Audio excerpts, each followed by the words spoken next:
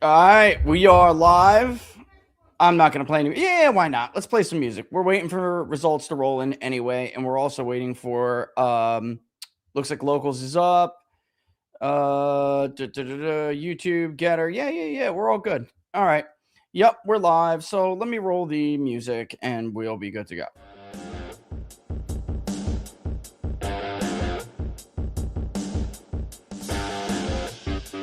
Texas polls are closed. We shall see how it goes. How quick it takes for the votes to roll in. Paxton's a heavy favorite here in the betting market.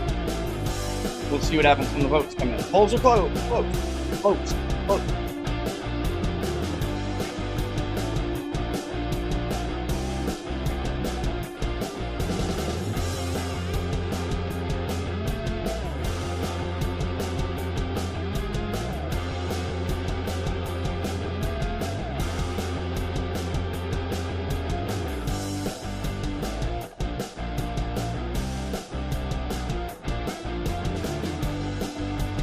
Mostly focused on Texas here, but there's primary in North Carolina, guys. We got a bunch of stuff today.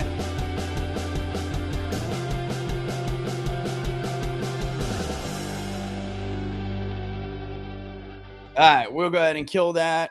I'm going to go ahead and kill that. While we wait for numbers to roll in, I'll literally put it up on the screen for you. All right. So what do we got up? We got the Republican primary up. All right. Take your time while we wait for votes to roll in. I'm going to redo my wins or not. Yes, gorgeous. I love you too, baby. You feeling all right? Mike is hot, by the way. Yeah, it's all right. What did you say? You said you love me. No biggie. Right? That's a good thing. I know you do. I feel bad for you, baby. Could be worse. You could feel crummy and have to count votes, right? I mean, we're trying to find the bright side. I'm looking for the bright side. I can't believe what happened today happened. What I just told you, I can't believe that. How long has it been since I did that? That goes to show you exactly where I am and where everybody else is. Yeah, it's a gorgeous red.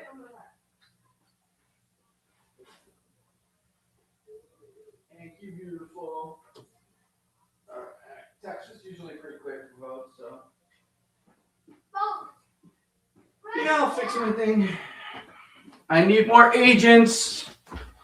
I need more agents for more invites. We need to scale this thing up. Please, whatever you do, do not touch the thermostat. All right, real quick, while I get myself together, I got to loosen the knot a little bit, guys. I'm choked a little bit here, okay? Woo, it's hot in here. It's like hot in my house, you know? And, whew, it's hot. Trying to loosen up. It's the end of the day. Who wants to be choking at the end of the day?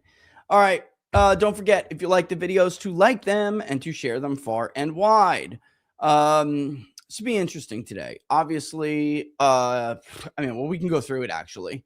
Let me go through it. There is a very clear, let's go to DDHQ's picks. Oh, we're going to get votes here soon. Did you see that? All right. There's a very clear all eyes on Texas. Yes. Tar Heels and Razorbacks. This doesn't, polls in North Carolina do not close, however, until 30 minutes, 25 minutes or so.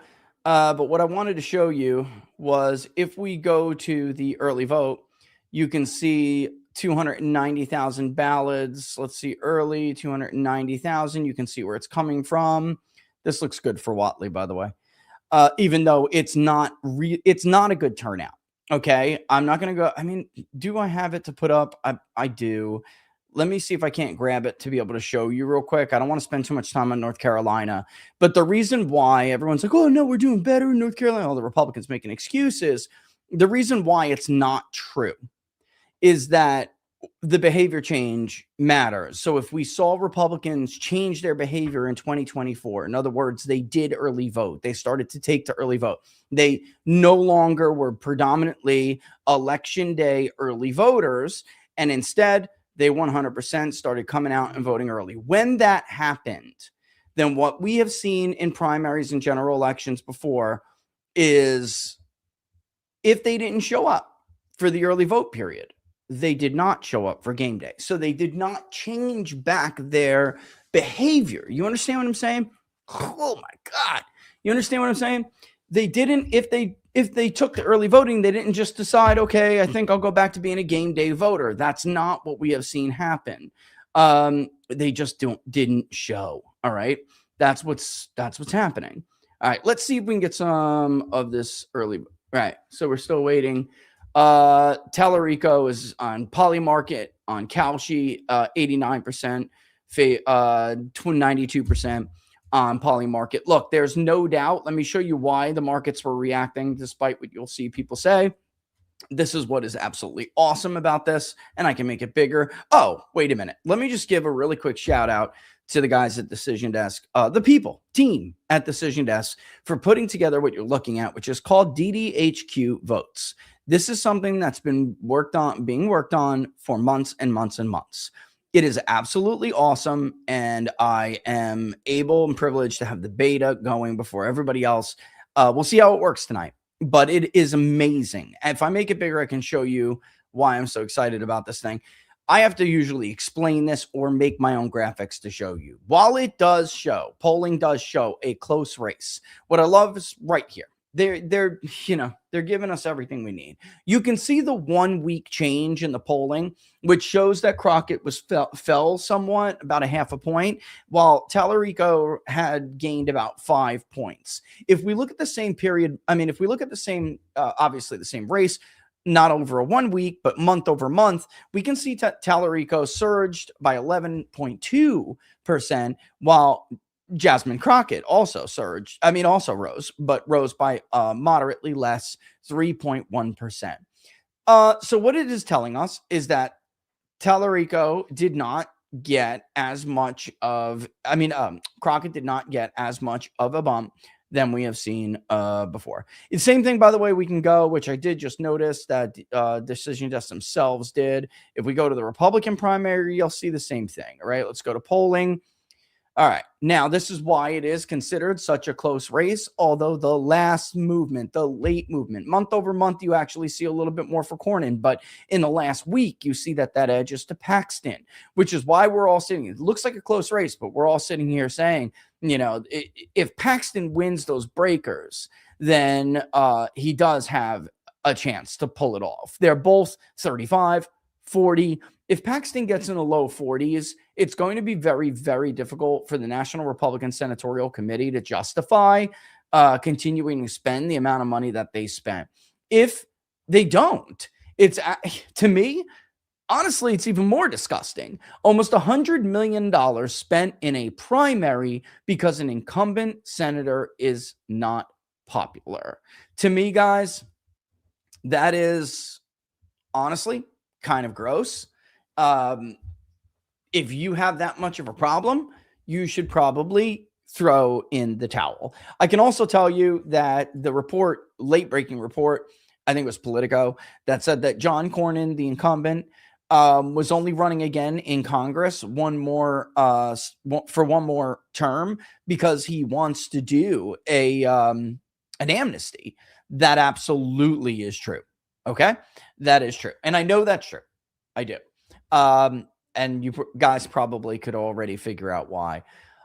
There are 6,600 elections nationwide going on in this country between Arkansas, North Carolina, Texas, etc. Wow, that's a lot. It'll all be in this thing. Let's hope it kicks off, and it kicks off well. Obviously, the 4th congressional district is a big deal. The 1st congressional district in North Carolina is a big deal. We'll just have to wait to see how this goes. All right. So while we wait, and I don't think we see anything. Nope. And this is great. It's going to tell us where the votes are remaining, who's got what margin where. This is a huge deal. When the general election comes, I'm always relaying this information to you guys. And I cannot tell you how much prep work goes into it. And then how much work on election night it takes to sometimes I'm going county to county. It's very difficult. this is going to make my life a lot easier if it works. All right. So we'll see how it goes. When we get to the general election in the fall, you'll see swing here, and we'll go through that, and we'll be able to tell you, what we're seeing differently compared to 2024. This is why I picked, by the way, Starr County, Zapata County. These are smaller, manageable areas where I can explain to you guys in better detail why it is that Republicans should be very concerned. All right. When you look at early voting among Republicans, right? We click on early, go down to Hidalgo, 10,272 votes. Starr still is only at 182. They only counted a few. I mean, this is not good. All right. If we go to Democrats, for instance, by the way, Trump won Starr by 16 points, which was a 21-point swing from his 5-point loss in 2020. He lost it by 33 in 2016. So this shift to MAGA among Hispanics that we covered so much in detail leading into the 24 election, and what made Trump by far the superior candidate over Nikki Haley and Ron DeSantis. And by the way, these people hate war. They hate neoconservatism. It's the last time they voted Republican in any meaningful numbers, neoconservatives screwed them. And they never came back. It took until Donald Trump to get them back. All right. What we're seeing, unfortunately, is if we go to early voting among Democrats, we can go here to Starr County. There's already 8,231 votes. And actually, I believe with the other returns, it's 8,400. Cast in a county where Kamala Harris only won about 6,400 votes. Trump beat her in Starr County by 16 points with about 9,000 votes, a little over. So what I'm trying to tell you is there's almost as many votes cast already early in the Democratic primary that voted for Donald Trump in 2024. The numbers don't work unless these are Hispanics. And I know people say, well, what about the people who are voting in other people's primaries?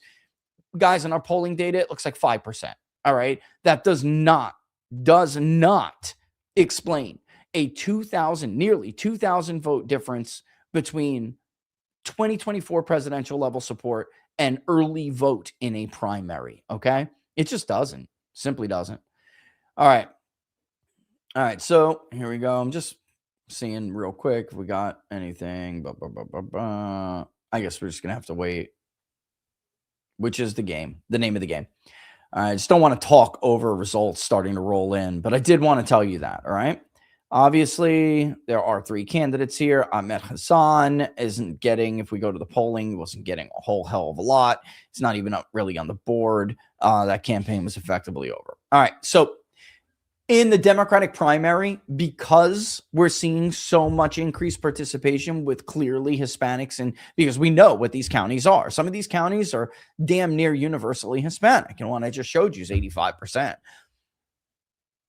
We don't know, based on the polling, who they're going to break to. And while Tallarico has a big lead with whites, Crockett has a big lead with black voters, and they were in fact voting in the early voting, it doesn't look like it's close. It looks like Crockett is going to win easily if you look at the early vote. That is obviously being held back because Tallarico has been stretching his legs with white voters, and it looks like Hispanics broke toward him a little bit. If that turns out to be the case, then he will obviously win. He will. But Hispanics are notoriously difficult to poll in primaries in some of these states, especially not in presidential so much, but in elections like this. And they could go one way or the other and surprise us. And if they do, and they break towards one or the other, then it blows the race wide open. All right. They're about, 35% of the Democratic electorate in a Democratic primary for U.S. Senate. So it's too much uncertainty. It's that simple. Really is too much uncertainty. All right. So while we wait, I'm going to pull my thing up over here. Everybody uses tools in the modern era to make their life a little bit easy. I have an auto script that I use for something with polling, and it's not working. And I don't know why. I think it's an update. It busted in this last survey. So it kind of stinks. And look, I don't sit around doing this by hand anymore. I will if I have to, but I normally don't. And I ran out of time to figure out what was wrong with it. So, also at some point, I'm going to be hopping over. Probably, I did promise Rav that I would go over there and say hello. Don't worry, it's through Zoom. So, in about a half an hour or so, I'm going to wind up connecting over. It won't mess with you. You'll be fine. You'll just, we'll talk in between break. I'll mute my mic with them while we talk. And then, we'll discuss what's going on. All right. We did like generic tags here, didn't we? Yeah, we did. Oh, well, whatever. Just leave it. Not even going to, if you're on YouTube, great. Happy to see you. One of these days, I'm going to push you over to locals, fam. One of these days. All right. Let's go to the markets again. Let's see how they're moving. You could buy Crockett at 11 cents. Wow.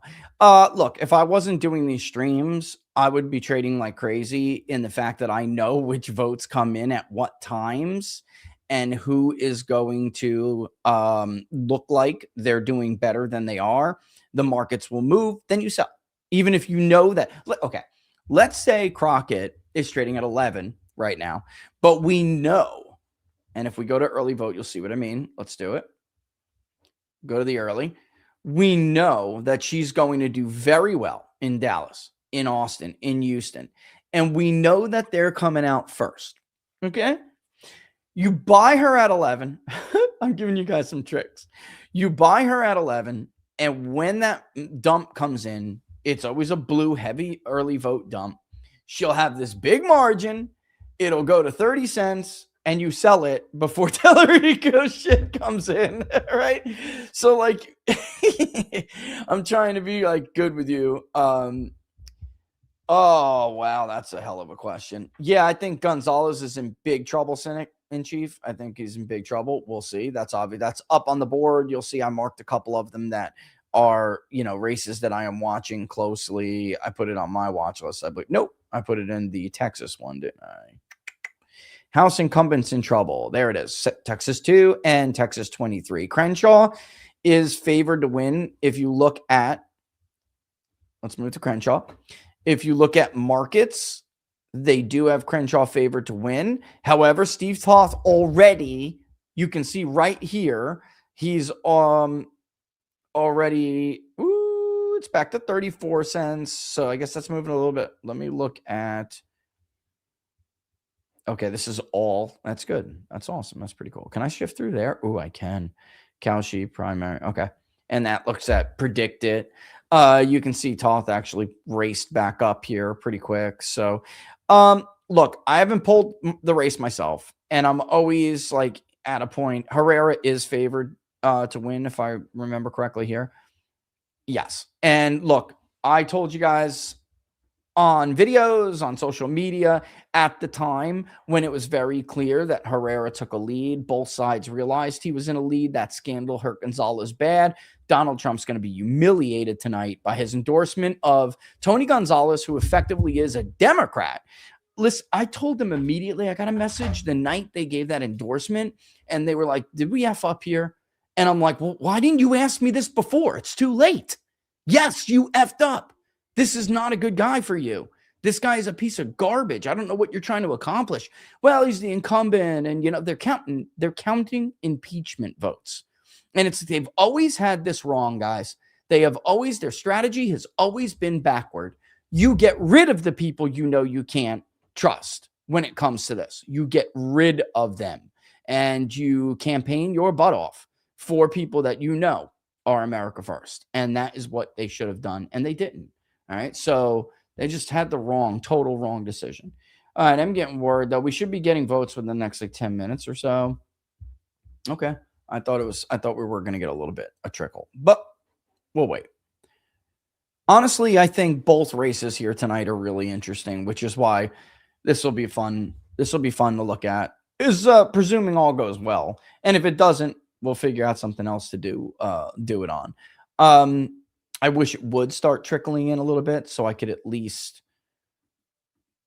give the Rav guys a heads up, because we have it like plugged into an input with Zoom, And that in a little bit, I'm going to have to call and test it to make sure it's all right. Because they want to show it, but I can't give them access to it. So they'd have to share the screen. How is poll participation tonight? That's what I'm interested in. How are we doing here? Not bad at all. That's not bad at all. That's like a 5% participation rate. I'll take that in the modern era. In the modern era. I'm talking about on the phone, by the way. Panel polling, obviously, is much, much higher. All right. You know what? Let's go through. Maybe we can get some of these in before results come in. The realignment window closed. Yes. However, leave it to Dems to double down on every single unpopular position with the coalition. Is Tallarico their latest attempt at a bait and switch for 28? Save Act. Yes. Now, here's the trick. And Paul, I'm going to give you a little bit of a shout out. I don't know if you're listening on Locals right now because I haven't checked the Locals comments, but on my Locals page, one of our guys, Paul, wrote something up that I think he's been paying attention. And that is like Crockett has this very dedicated group that's Crockett only. And even though Tallarico appears to be the stronger general election candidate for Democrats, although I think at this point, guys, both can beat the Republican because Republicans are in deep trouble. Texas is in deep, deep trouble. Republicans are at risk of losing like 6 seats. I'm not kidding. It's just not my polling that says that. Even the National Republican Senatorial Committee knows it. It's just that my polling was first to catch it because I know what trends are going to cause what groups to not participate. All right. So in any event, that may be a benefit. Again, it really will matter how the Hispanic vote splits, but it may be a benefit to Republicans if this is a close race. Tallarico wins, especially if Hispanics are roughly splitting. Maybe they go for Crockett a little bit more and she loses because of the white vote. That would be brilliant. All right. If they go for Tallarico a little bit more, he's going to win because there's an Anglo vote and there's a Hispanic vote. And then the Crockett voters stay home because she doesn't embrace him. Or even if she does, it's not enough for them to really want to vote for him. All right. That's a like best case scenario for Republicans. I actually think if Crockett's nominated, they're in deep shit because her voters are going to come out. That's going to happen. All right. Oh, thank God. Oh, man. You have no idea how much that makes me feel better. Listen, I'm trying to play in the spirit of Charlie Bridge Builder, and man, thank God. Let me just write that to somebody.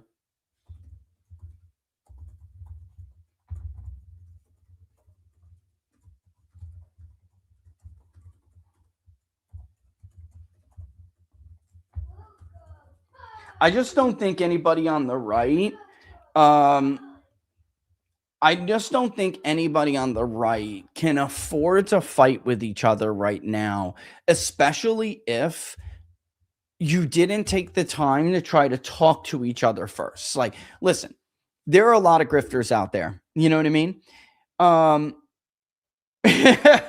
Don't worry about it. No worries, brother. I love you, bro. You're my brother. Things have gotten really hot, guys. They have. And I just don't think that people can afford to like fight with each other, given everything that's going on, if they're good faith actors. And unfortunately, there's a lot of foreign money being thrown into right-wing circles. You might have noticed most MAGA influencers. If you go, Megyn Kelly's right. If you go on X, you would think there's unilateral support for this war right now. She said, I feel bad. Those service members died for Israel, and they go nuts. Well, the country thinks the service members died for Israel. Okay, like what Megyn Kelly said is not unpopular. It's the consensus position in this country. So is the fact that Israel has too much influence in our foreign policy.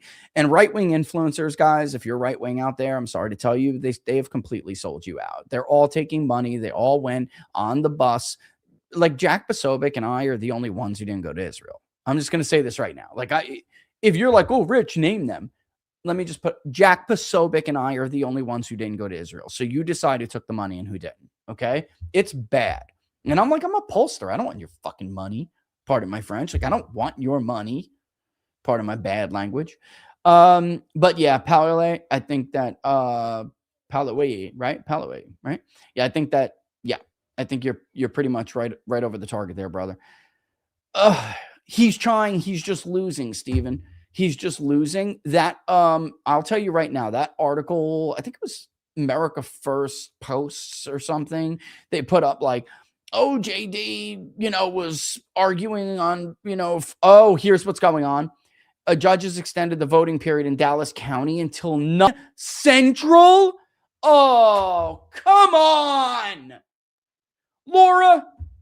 A judge extended the voting until 9 Central. You got to be kidding me. That's a middle of the night stream. We streamed 3 hours too early. And because of Halifax in North Carolina, we're not getting results here in North Carolina until 8:30.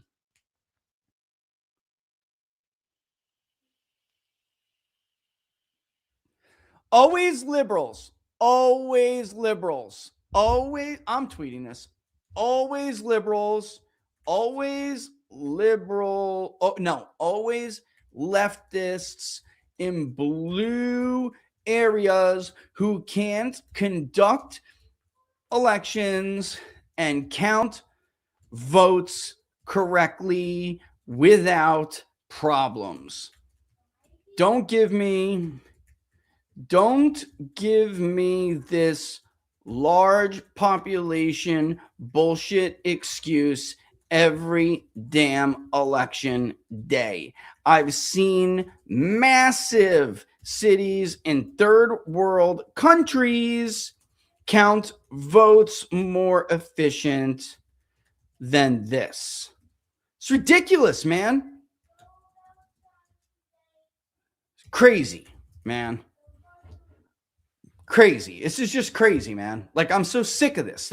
That's what we're waiting here for, guys. We're not getting crap for hours.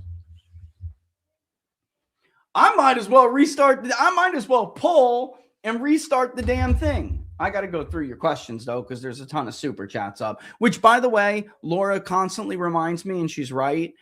Thank you for your super chats. Thank you for your tips on locals. Thank you for your Rumble rants. We very much appreciate it. As you may or may not have heard, I'm basically the only pollster who can't be bought off in the United States of America, which, to my great disappointment, we have learned this election cycle, this year. Basically, nobody can be trusted except for one other dude who I'm not. I'm just going to shut up, man. It just pisses me off. I'm not going to shut up for long. There's a reason why and you guys will understand. There's a reason why I'm not blowing the roof off this bitch right now. But it will make sense. I'm not protecting anyone or anything like that. It will make sense. But I wouldn't say I'm not protecting someone. I don't want to hurt someone unnecessarily. That's true. I don't want to, but it's not for me. Let's see. Where did this? I just want to see something real quick. I'd like to read you guys a response here if you guys are cool with that. Let me go to the individual responses real quick. Okay, we got a bunch of people taking the surveys right now tonight. Okay. Oh my God. Oh my God. Ooh, this is bad.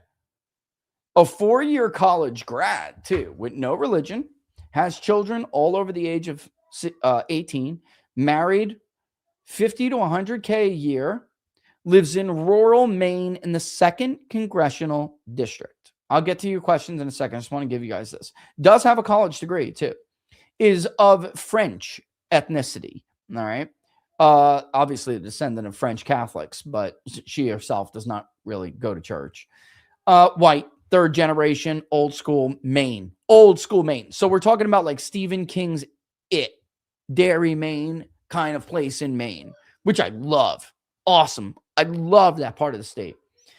Derry's a made-up place, but they do this.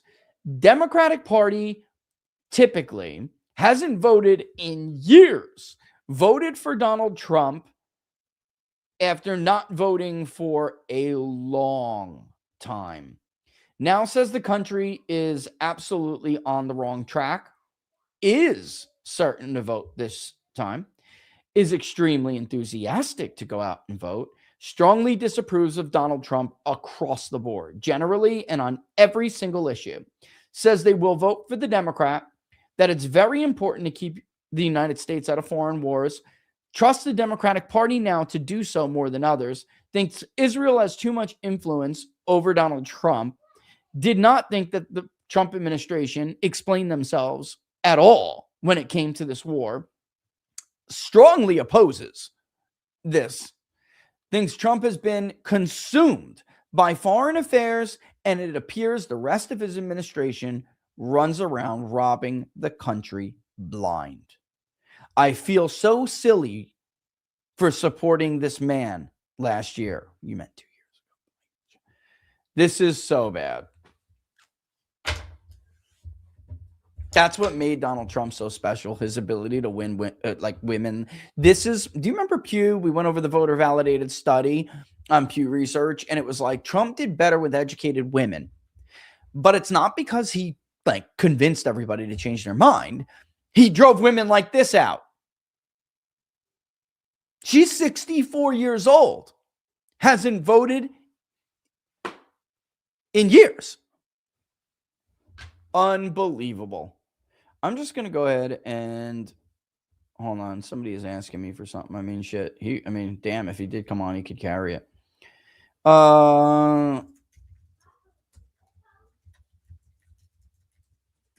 Let me know.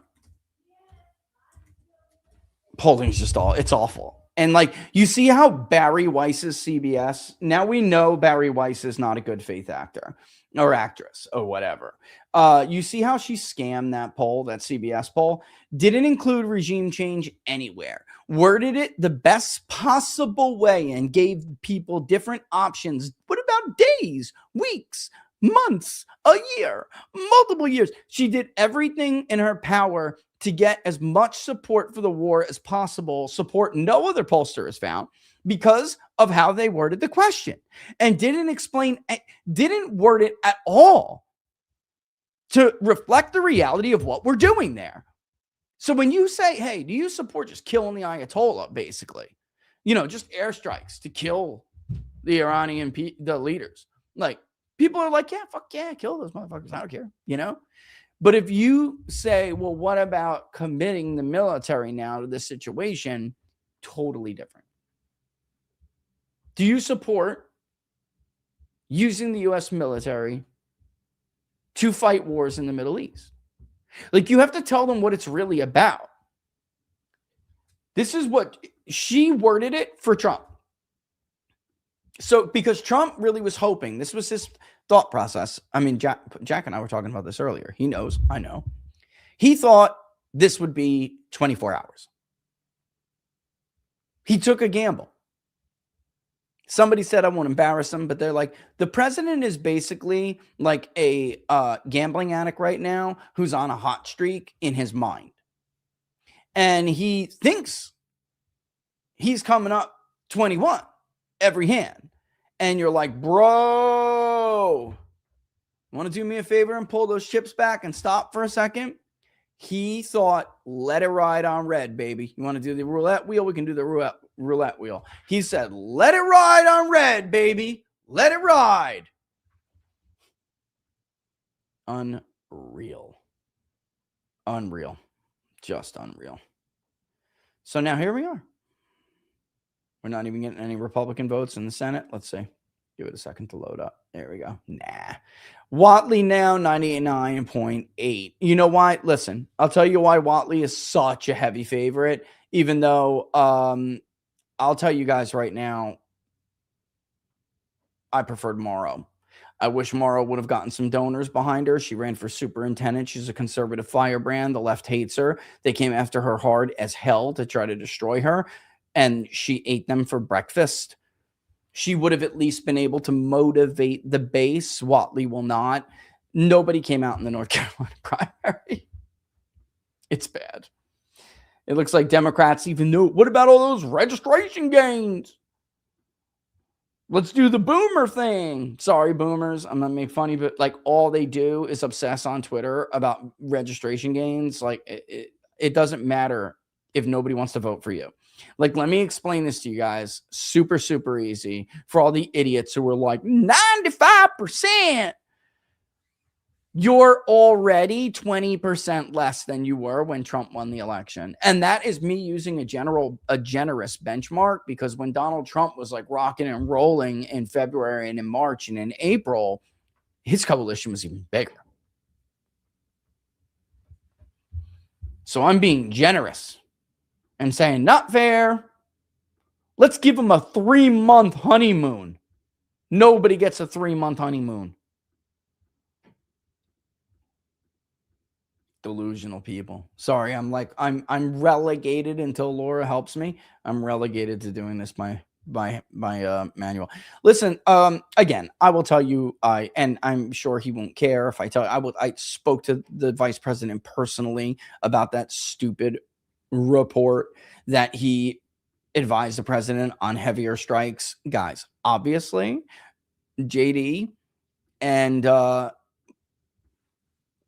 you out there? My crush, Tulsi Gabbard. Andrew, what the hell, bro? You were supposed to hook me up with that 10 minutes in Phoenix, bro. I'm coming for that 10 minutes. I really think Tulsi Gabbard is a gem. I do. I think she's sincere. I think she's a smart woman.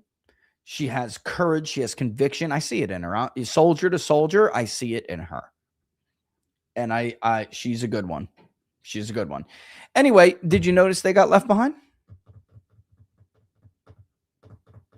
Right. They tried, guys. It's total bullshit that JD was advocating for bigger strikes. Advocating for strikes at all. Bullshit. I can tell you for certain those reports are false. He lost. He's losing. He lost. I'm even told like Rubio was at one point, like, because the generals were, look, Trump was like, hey, they're not going to be able to hit the Gulf states, right? We're going to be able to defend them. And we're going to be able to do this like really, really quick. And a bunch of people on the Israeli side, because even Ratcliffe was like, Netanyahu was lying. We can't guarantee that. And when he turned to the general, he's like, what do you think? He was like, I don't know, Mr. President. I don't know. And he still did it. That's the truth. No 4D chess. Okay? And guys, I love him. But he's out there listening to Mark Thiessen. I have a personal handwritten note from the president about Mark Thiessen. You want to see it? I'm going to start dumping this stuff soon. Nah, some stuff is personal. I shouldn't. But like, this is a guy who didn't understand at all why you needed the Trump or bust voting coalition in 24 to win the election in November. So of the night of the South Carolina primary, I'm arguing with this idiot about why Nikki Haley's margin means nothing. That's not the voter you need to worry about getting out. You see the voters here. Those are the voters you need to get out. Somehow at the time, that Donald Trump understood it. And that Donald Trump sent a note like, Mark Thiessen's a retard, bro. Great job, Rich. Keep it up. You're hilarious. Shit, nice. He's flattery. The president's big on flattery. I'll take it. I'll take flattery from the president of the United States. Shit. My grandma ain't raised no fool. Of course. Why not? Yeah, so, unfortunately, Steve, he just lost, that's it. We should use midterm for voting out boomers in the House. Well, they're going. A lot of them are going. Like I said, some things you got to just keep in confidence, but like, they're going to get a wake-up call. These guys don't see it coming at all. Did you guys see the tweet I put up with Tel Aviv Ted Cruz and Gary Plattner in Maine? So Gary says, like, my brothers and sisters or whatever, because he was a Marine. A vet who lost friends. Think about this. Fucking Ted Cruz. Tel Aviv Ted Cruz. Gary is, whether he's got Nazi tattoos on him or not. One, he's talking about issues that people care about. Two, he's a huge threat to Susan Collins. And three, he's a veteran and you respect that. Ted, you fat piece of shit. You didn't serve anything, bro. You didn't fight anything. I don't care what he inked on his body. At one point in time, he put his body in jeopardy, at risk of being extinguished, the life being extinguished, to fight your stupid ass wars for your stupid ass overlords. So he goes, yeah, did your friends have Nazi tattoos too? Talking about dead soldiers. So here he is mocking the dead soldiers that we were told about when they died, and mocking Gary Plattner and his friends who died. It was very, very insensitive. He gets about, I don't know, 6,500 likes, if that. Maybe it was like 5,500. Gary Plattner retweets him, quote tweets him, attacks him, and calls him a despicable, actually defends himself and calls him a despicable F-U-C-K. Sorry. I'm going to try to watch my language. That gets almost 100,000 likes. They don't see this coming. They don't understand what's coming. All these stupid little like cultist turds and boomers, they don't see it. And I'm not saying boomers are inherently stupid. I'm saying they live in another world. All right. I will get to that point too. We all will. We'll become dinosaurs and we won't understand the new world. We'll all be Armands from Interview with a Vampire, looking, if you're smart. What was Armand doing in Interview with a Vampire? Anybody? I mean, if you watch or read these books, and you might have to get through the gay stuff, might have made you mildly queasy. What was he doing? Why did he want Louis? I see a bunch of people typing. Why did Armand want Louis so bad? He wanted Louis to bring him into the new era. He understood there was a new world across the sea. We're going into a new era, a new period. And what time do we have this poll run to? Is it 8? I don't like to run that long. I'll just, if you don't mind, I'm going to just do my thing here. Yeah. So hopefully when we all get to be that age, we're all as wise as a 400 or whatever year old vampire who knows that you need somebody to help you understand the new world that you don't understand because you're generationally disconnected. Boomers refuse to do that. In fact, boomers are like the first generation to refuse to do it. And we can go, I don't want to make this a history lesson. You know, it's a thing from Barnes and I on like, what are the odds? But previous generations did at least try. Even the Gilded Era has displayed more. I'm not kidding. Even the guilds in the Gilded Age displayed more willingness to try to understand the changes around them. Did they want them all the time? Absolutely not. That's why they hired union busters to kill union members or crowds that were protesting to unionize. But they tried. Boomers, they don't even want to try. Now, I'm not saying, listen, guys, if you're like, I'm a boomer and I'm insulted. I'm a statistician, guy. My job is to generalize.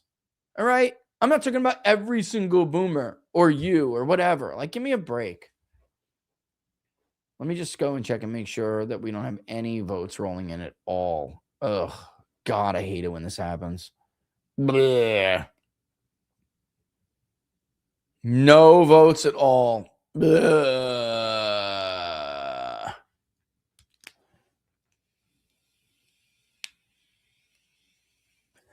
Just Halifax County, not the rest of the state. So if you didn't get your vote in, you're beat. Vote early. Guys, vote early and in person. If you're a Republican, you don't like vote by mail, vote in person. I can't believe we're giving up all of the gains that we made in 2024. I just can't believe this. Our psychology is going right back to the drawing board. It's such a shame. It really is. All that work. And thank you, Mr. President. You've boffed it worse than anybody. It's so sad. It's just so sad. Well, you know what? Let's go ahead and take a look. All eyes on Texas. House incumbents in trouble. Okay, Kentucky's not in here yet, but I could show you Kentucky in a little bit if I was to go home. Let's go home. Kentucky 4. I want to poll it real soon, so we will find out. Okay. It's not here. It's not here. It's not here. Okay. It looks like we're going to have to wait a little bit. This is friggin' awesome. Isn't this awesome? We could just come back here and check top lines. I love you guys, man. I love you guys. Oh, hold on. Let me just tell them that nothing's actually even working at this moment because the polls are. Angelo. There you are, brother. Such a good guy. That's Laura's buddy. Producers are like tight knit. Tight knit.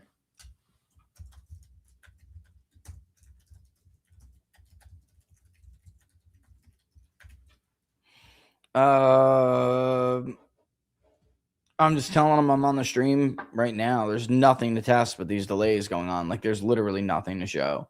But we will test this. As a matter of fact, Hightower, come on, man. Let's go. Let me create this right now. Since we have time, actually, I don't really have time. I should be sending out this poll.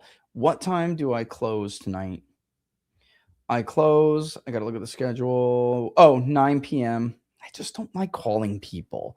I don't care about online stuff, but calling people at 9 o'clock at night, I just feel it's like a dick move, you know? Like, I don't want to be called past 8 o'clock. I really don't. I try to not to give away some of my stuff here, but I really do myself try not to give up stuff like that, you know? Let's go to the public polling project. Let's make sure it comes out right. I'm going to put it up right now. Let's go to Canva. Let's make a public polling project for Kentucky. I'll say Kentucky 4. Public, is it under public? There's the Christmas poll, the Peach State poll. Okay. Support the public polls, national poll graphics. Let me open this in a new tab. And then let me open the publicly funded public opinion one. Is that 1280 by whatever? Okay, it's the only one that has what on it? That one is the Peach State. That's Georgia. Okay, national poll, Rust Belt poll. I don't want to give that one up. I will clone the national. Let's clone the national. Let's go to elements. Let's find Kentucky element outlined. Oh, do we have Kentucky congressional districts? No. Okay, let's take Kentucky. Is that good enough? Yes, that's going to have to be good enough. Let's make it white. Boom, boom. We shall make the borders of Kentucky white. Where does it start? I believe it starts at the top. No, it goes higher than that. Okay. I'm sorry. I'm just making sure that when it goes into the thing, it's not going to look stupid. Let's make Kentucky bigger. How far up does the national go? Very close. To the corners. To the corners. To the wall. Okay. Kentucky. We'll call it Kentucky. And we'll call this Kentucky's 4th. Kentucky 4. I'll have to say Kentucky CD4. That's what I'll call it. Kentucky CD4 poll. Publicly funded public opinion. What am I going to call this? That not publicly funded public opinion. We'll have to call it something engaging. Hot primary, right? Maybe I'll put the little hot thing on it. Hot. Ooh, getting good at this, guys. Hot. Hot. Temperatures up. Heated primary. Let's go. Give me something good. Little fireball. Not a chili. Gives me a chili pepper. Boom. Hot race. I don't know. That's kind of. I'm being a little sensational, aren't I? Hot primary. Heated primary. Massey. Heated primary. Trump v. Massey. Massey v. Trump. Should we just call it what it is? Oh, they got the rug pulled out from underneath them. Okay, you know what? Whenever you guys need me, I'm here.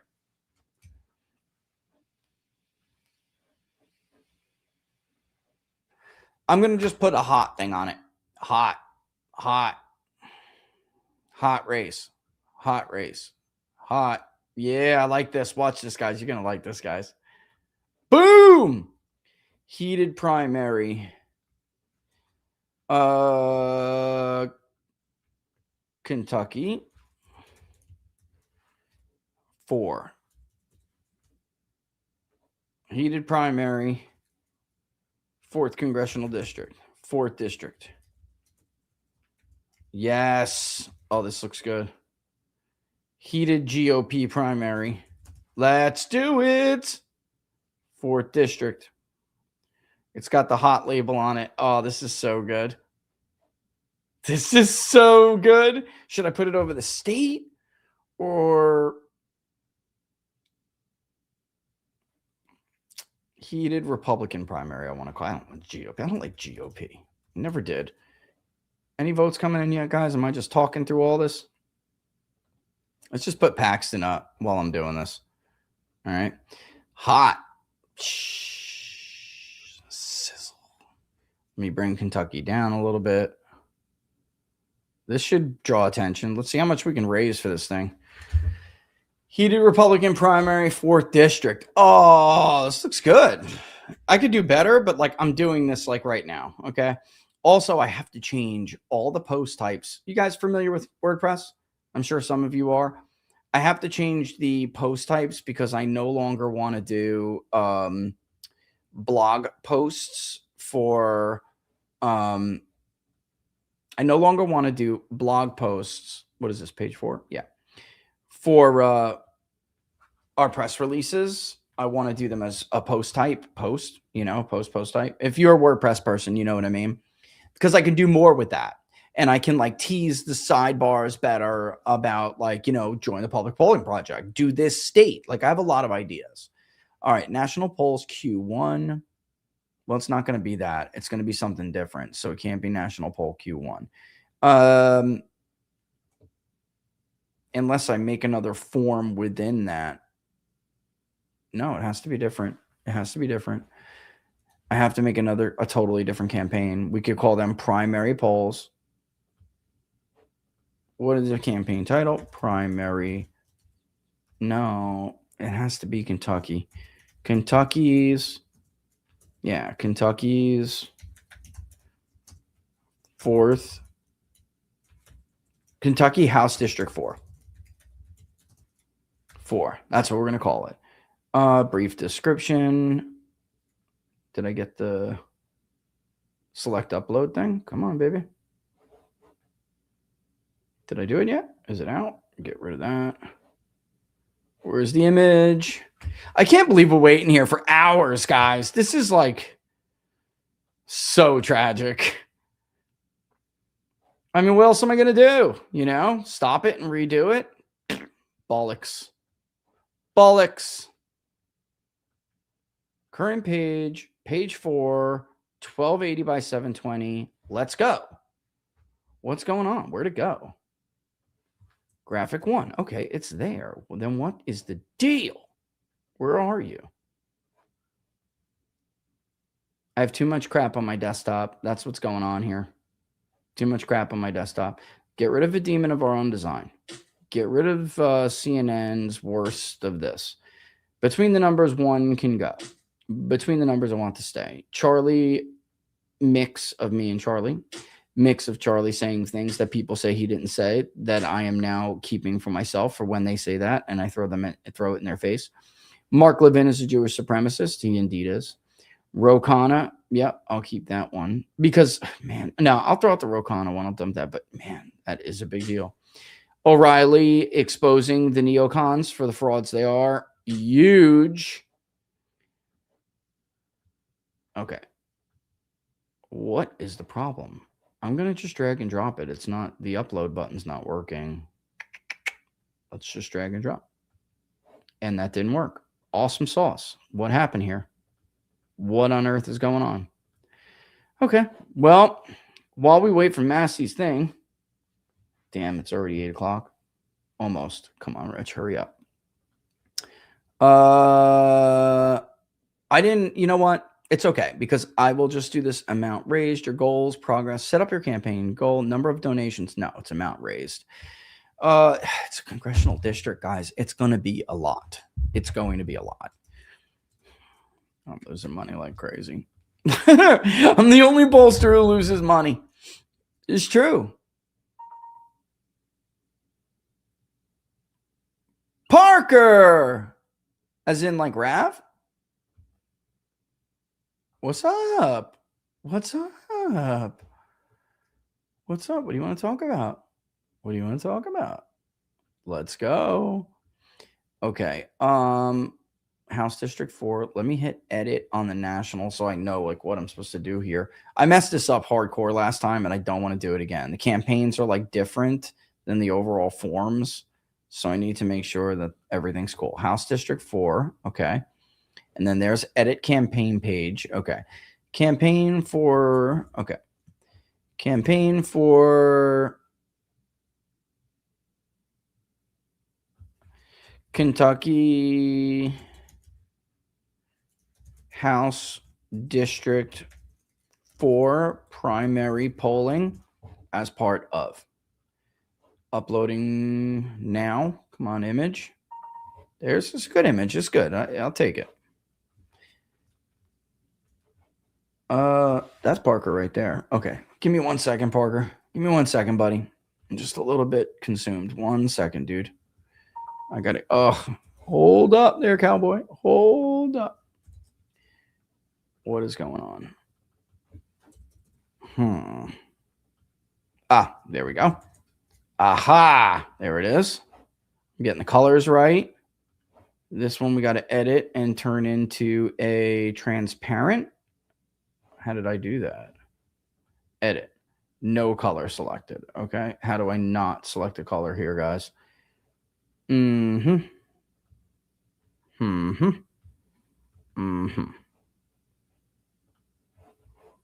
did I do that though? It's like nothing. Do I just, isn't no color like nothing, right? Just get rid of it. Nope. No, that defaults into black. Isn't it like FF? Oh, there it is. FF00. No color. Excellent. Excellent, excellent. Okay. So no color is FF000. Okay. I don't know why it's easier to do it the other way. All right, let's just save those changes so I don't mess that up. View campaign. All right, edit the campaign. Nope, go to forms. Well, it should have one single form. Kentucky House 4. Probably going to make me do that. But first, let's edit the campaign page. I think this is what really matters. Hold on 1 second.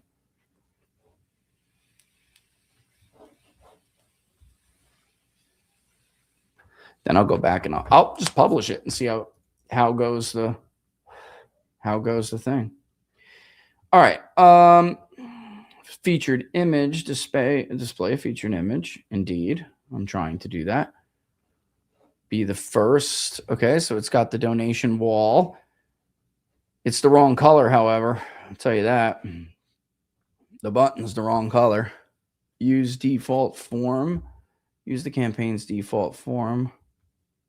Yes, that's true. None of that matters. Okay, so it is in block. Okay, go to featured image, post, color. What am I missing here? Stack it, advanced, justification. Jeez, guys, I'm sorry. This is like ridiculous. All right, well, let me add a featured image. And once I do that, won't it pick it up? I think so. Let me add it to the social media. And what did I just say was going to be the campaign thing, right? Campaign for first quarter. Nope, not first quarter national surveys. Campaign for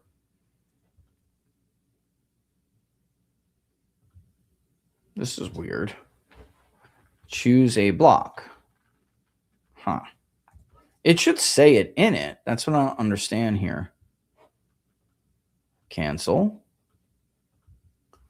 Oh, there it is. I got the image. Bang. Okay. That updates. What about the, I'll just have to do it. I'll just have to put it in there. Campaign for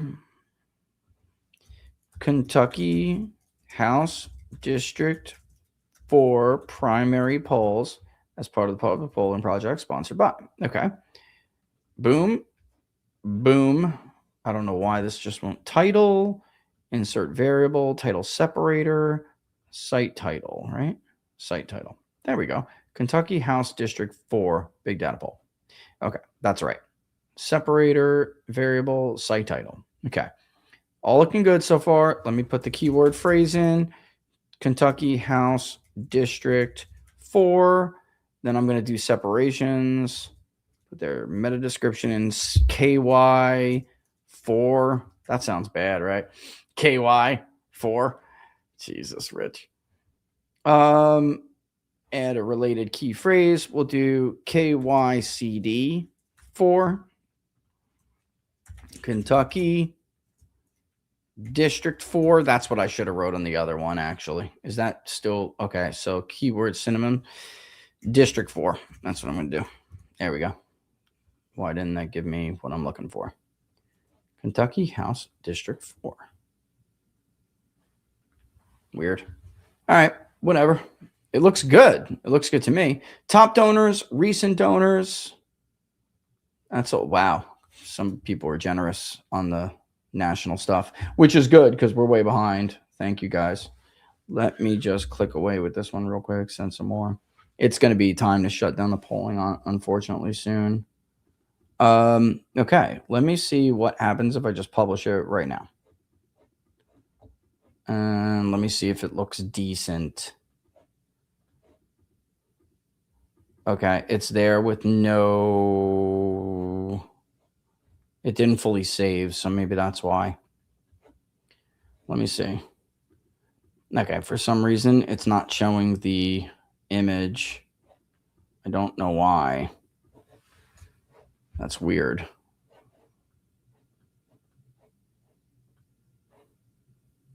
What's the difference? Looks fine to me. Okay, let me get rid of that. Page. I see it. Add an excerpt. Is that how I add the excerpt? Okay, there we go. Excerpt's in. I'm going to save it again. I mean, I see the page. I'm just not saying, for some reason, it's not taking my right button color. It's taking the other one. Additional class, use default button, select button from Kentucky House 4. Like that. Is that it? This may be the difference. That may be why it's not doing it. We're about to find out. Let me hit button. Go to block. No, it's use the default one. Let me refresh it and see what it looks like when I do. I mean, it's up right now. You'll just see that there's no image. If you go to the public polling project, you'll see it's up, but there's no image. And I'm sorry I'm not looking. We got some. Oh, there we go. We got some votes coming in. All right. Obviously, that's the Dallas area. All right. Let me put this up for you guys because you won't care about this stuff right now. We got some votes coming in. Right now, it's just not enough for the forecasting. Kalshi still at Paxton still at, yeah. I mean, let me look and see. That is 68% and only 14,000 vote lead for Cornyn. The rest will be election day. We'll see what happens to Dallas when the rest of it comes in. In the meantime, there's no Houston area. It's just that's not that big of a lead as much as I thought. Paxton ahead, of course, and Montauk. This is largely early vote. This is not a good turnout. I'm just being honest. This is not the turnout I was hoping to see from Republicans, you know. Yeah, let me see. Let me respond to this.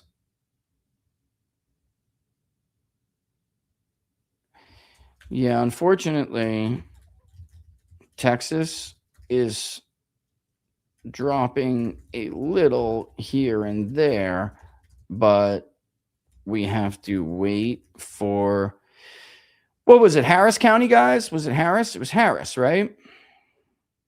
Well, then why is their votes coming? Let me just see something while we wait for this to come in. Bum, bum, bum, bum.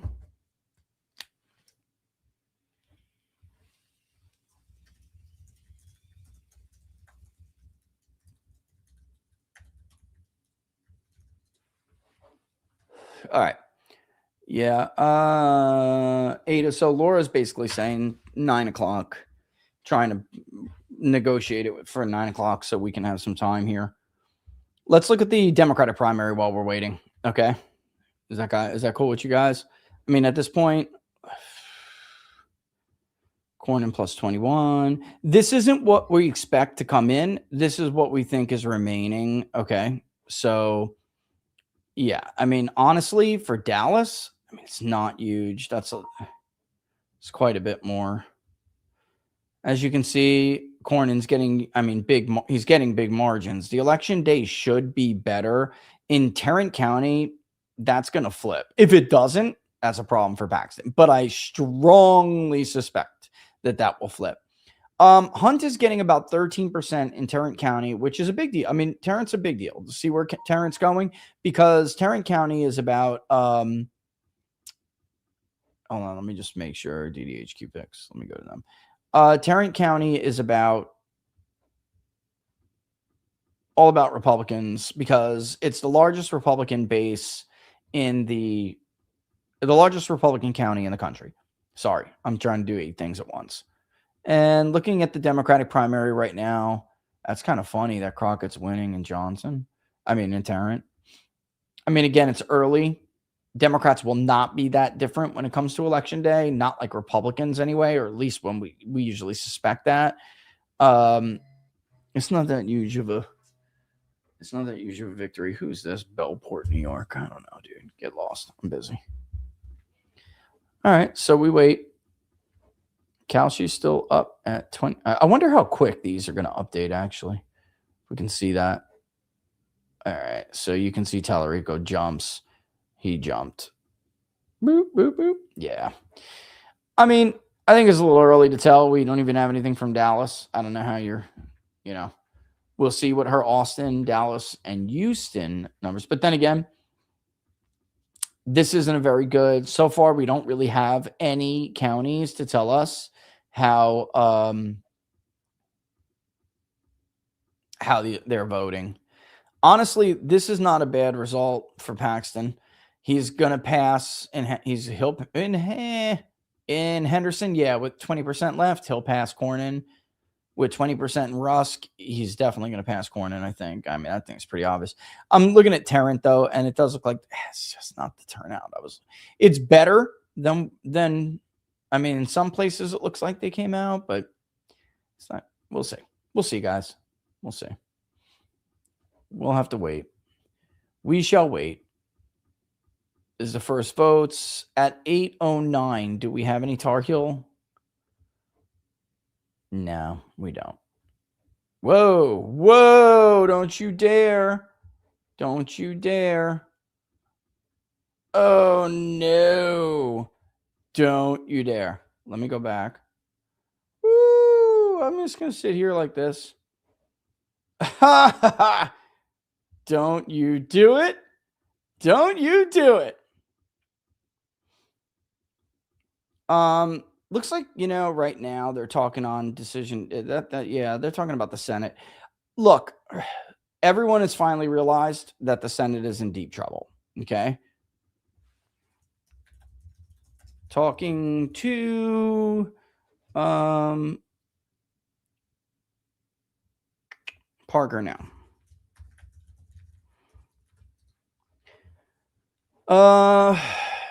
Let me just ask Poso if you saw the delays, right?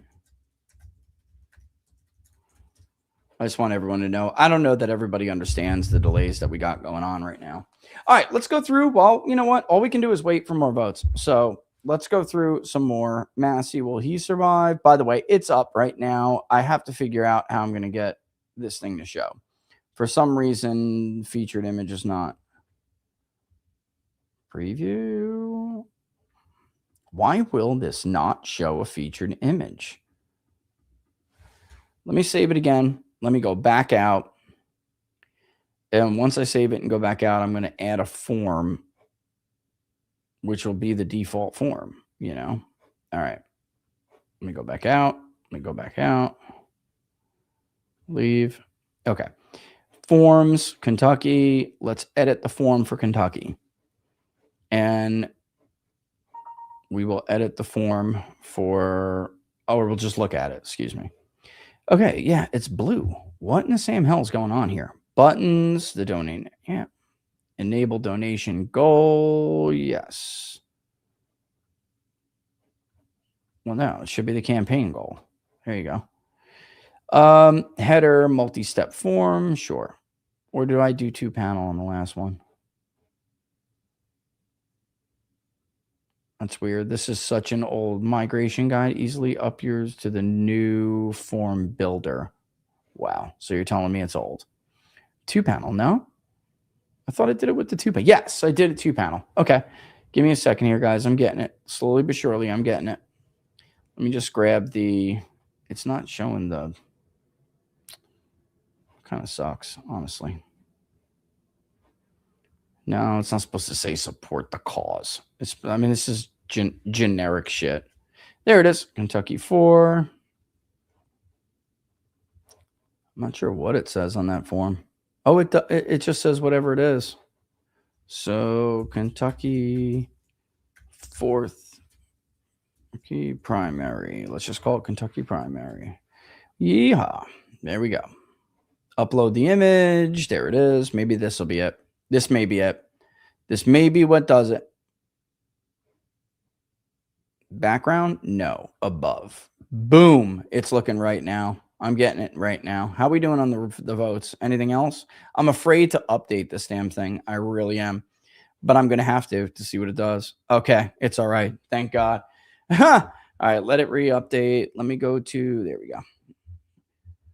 If there's nothing different for the Republican primary, which there's not, if there's nothing different, then there's not going to be much different for the Democrat. Tomorrow we'll have to just blast away. I think we'll start around noon tomorrow. Or actually, I may up it because if we're going to, what's that notification? North Carolina polls are closed. Yep. Oh, was that another vote? I think that was another vote, right? I think so. Yeah. I think some more votes came in. All right. So Paxton is I think he is falling here in the markets a little bit. If people do this, they overreact to who's going to win and who's they don't know. Like it's like markets are so predictive. Bro, they're reacting to other stuff. So are they themselves predictive or is it the result of something else? And I think that's really what it comes down to. Senate winner, Republican primary winner. Yep. Yeah. See, Paxton's still way up on Kalshi. I think he may have been overvalued on Predict It. So I think Predict It sometimes. Well, I'm not going to say that. I think they may be overvalued. Okay. Let's go to the early voting and see what was what. Returns are in. Okay. We can go to the results and we can see the margins here. Yeah. I mean, obviously, you're going to see Cornyn with a pretty good lead because he's getting his votes in. All right. Let's go to Tarrant, which was only a little bit more. That was not good enough for Paxton. Not good enough. He needs to do better than that. There's a lot of rural vote out, so don't be surprised if Terrence like even. Okay. All right. There's some more votes. Cornyn up in Hayes. Look, this isn't a great result for Paxton. It will be close. The polls that showed a close race were right. This is going to be close, or at least if nothing changes.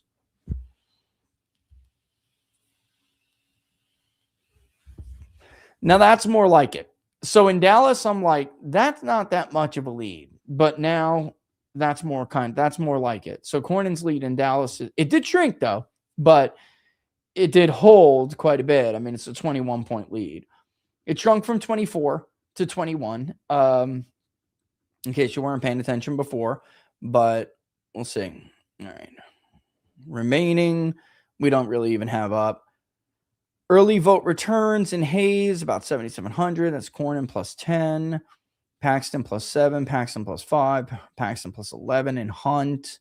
Yeah, Paxton's going to win all those like rural northern and northeastern. But he's got to. We need to start seeing some votes here. You got to understand, it's Texas, and it will trickle in, and then like 1,000 here, 500 there, 2,000 here. It adds up. It adds up quick. We don't have enough information right now. We just don't. All right, so we just have to wait. I hate to say it, but we got to wait. All right. That's the thing I say every election night, which I don't like telling you, but it is true. We just have to wait. On the Attorney General side of things, Mays Middleton is up over Chip Roy in the early vote, 46-29. Again, though, it's like what is coming in is pretty favorable to we got to go to the Democratic primary right now. What is coming in is pretty favorable to you got to be kidding me, guys. I expect some problems, but Crockett's in the lead. That's why I wanted to go back. Here we go. No, don't you dare do this to me. I'm trying to poll. Paxton's down to 69. Ooh, yeah, I mean, look. Like I said, I think that's probably about right. And Cauchy's back up to 70-30. Okay, we got some more votes coming in. Cornyn and Potter. It's like when it seems that when there's Paxton's winning the Hispanic vote. Yeah, he is. So what Hispanics came out in Texas in the Republican primary, he's winning. Let me see if I can get to Crockett. I need to get to Crockett here. Come on, stop messing with me. There we go. All right, so I just got to refresh like that after everything that comes in. All right, Tallarico's winning the White counties, and Crockett is winning. What's that? 59. She's doing better in the election day. That's a little bit surprising to me. All right, here's an entire Henderson's all in it, and it's 52-47.5. So 51.6 to 47.5. That's a pretty good indication. But Henderson's a good county to look at. Whoa, geez, Louise. My dear, sweet husband. What, honey? You have ignored my calls. Oh, I'm sorry. Well, yes. Texts. Do you see what I'm doing? I'm left-hand. I'm making left-hand. my Rain Man on locals. Should I say like 8:45? Yeah, I would say like honestly like 9. It's gonna take some time. I don't have much to tell them right now. So we're just waiting. Like more like there's delays in votes, little bits trickling in. Like 9:15 would be best. Yes. 9:15. Yeah. If you want, I'll give you a little heads up when I know a little bit more. You know, I know more about the Democratic primary than I do the Republican, and they care more about the Republican. So I need time. Honestly, the Henderson's really good county to look at, and it's almost fully in. It looks like Tallarico by like 5. Crockett's ahead right now, but she won't stay ahead. Not if this continues. Let's look at the markets for her. Yeah, they're seeing it too. So Henderson being fully reported is a problem for Crockett, 100%. Now, again, what does this mean? I got to tell you, yeah, they're saying 6 to 9. That's the most likely. That actually is a good, it's a good guess. I think this is going to give me a problem again. No. Okay, cool. Thank you. And I'm sorry, but like, yeah, I'm trying to do all this because it's 8:20 and I have to do this before I run out of time. It is 8:20 and I'm trying to play producer and mom. I'm sorry, but like, look at what I'm doing here. Can we get my like 14-year-old daughter to help me out here or what? If she could do that, that would be awesome. Why don't you go ask her? She'll come help Daddy. I bet you if you say you'll buy her a book, she will. Yo, oh man. Yo, I'm going to do that. If I buy you a book to read, something new you want, will you help me click these? It's just clicking the mouse. That's all it is. That's all you got to do. That's all you got to do. I'll take care of the rest when they respond. Okay? That's all you got to do.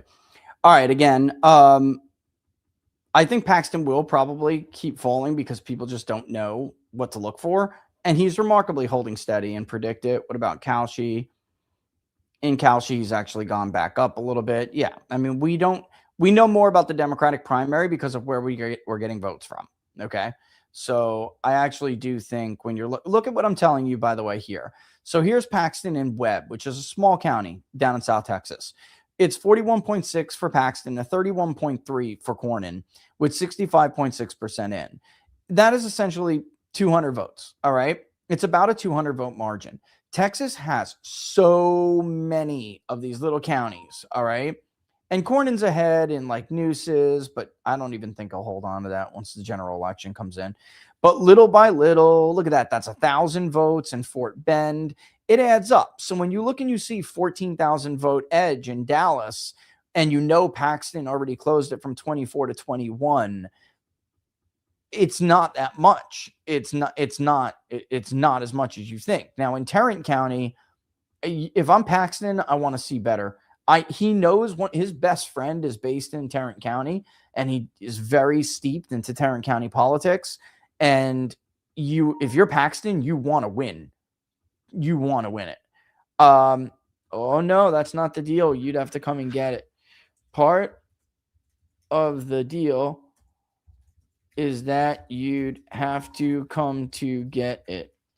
But for $2, $2, are you extorting me? Okay. Okay, 2 if you come down to get it and I show you real quick, then you can take it up.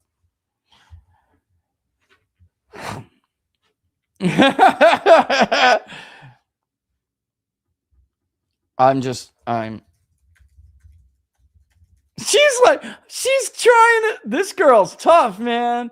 She's tough. All right, let's put this up for you guys to see while I negotiate with my daughter. Wow. Oh, she's coming. We've come to an agreement. Okay. I saw 9, so it's 9 o'clock. I saw she's coming. We reached the deal. She got me for 2, though. She got me for 2. Hey, there she is. All right, listen, don't go too fast. People can be mean. Just ignore them. All you got to do is just 1, and you'll see it come back. All right? Wait for it to load again. See? Wait for it to load. I've done this Always before. send plus new. I know, but there's been updates and stuff. Always send plus new. So, oh, wait, and don't mess with anything else. You understand me? You can't look at anything else. All right? There's probably some personal stuff on there. Okay? All right, just all you got to do is click, click, click. Simple. Just don't do it too fast. Otherwise, you could glitch it. And if you glitch it, bring it down, come, and I'll reset it. Yes, I guess. As long as your mother and I have time to go get it, yes. Yeah. And if you want to go to the gym after school, then I can come with you to the Newburgh gym. That could be fun. Just saying. I can't stand going at nighttime to the gym, but it could be. We'll see. Yeah, possible. It's possible. That's possible. Yeah, that's definitely possible. Yep. That's all right. Don't worry. Nobody can see. They can hear me, but they can't see. I put this up on the screen because we're waiting for votes to roll in. It's just early vote right now, right? Dallum, yeah. I mean, look, Cornyn's doing better in the early vote. Polling showed he was. It was always about how much election day vote Paxton would be able to get. Honestly, the election day vote is not big, and that is concerning for not only his ability to catch up, which I think he will, but not only that, but I think it's also concerning because straight up, guys, I mean, how much he wins is what's going to matter. All right. So Kalshi is 100% right. So that's good. I'm just trying to make sure that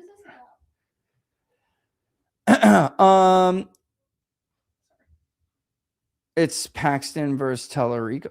Tellerico is still trading at only, there's no way. I'm buying this right now. Paxton versus Tellerico. Oh, 68 cents. Okay. Tellerico versus Cornyn is 27 cents on Predicted. I will try to tell you as fast as possible if I think that that's going to happen. Okay. Remember, there's a runoff when you place your bets. Okay. Remember, guys, there is a runoff. All right. See, like in Smith here, like this is There we go. Okay, that makes more sense. Rusk. It looks like 4 points, but it's not that much. It's just a matter of the election day vote just is not a lot. And that's Paxton's problem. It's not a lot, guys. It's not as much as like 20,000 votes is not a lot to catch up in Texas. But all right. What updated that made his model go higher? I'm not seeing it. I'm not seeing what they see that makes them think it's better for Paxton.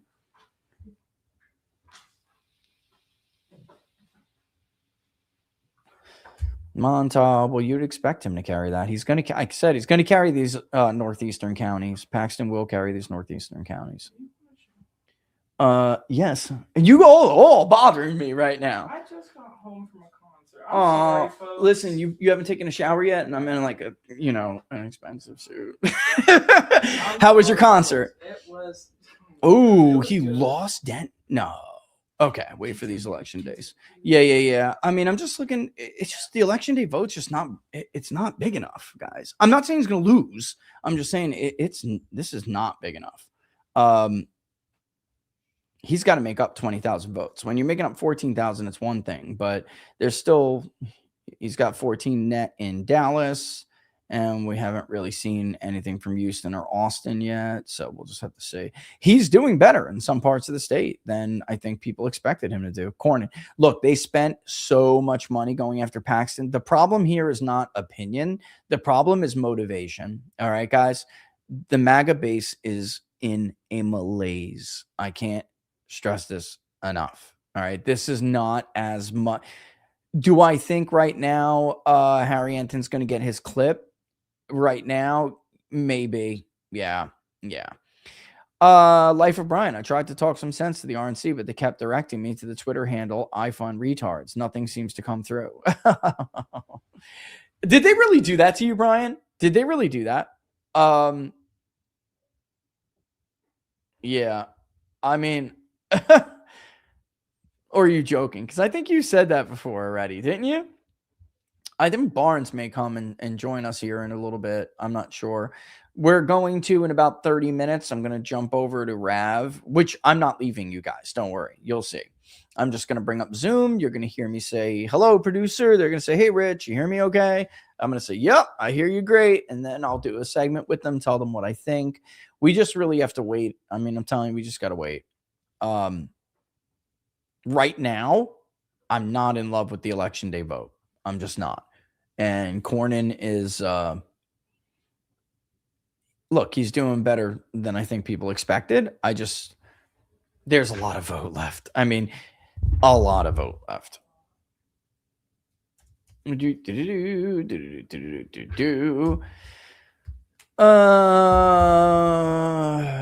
Tallarico is winning Hispanic voters. I just got to tell you that. Let's go to the Democratic primary real quick. I know, I'm trying to do my best and going back and forth. Crockett is up, but I want to show you guys something as long as this thing doesn't crap out on me. All right. I know it's searching right now and trying to do its thing. Give it a second. There we go. Okay. There's Webb. Tallarico is up in the early vote, 65-31. Here's Noose, 60% in, and he won at 62-36. What does this tell me? It tells me that Tallarico is winning the Hispanic vote. All right. And actually, okay, see, it changed. Tallarico +3 now, +4. I think Tallarico is going to win this thing. The Hispanic vote is breaking to him, and the white vote is breaking to him. You can see it clear as day. Yes, there aren't any big blue areas in yet. But Texas is a huge state. And look at that. 2-2, 4 votes. Woo woo. In Briscoe. If you look at what's remaining, obviously, you have Crockett is winning a Tarrant for now by 12 points. The way the Hispanic vote breaks is the way this race is going to go for Democrats. It looks like Paxton is too. The problem is, guys, you'll see it when more of this area of the state starts to come in, like Zapata and Starr County. We'll compare some of those straight up vote totals, and will tell you what I've been screaming about for 6 months. The vulnerable part of the Trump coalition the new part, which Mike Cernovich has been trying to explain now since the war popped off in Iran. They have been, many of them have been gone already. They checked out between Epstein and then the first strikes on Iran last year. That my warnings were accurate. If you were simping and you were shilling and you were cheerleading and clapping like a seal, I wasn't doing it to be a dick. I was doing it to try to wake you guys up. But a lot of people make money off of being grifters and shills.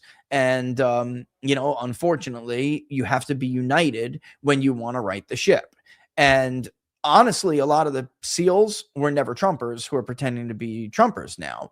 So I don't know. You decide whether it was sabotage on purpose or they just want to get extra Twitter money. Like, I don't know. You decide that. But the fact of the matter is, you will see when Southern Texas comes in. I will make a big deal of it tonight.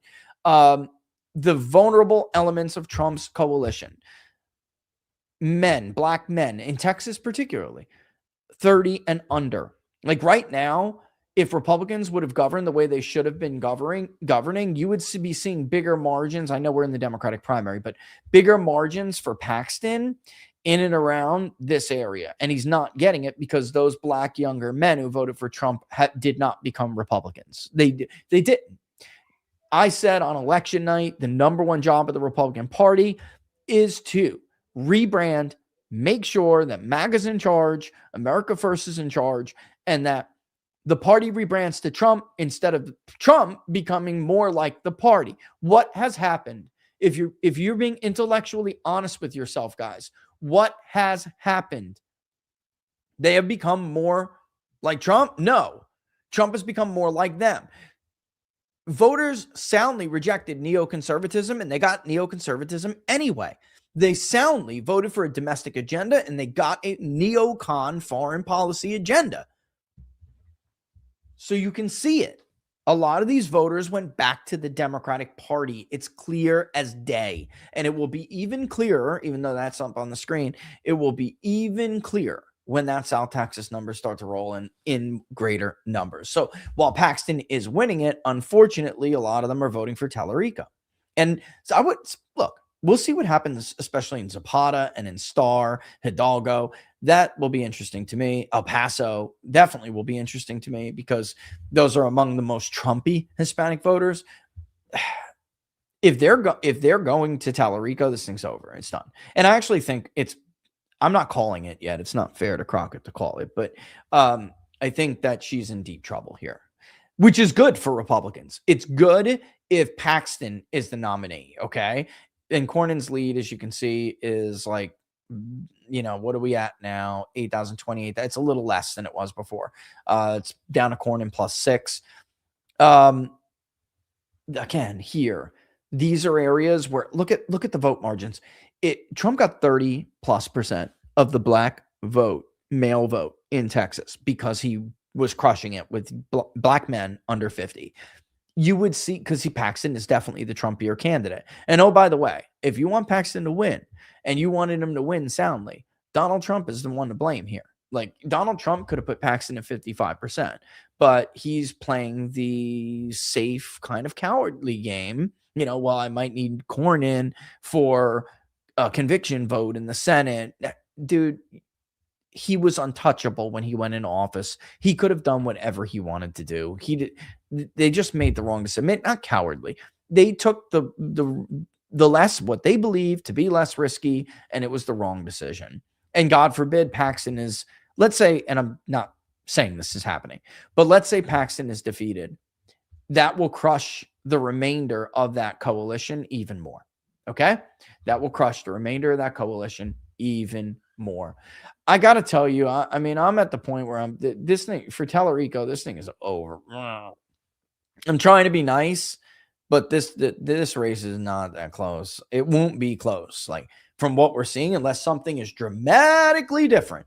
Now, again, you can see Cornyn doing significantly well. Look north of Austin in Williamson. You can see him. He's got a 7,000 plus vote net. This is why that election day vote really mattered, not only because, and Harris is big county. It looks like Paxton is going to win it, but if the election day vote comes in, but we'll see what happens there. not all urban areas are the same in Texas, especially in a Republican primary. Dallas is going to be more liberal than Houston for sure. All right. But we'll just keep that in mind. But again, if they would have done that, then you would have seen a whole lot more Hispanics, a whole lot more. And look, even in Noose, look at that. Cornyn, look at that. Cornyn actually did better. Now, I don't expect he'll hold that lead, but I mean, well, he's not going to hold that margin of a lead. He could hold the lead, but he won't hold the margin probably. This is a real problem for Republicans. This is not, I'm looking at the numbers. They're voting in higher numbers in the Democratic primary. They decide in Texas, we have several states that are basically open primary states. And yes, I understand people are got questions about that.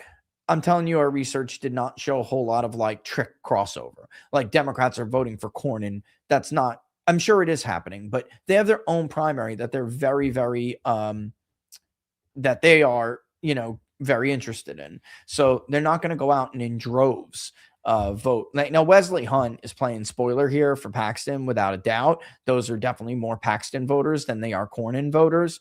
So, Cornyn is, I don't know, even if he was to win the first round here, I just don't know how he does that. I don't know how because those Hunt voters, you're going to spend another $100 million. I mean, you're not going to stay at 44%. Highly, highly unlikely. It's sad. It's a waste of money. But again, none of this would really be happening if they would have stuck to, their agenda. I really do think, guys, I mean, and now we're seeing votes come in. I think it's obviously really clear. We're going to see another realignment really, really soon. All right. Let's see, the 500-pound gorilla. What is TPUSA or any other money operations doing to help Massey or Dans? How could someone with little money help either? Definitely any money you can to help a candidate is a huge help. Right? They don't care if you give them $5. It's a huge help. But really, I mean, get involved, get in touch with the campaign, the people who are involved with, putting signs down. If you're not in state, you call, you phone bank for people. You can do a lot of help, a lot of good. Yeah, you can do a lot of good.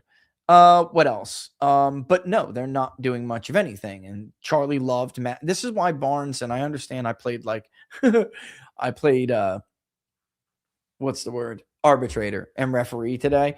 I'm trying to help TPUSA the best I can here, but like that tweet the other day, very hard to defend. We all know Charlie didn't believe that anymore. All right. You can have totally different views 3-4 years ago.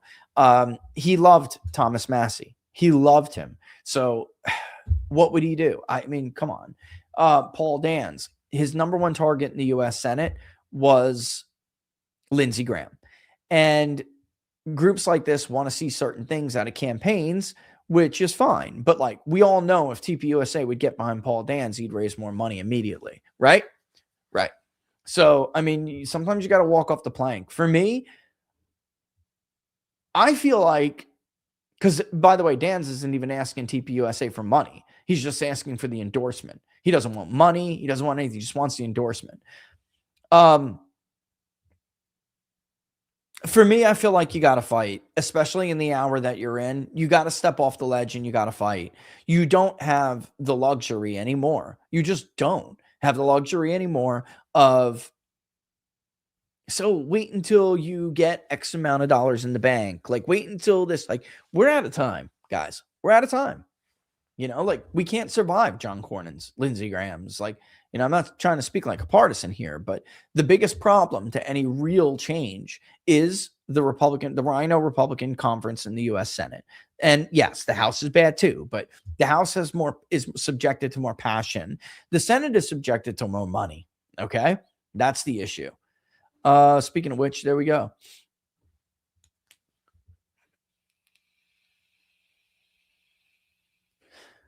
No, I can't give away contacts for people. No, it's not. No, the answer is no.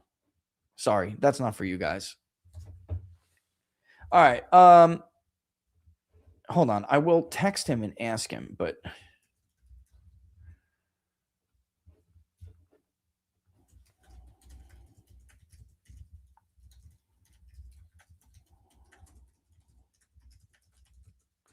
Hold on, let me just tell these people what I'm saying.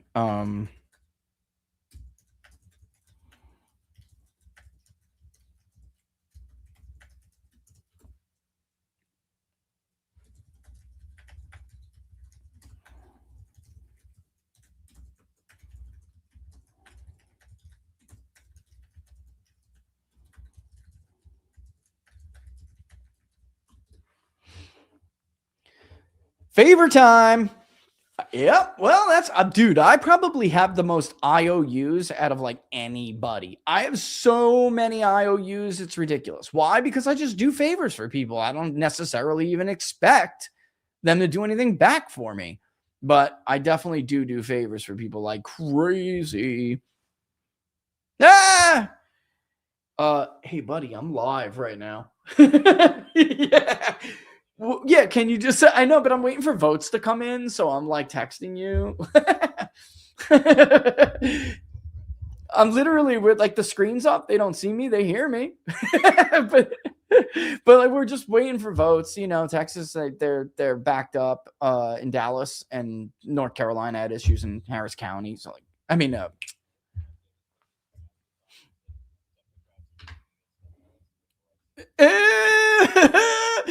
but brother, can you send it to me? I'll play it live right now. Can you send? I'm not on Telegram, actually. I need to get back. I am. I don't even have it on my phone, on this phone. I got to get back on it, but yeah. All right. Thanks, bro. See you soon. Bye. Andrew says hello, everybody. That was Andrew Colvin from TPUSA. All right. So Wesley Hunt actually bumped up a little bit here. He's closer. He's closing in on 14%. Andrew's got a funny clip he wants to share with us. Yeah, I got to ask first. I have to ask first.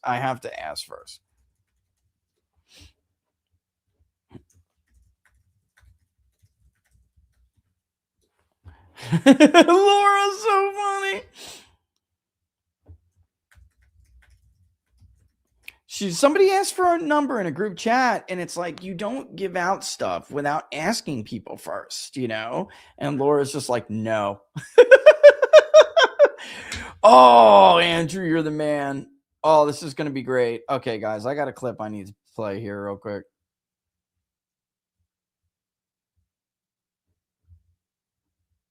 How do I get it? How do I delete it? Let me see if I can drag it and then turn it into an MP4. Let's get creative here. This is great. You got to love it when yeah, it's a big deal. You don't give out people's numbers. Not without permission.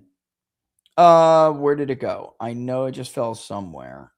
It's just not showing up as what I want it to show up as. You guys are going to love this. I don't want to give it away. I'm going to leave it a surprise. But you got to love it when Democrats start saying things that the right says when it's something that Democrats say is crazy. You know, like, oh, that's nuts. That's not true. That doesn't happen. Blah, blah, blah. And then you're like, hello. Oh, this is it right here, I think. Right to vote, a call, or you. Yeah. This is it. Let me see if I can convert it right here like this into an MP4. I can. Excellent. All right. So I'm going to put something up while we're waiting. I'm actually surprised Paxton's odds haven't come down a little bit, because I'm not sure the betting odds understand that,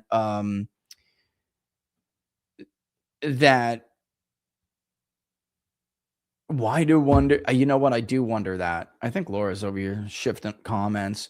Yeah. Yeah, I do wonder that. Look, Lutnick was a Democrat until 2 years ago. I mean, he supported Hillary Clinton. That's a fact. And we should be suspicious over Howard Lutnick, and he's a liar. Look, he's a liar. The guy lied, made the president look awful. He's a liar. The Epstein files and the Middle Eastern war is a problem for Trump. It's a huge problem for Donald Trump. Huge. And to anyone who did anything to make it worse, frankly, should just be fired. Real quick, before I go to the clip. See, is Trump losing the plot? Look, there was time for that before. Things have happened. Trump and the G. Oh, you mean because yes. Yeah, I mean, listen, all of us have told them, and I'll be honest with you, I prefer number 2. I think he is more deliberative, I think he has a better ability to understand. That wasn't the case. I remember sitting in 2015, 10 feet away from Donald Trump. Nobody even really cared about the speech at CPAC. It wasn't a big deal. Not at that point. Was it cool to see Donald Trump? Yes. But he was like, because it was Trump. The place wasn't packed. Nothing. And I'm sitting there covering it, actually. It's an open primary. We know it's going to be like 17 candidates. We knew it was going to be crazy. And Trump is already flirting with the idea of running. And he's sitting in the front row and he's like, I got to do this. I'm thinking of running. It's true. If I don't do it, we're either going to get a Bush or we're going to get a Clinton. Both of them are neocons, and we cannot afford it. The country, we have to pay attention to the working American. And I was like, oh shit, this guy's serious. This is for real. Then I write something up about like, this is for real. Donald Trump is going to be a force. I got mocked. Donald Trump retweeted it. I wake up the next morning, there's like 1 million hits on the site. I'm like, whoa! It went viral. Crazy. Because people were like, oh, this analyst is taking this seriously. I think Charles Krauthammer made fun of me. I'm serious. Well, who's laughing now, Charles? Well, you're not laughing. You're not doing anything. I don't mean that in a bad way. This is true. But he mocked me. And I said, this is a serious man. And I detected empathy. Like real empathy. He wasn't doing it. Like I could see it in the man. He wasn't doing it for his own show, like all those idiots on Fox News. You remember their stupid little poker rounds? If you used to watch Brit Baier and his dumb special report back then, it'd be like George Will and Bill Kristol and Charles Krauthammer and Stephen Hayes, like all neocon clowns talking about Donald Trump being a clown. And I'm sitting there at this event, and I could tell, even though the room wasn't packed, who heard it, they were swayed. Like that. And it wasn't even so much of everything what he said, it's how he said it. Like it was real empathy. Like, you know what? These guys are all cons and they're not going to do anything for you. I'm going to do something for you. And it was like the people who were in that room, and I was right there. People who were in that room were like, that's novel. So like he used to understand. This is a different Trump, guys. I don't like saying that at all. I don't like saying it at all. But yeah, I think Mark gave great advice in that. And they didn't listen. But I'm going to play this because it does appear that Crockett is calling foul. Has been all day. And you got to love it when Democrats start to say things that Republicans say that Democrats say are crazy and couldn't possibly happen and isn't true at all. Are you ready? Their vote. We should all be standing together. Democrats, Republicans, and we should all be raising hell. But unfortunately, this was always the plan. And so I am grateful for this court order. And as Congressman Allred has already stated, we encourage each and every one of you to remain resilient. We cannot allow this type of behavior to be rewarded, because so long as they know that they can win, even if it means cheating, then they will continue to do it. So I am asking you, I am begging you to make sure that you go ahead and figure out where it is that you are supposed to vote, stand in line, wait in line, and if it means that I gotta come out there with you to wait with you, I will do that. Congresswoman Jasmine Crockett speaking just within the last few minutes. Let's bring in Evan Smith. He's a former publisher. That's not. Who cares about Evan Smith? But isn't that? I mean, look, this is something else. She is. I wonder how much if she loses this thing, which I really think she's going to do. If she loses this thing, how does she deal with it? All right, that's what I want to know. All right. And let's see. Let's just load this back up here for a second. Here was early voting in North Carolina, which we'll check out in a second. That's loading up. I wanted to show you this chart for the people who said that Republicans were doing just fine in North Carolina. They were not. Again, North Carolina is one of those states where Republicans did embrace early voting in 2024. And the pattern is clear.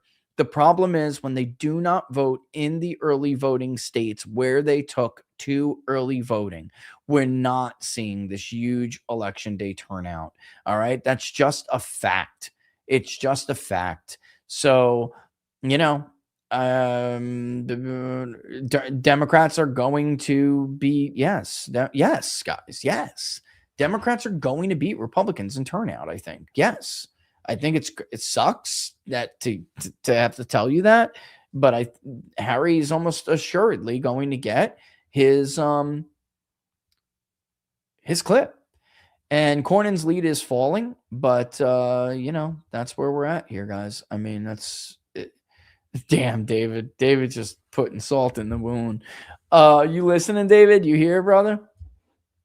I mean, after I'm done with Rav, MAGA, he texted me.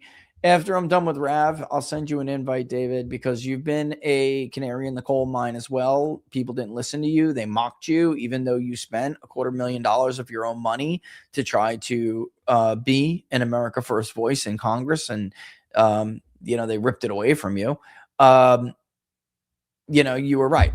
And we were all right. Okay, so enough of the bullshit from the stupid seals on Twitter, and everywhere else on social media. The D-riders, they're D-riders. These guys did nothing but tweet smarter people like me for the last year. Most of them are noobs. They came out of nowhere. Cernovich is right. These people are they're harmful. They're the Robert Mueller noob frauds of 2017 and 18. Robert Mueller is a white hat. There are all these people who come on, they get big followings by riding on other people's D's, and then they tell people really stupid shit, like the Bill Mitchells of the world. Like Bill Mitchell was deeply hurtful to Donald Trump in his first term. Somebody like a Bill Mitchell. That guy didn't know anybody. He didn't know anything. He had no idea what he was talking about. And he told his followers that everything was going to be all right. And it wasn't. It was a lie. And Donald Trump needed unanimous support, united behind him, and he didn't get it. When Donald Trump's doing something wrong, he needs he doesn't need people who just sell out and take money and then, try to whitewash and glaze everything. He needs people to tell him when he needs to course correct. Donald Trump listens when he sees that. When he sees division and he has idiots like Mark Levin being helped along by other people who faked being MAGA, he gets confused. And he doesn't know all the time what the right decision is. I mean, got to stop deifying this guy, all right? He's just a man. He's a man. There's no 4D chess, 5D, even somebody smart like Victor Davis Hanson. I'm getting more convinced that this is all really about China. No, it's not, Victor. It's not at all. The president was told this could be done in 24 hours. He took a gamble and he lost.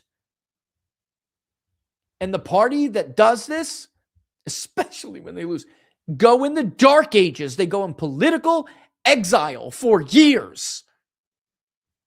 Here we have the Republican turnout. You can see you did not see this pattern in 2024. Back in 2022, they were almost identical. Democrats edged them by just a hair. That was it in 2022. They had a very good year that year. In 2024, Republicans actually in North Carolina outvoted Democrats, which was incredible. Then they still voted on election day, and it was not close at all. You can see the gap here in 2026. Democrats are going to probably outvote Republicans in North Carolina too, which is something we should address here before I go on Rav. So let's put this back up. There will be Cornyn's lead is falling more and more. Tallarico's lead is rising because the Hispanic areas are coming in, and he's won in the white vote in Texas, especially among old school Texans.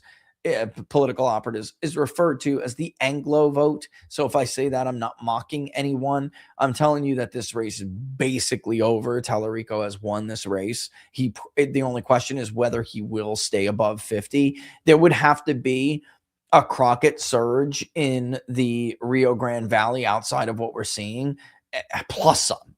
And I just don't see where that's going to happen. She is doing better in Houston, but as you can see, it's not that much better. And I mean, look at this. Cameron, this is very, very decisive. This is Tallarico's won the Hispanic vote by a pretty significant, by like 30 points in some of these areas, 20 to 30 points. And if that continues, a beep, a beep, a beep, that's all, folks. Here you can have somewhere, which is a great example. Austin, clearly, you have some Hispanic population, which you probably, again, won in this early vote break by roughly 30 points. And then because you won the white vote, wowzer, he's got an even bigger, like 50-point margin so far in Travis, which is where Austin is. So, we'll see. Right now, he's got the makings of about a 5 to 7 point win. That absolutely is possible. All right. So we'll see how it goes. What I'd like to do is actually try to connect with them real quick. So in case there's any issues, nothing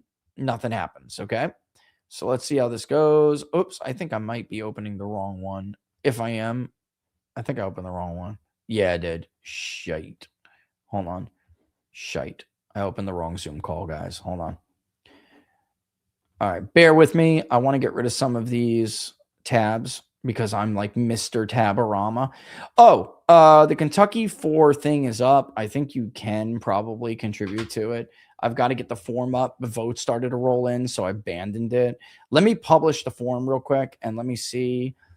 I just don't want to do anything stupid here without it being right. I think it's all good. Styles, inherit the campaign colors. I've got to go back, I guess, and fix that because the campaign colors are wrong. There's the header, 2 panel, show this, image on the top. Yes, buttons all good. Donation goal. Yes, that's all good. Thank you, Laura. I needed that. Thank you. The excerpt, we'll call it this. I'll go back and I'll change it all later where it's like much, much better and much smarter, and more creative and definitely tells you, it literally says donation form. I'm an idiot. Okay, let me change the name of it. We'll call it Kentucky HD4 primary, or just call it Kentucky House District 4. Let me see if that works. Close that panel, update it. Let me see if that comes in right. Yes, there it is. Kentucky House 4 is up on the Public Polling Project. I'll share the link and you guys will see it. I'll put it in the comments in YouTube, everywhere. Wow, guys, you guys are being really generous with super chats, and I really, really appreciate it.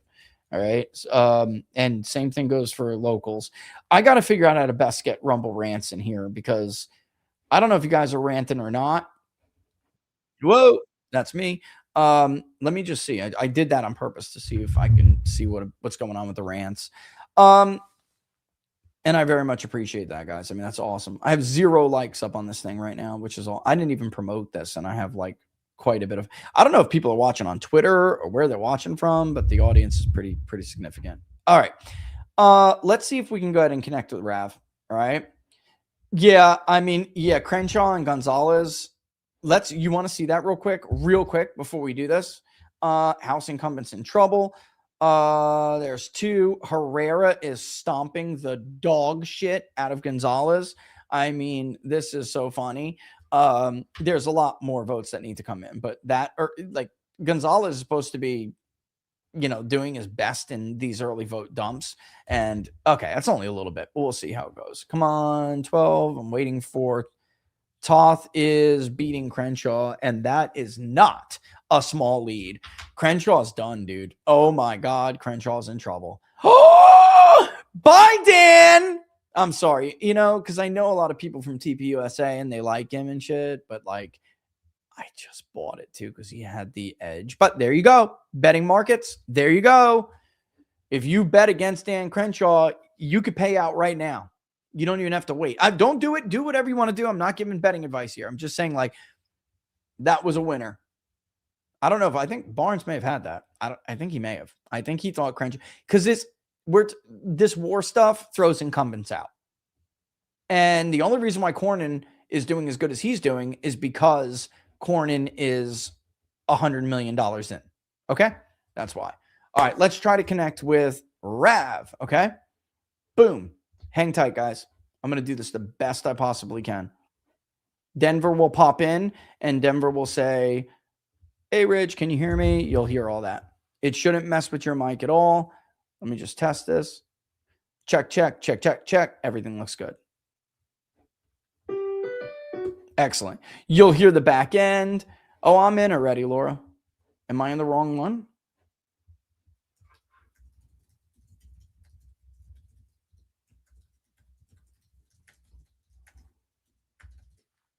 Let me just make sure I'm in the right one. It says Rav Denver's personal meeting room. Rav Denver personal meeting room. Yep. Crenshaw's, he's done. By the way, another humiliation for the president. The president's going to be humiliated tonight. I'm sorry. It was only a matter of time. I'm sorry. Only a matter of time.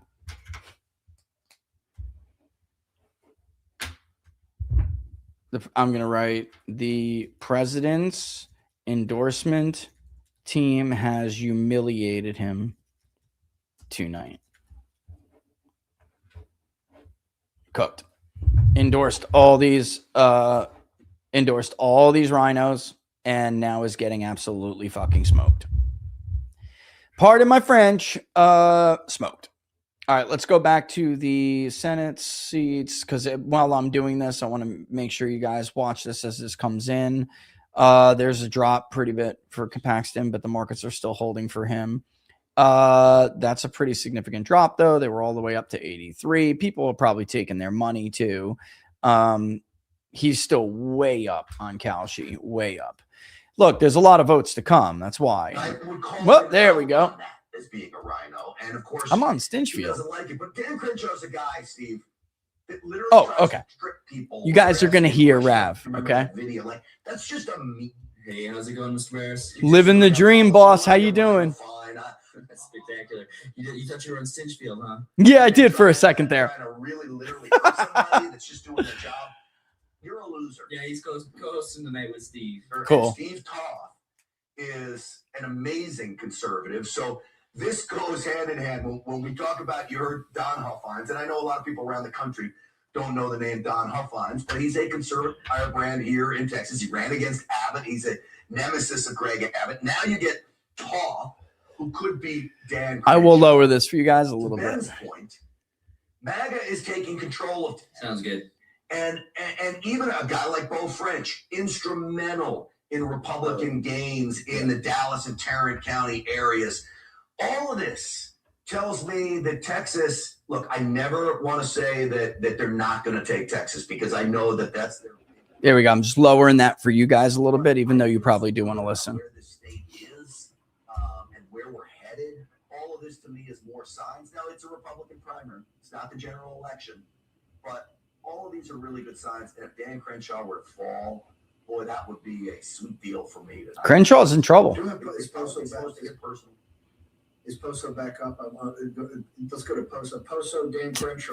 Crenshaw's in trouble. There's a lot of votes still out, though. I'd have to go precinct by precinct. Although Crenshaw's one of the more controversial guys in the House. All right, but Toss mostly in, and we have to wait for Montgomery. That's what it comes down to, guys. All right, just to let you guys know while I wait. Still looking at that. It looks like there's still quite a bit of the vote. Montgomery. Seeing only 28% of the vote counted there. Yeah, we got 31%, but it's yeah, it's Montgomery is the big deal. We need to wait. And certainly something where people have people come in and have pretty heated opinions on Congressman Crenshaw, both for and against. He's got a big national profile. I'm not familiar with the district myself. Going on with Bannon, guys. Waiting for Bannon. So I will say this though. It was better louder. I can make it louder. I just didn't want to blow your eardrums out. It is tough to How's win that, guys? a congressional election. It is tough to win He's a House because election. This is something let me that tell you why he's in Bill trouble. Clinton, Okay. George W. Bush, and Let me just lower this real quick so I can tell you guys like go and stuff. Let me tell you why. Yeah, he was at 75 not an hour ago. I told Jack right before we went live that if you're gonna like, if anybody's gonna take a risk, gamble here, because TPUSA's ground game, tough. So I didn't buy it because I was too busy and I should have bought it. But Montgomery is out. There's nothing in it. I'm showing it right now on the screen. There's nothing on Montgomery right now. But what we have from the district is Harris, and it curves around. It's crazy district. It would, like, he's got to win Montgomery decisively to make this up. He's in deep trouble. Like, this is, I can't call it until I see Montgomery, but this looks like the end of Dan Crenshaw's career. All right. So I think this looks like the end of his career. It's just, you can't call a race until you see all are in the districts, right? Meanwhile, in Gonzalez, let's see. So Gonzalez actually up now. Let's see what's going on here. Come on. In a bit, if it doesn't work, I'll go back. We celebrate that, we back you, and I think that's a result of that attitude here. Gonzalez 4%. Yeah, oof. That's not a lot. Gonzalez is now only up by 1. This is a race. I think 4. That's all Gonzalez has.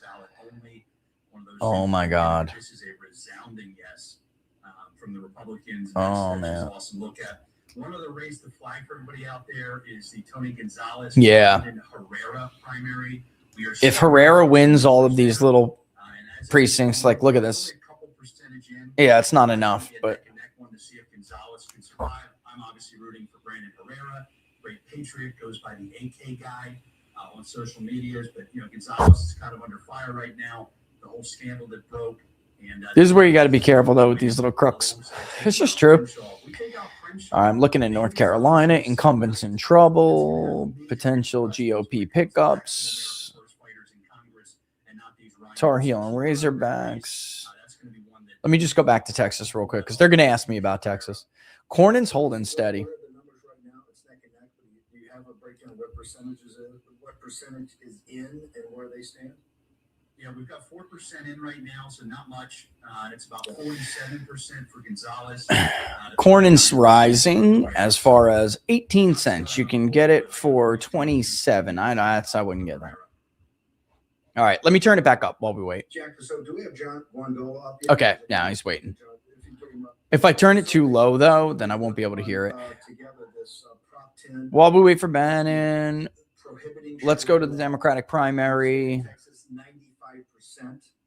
Want to thank everybody now. I'm just looking to see what they're waiting for. Tallarico's going to win this. He's going to win these. Because well, Steve, as great as that is, he's winning the surrounding areas. Let me just turn this down real quick. Okay. So, yeah, the Sharia bout, that's good. But, all right, Cornyn's lead now just took a massive dive. Here's where Paxton will start to catch up. But, all right, let me just say this to the Democratic primary first. All of these counties are going to fill in like Starr and Zapata and Hidalgo. And because we know Tallarico is winning these heavily Hispanic areas, he will fill that in. Maybe Hidalgo is a little bit more split. We'll see, though. But, again, I think Tallarico's got the makes to hold on to this right now. And I think a five to like, I don't think it'll be, could be. But I think he's probably going to win this outright. Whoa! Okay, that's what Paxton needed. This is what Paxton needed. Let me look and see what's left.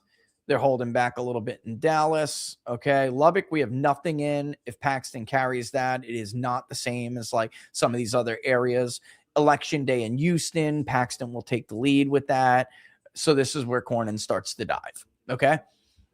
There'll be one more big jump for Cornyn, but the election day vote that's coming in, it's not as heavy. as I would have liked to see. It's not. But it's not a total whiffer either. But again, 45% in. I'm going back and forth too much, I know, but 45% in. All right, here's a new update. And Paxton gets bumped down a little bit. You're going to get some players. Let's see what happens with Lubbock when Lubbock comes in. We still don't have these counties, which I really am desperately waiting to compare for you guys. Cornyn is winning Cameron, but that's weird. While Paxton takes Webb with 66. All right, okay. He's still talking to Stinchfield. All right, waiting to see these counties so we can compare some full total votes once they're reported, and I can show you what I'm talking about when I'm talking about this Hispanic vote. And I hate to go and pour cold water on everything everyone's going to say over there because they're all happy. But the fact is, Democrats are going to outvote Republicans, I think. And maybe. Because there's a lot of the blue vote areas, the heavily blue vote areas are in. There's a lot of rural out yet. We still have San Antonio and stuff like that. But okay, Lubbock, boom. Okay. It's not good enough for Paxton. If Paxton wants to really stretch, he would have to win Lubbock. So we'll see what happens with the election day vote. But Lubbock is a great example. Like, he should have really, and he will, in a head-to-head, he'll beat Cornyn in Lubbock.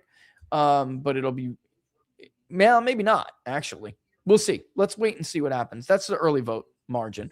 If the election day comes in, it tightens up, and they're both around 42, 40, something like that. Yeah, it would be around 42 each ballpark if Hunt stays or rises to 13 like he has been. That's been Paxton's problem. The election day vote comes in, actually helps Hunt a little bit. That's cutting into Paxton's gain. So he just fell back down a little bit. What are we talking about here? I'm missing something. What am I missing here, guys? Oh, I'm in. I'm in.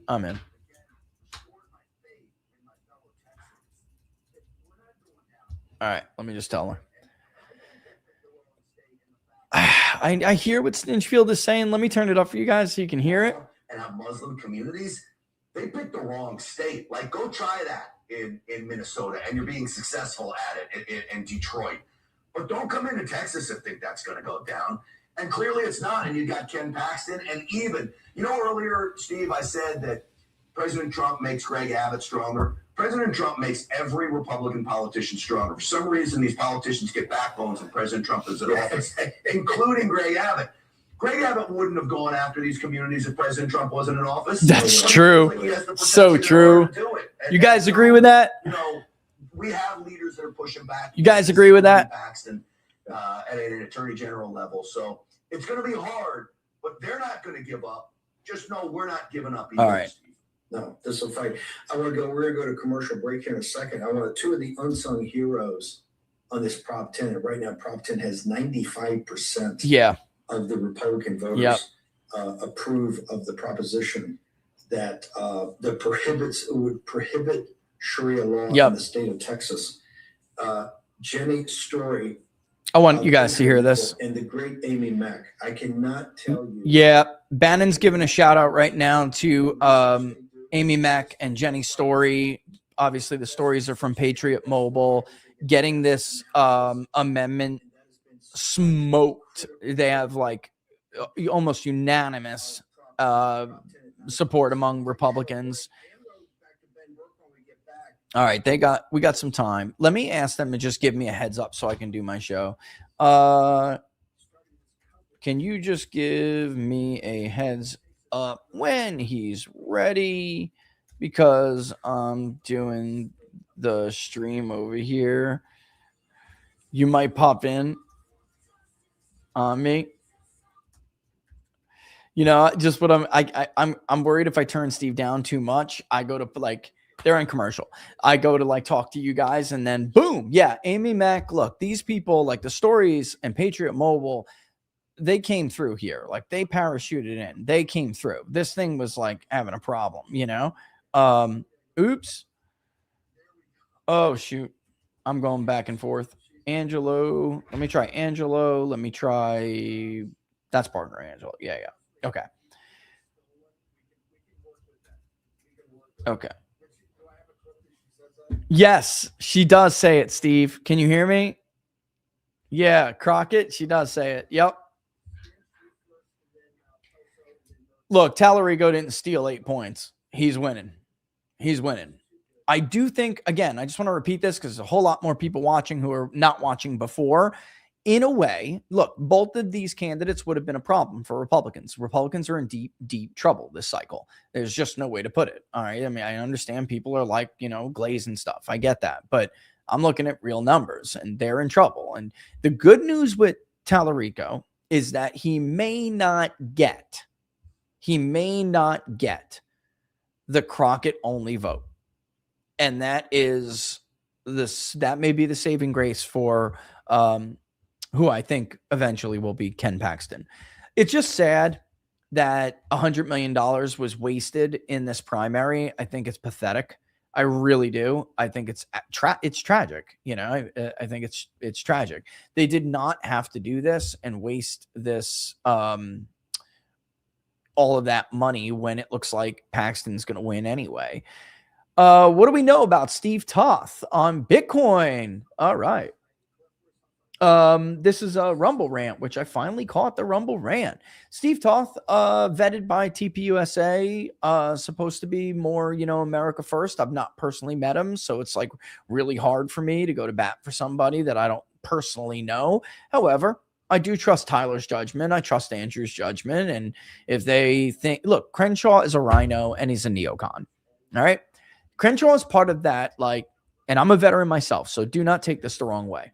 But some of these 9/11 veterans who run for office on the Republican side are not like the Vances or the Sean Parnells or the me's, where we're part of that sort of millennial Generation X on the line, post 9/11 veteran crowd who hate the lie and will never forget the lie. That's why JD is always the voice of non-action.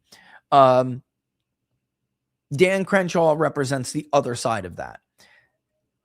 Cotton, little older than me. But bottom line, these guys are I want to say institutionalized. All right. Adam Kinzinger. And you'll notice a lot of them don't come up as grunts. They don't. That's typically a big difference. Sean came up first as a grunt, then went to, I think it was called OCS back then. Officer Candidate School. I can't remember. Sean and I are old. I mean, when we were in the Army, I think it was OCS. All right. So, yeah, I mean, there's a danger with some of these people. They're not, what you think they are. And then they run with, waving the red, white, and blue flag, and it's a load of horse shit. And they come in and they're party guys, and they don't keep their promises. Another one is Meyer, who was in Michigan 3. Perfect example. Let me just check some of these. Harris, Paxton, we need some. Harris is going to be a while. We're not going to get those votes from Harris. Paxton looks like he will take Harris when those votes come in. That happens. That's going to be amazing for Paxton. He needs to stretch his legs. He needs a couple thousand votes out of Harris alone because Lubbock is, wait. Okay, yeah. It's still for Cornyn with 64% of the vote. We're just not seeing that huge election day. Yeah, we're over 1 million votes now, but I'm telling you, I think Democrats probably still will edge it out. Let's see. No, Republicans have taken over. It does say there's more Democratic vote than Republican, but a lot of these blue areas are in. Austin's not, San Antonio's not, El Paso's not, but it'll be very close. Even if Democrats are close, they're going to do this,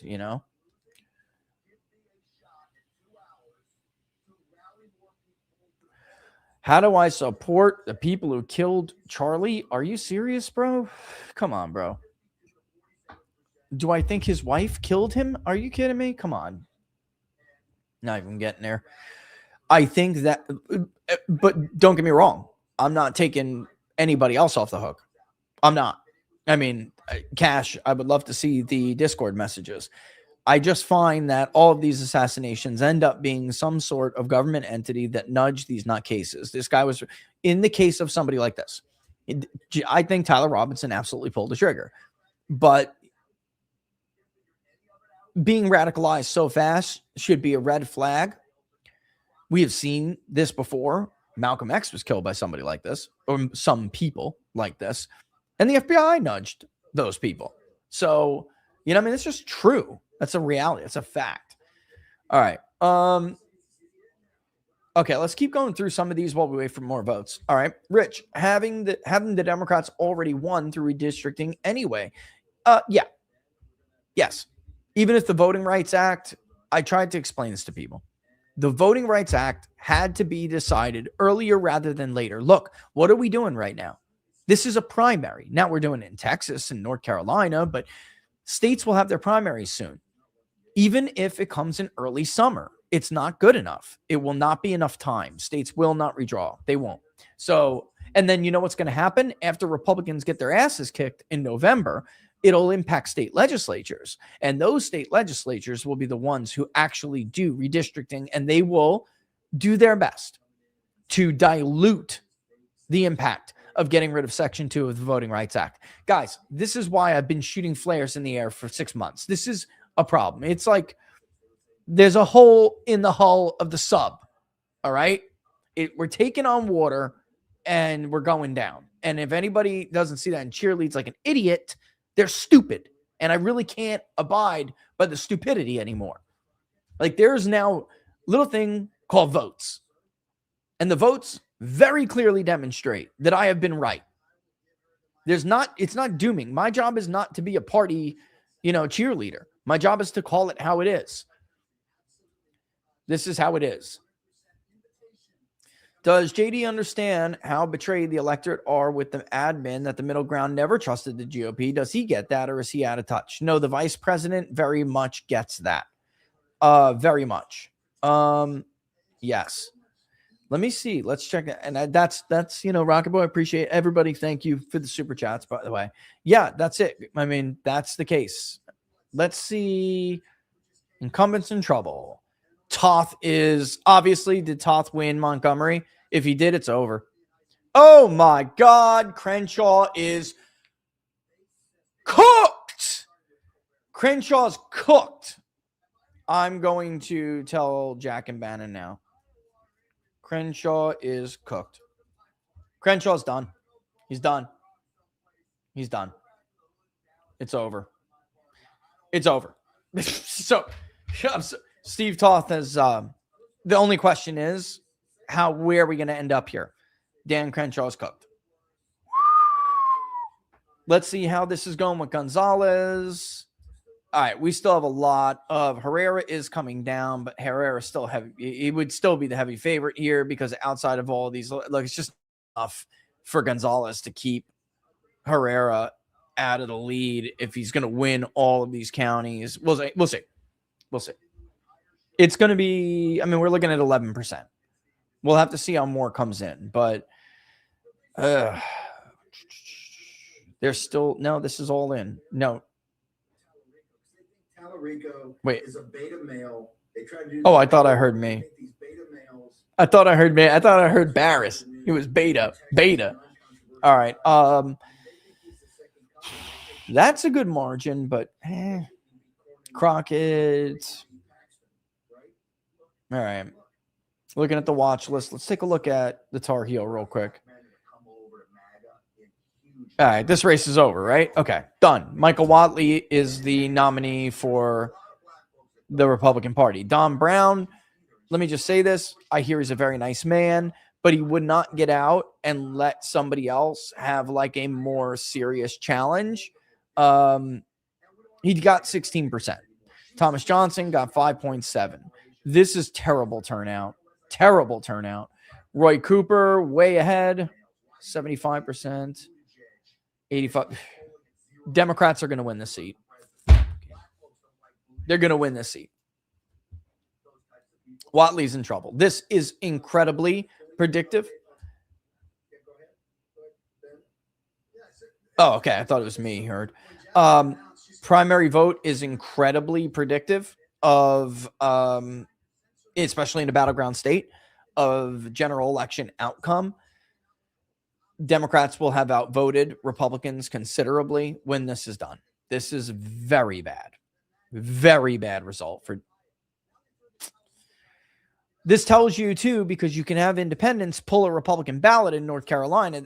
This tells you the Republican base is depressed and their independent vote is depressed. And North Carolina is a great example of that because North Carolina has more independents than anybody else. And that tells me independents are voting more heavily in the Democratic primary than in the Republican primary. And that will go towards enthusiasm and turnout later. The problem is this new North Carolina Court of Appeals. This is so bad. Oh my God. This is bad. That's all. I mean, that's all I really can say. It's a problem. Ooh, Gonzalez took a bit of a lead here. Let's see what's going on here. What came in? Crockett was in. Medina came in. It's Medina. Yeah, but he offset it with Evaldi. About 200 votes. Now, slightly not. And then Loving, Herrera, Upton. I don't understand here. What am I missing? Jeff Davis, maybe? I'm not sure. Or more came in these other counties. Okay. Scheitzer. Still think Herrera is probably going to win this, but we'll see. They have to have called this race. This race is over. Crenshaw's race is done. It's only a matter of why have they this? Oh my God, guys! Crenshaw got smoked. Oh, Lordy. All right, Cornyn's still hanging on here, but you could see his lead has popped back up a little bit to 3.11. But as we get now to this 50% mark, I think you're going to probably start when we get to like 56, 58% in, that's when you're going to start to see Paxton start to widen out. He's got 34. We'll see, though. Unless Cornyn does better than expected. But that's when we get most of the counties will have their early vote out already, and then that'll be that. We still don't have South Texas, which is pissing me off a little bit because it's not pissing me off. It's just I really am anxious to show you this to make the point. Democrats had more early votes banked already than Kamala Harris won in Starr County. I cannot stress to you enough how important Starr County is, how important Hidalgo and Zapata are to tell us, because they're small populations, but they're very representative. So we get it's a nice, decent sample of how, for instance, working class Mexicans are voting. These people just voted for Donald Trump. It looks like 2,000 or so. All right. This looks like he's going to be, this is just unbelievable. County, I think, hold on one second. Oh, here's an answer to your question. They were looking for change. What can I say? I was, they were looking for change earlier, and he said, we haven't seen anything new yet, but he said this might just happen.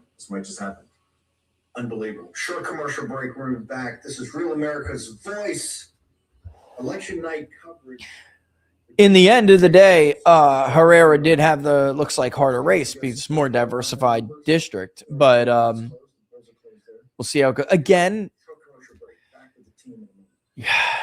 you really want to see people excited to come out and vote, excited to defend the president, come out in big, big numbers, the way that Democrats are coming out, and we're not seeing that. I understand people are comparing Republicans to like primary midterms or previous midterms. It's not the right measurement, guys, and it's not good enough. It's just not. Let me just make sure. Anybody called? I guess agriculture's been called already. Let me tell you. Let me go home. Land commissioner. Yeah, it's tightening. So what's Cornyn? Agriculture, State Senate. I'm curious who is ahead in House 1. Buckhout. Lori Buckhout is ahead of Buck. Oh, my God. I want to look at this, guys, for a second. This is kind of important to me, personally. All right. Nothing from Hyde. Nothing from Terrell. Carteret. Buck won. Carteret. Overwhelming. Wow. Pamlico. Craven. Buck won. But Buckhout is winning all these other areas. Okay. There's Carteret's almost done. Craven is done. Pamlico is done. Beaufort is done. Oh, wow. Buck's out of his backyard. Oof. Except freaking RAG. Wow. Okay. This was an interesting race. Asa Buck was running ads constantly saying Lori's lying. Trump didn't give her any credit. And there was no endorsement, but he did. You guys talking to me? Okay. Yeah, basically, she had this video of Trump saying, she's great, Lori's great. And Asa Buck was running pack ads that said this is a lie. And it was and Buckhout was running it back to back. So if you were listening, guys, if you're in this area, if you were listening to 96.3, for instance, you were just hearing Buckhout respond to Buck. And Buck was giving these very establishment pitches. First the farmer, then safety, then immigration, then cost of living. It was, and I actually even told them that was wrong, but not that I was picking sides, but let me just tell them. Yeah, everybody nice Middleton. Paxton, he's down. It's going to be in a runoff, and what's going to happen? They're just going to talk shit about each other and just destroy each other. You hear how they talk in the commercial break? I don't know if I should let you guys listen to this. Wow. I think Lori is going to win this. I think she is going to win this. I'm a little bit stunned. She just put up massive margins in these smaller counties. Obviously took Nash's backyard. Wow. She's based, boy. Buckhout. Buck's good. He's a good guy too. I wanted Sandra to run. She's totally based. She was robbed because of the redistricting, and she had a hard fight. And she still outperformed other Republicans, but and everyone says she's crazy. But yeah. Oh, come on. Give me a break. I want to see markets on this, and then I'll go back and I'll look at the Senate. I mean, this is just personally interesting to me. Yeah, they're seeing this. Okay, yeah, Buckout's going to win this. All fair talk is all fair. End of the story, Laura said. Yeah, I know. Okay. Let's go back to Cornyn, who's dumped below 3% now.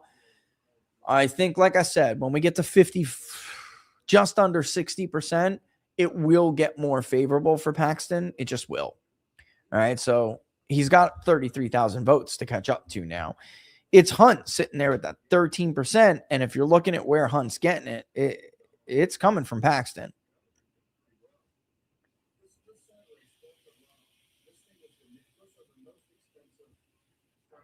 Steve's lamenting how expensive the primary was right now. 100%. Yeah. I don't even watch television anymore because it's Ken did this, Ken did that. He's one of the only guys that fought for this state tooth and nail from the day. He truly stood in the gap. And, all this negative media put him down. We didn't ask him to stand in the pulpit. We asked him to fight for the state of Texas. And end of the story. That's right. Money matters, though, guys. Money matters. It does. It matters. Yeah, it's going to a runoff. It's just done. When we tried to impeach him. When we did the impeachment every day.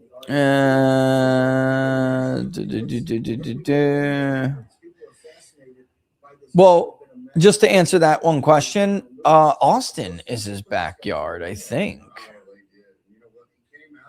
Yeah, Austin is. Austin. That's Tallarico's home base. All right, is Austin, just to answer that. And okay, now 2.93. I mean, it's going to be comfortable. I think Tallarico's. It's going to be comfortable. He's gonna He's going to probably win this outright. He's going to win it outright. If Cornyn does fall below 40, man, it's just people have to learn to just just step aside when you just step aside. Okay, we did just see some stuff come in. Come on with this, please, for the love of God. I'm waiting for Zapata and the rest of it to come in. All right, they called me way too early here. This is like hard to do. I'm gonna have to get Laura to get in here. They called me way too early. I've got to pay attention if this is going to draw on. Okay. All right, so here we are. Let's go back. Texas Senate is what it is. Let's go to incumbents in trouble. Toth is, I'm telling you, did they call this race yet or no? I don't know what we're waiting for. I don't know what they think they see.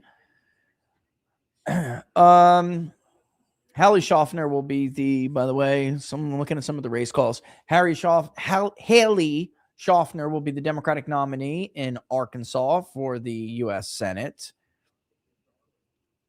Boy, that looks like such a close race. Such a close race. But I don't know. Gonzalez is up by 6 now. Oof. Yeah, I gotta lower this, babe. I'm just telling Laura that I really gotta lower this quite a bit. Herrera cannot still be at that much. I don't know what they were waiting for the littler counties to come in.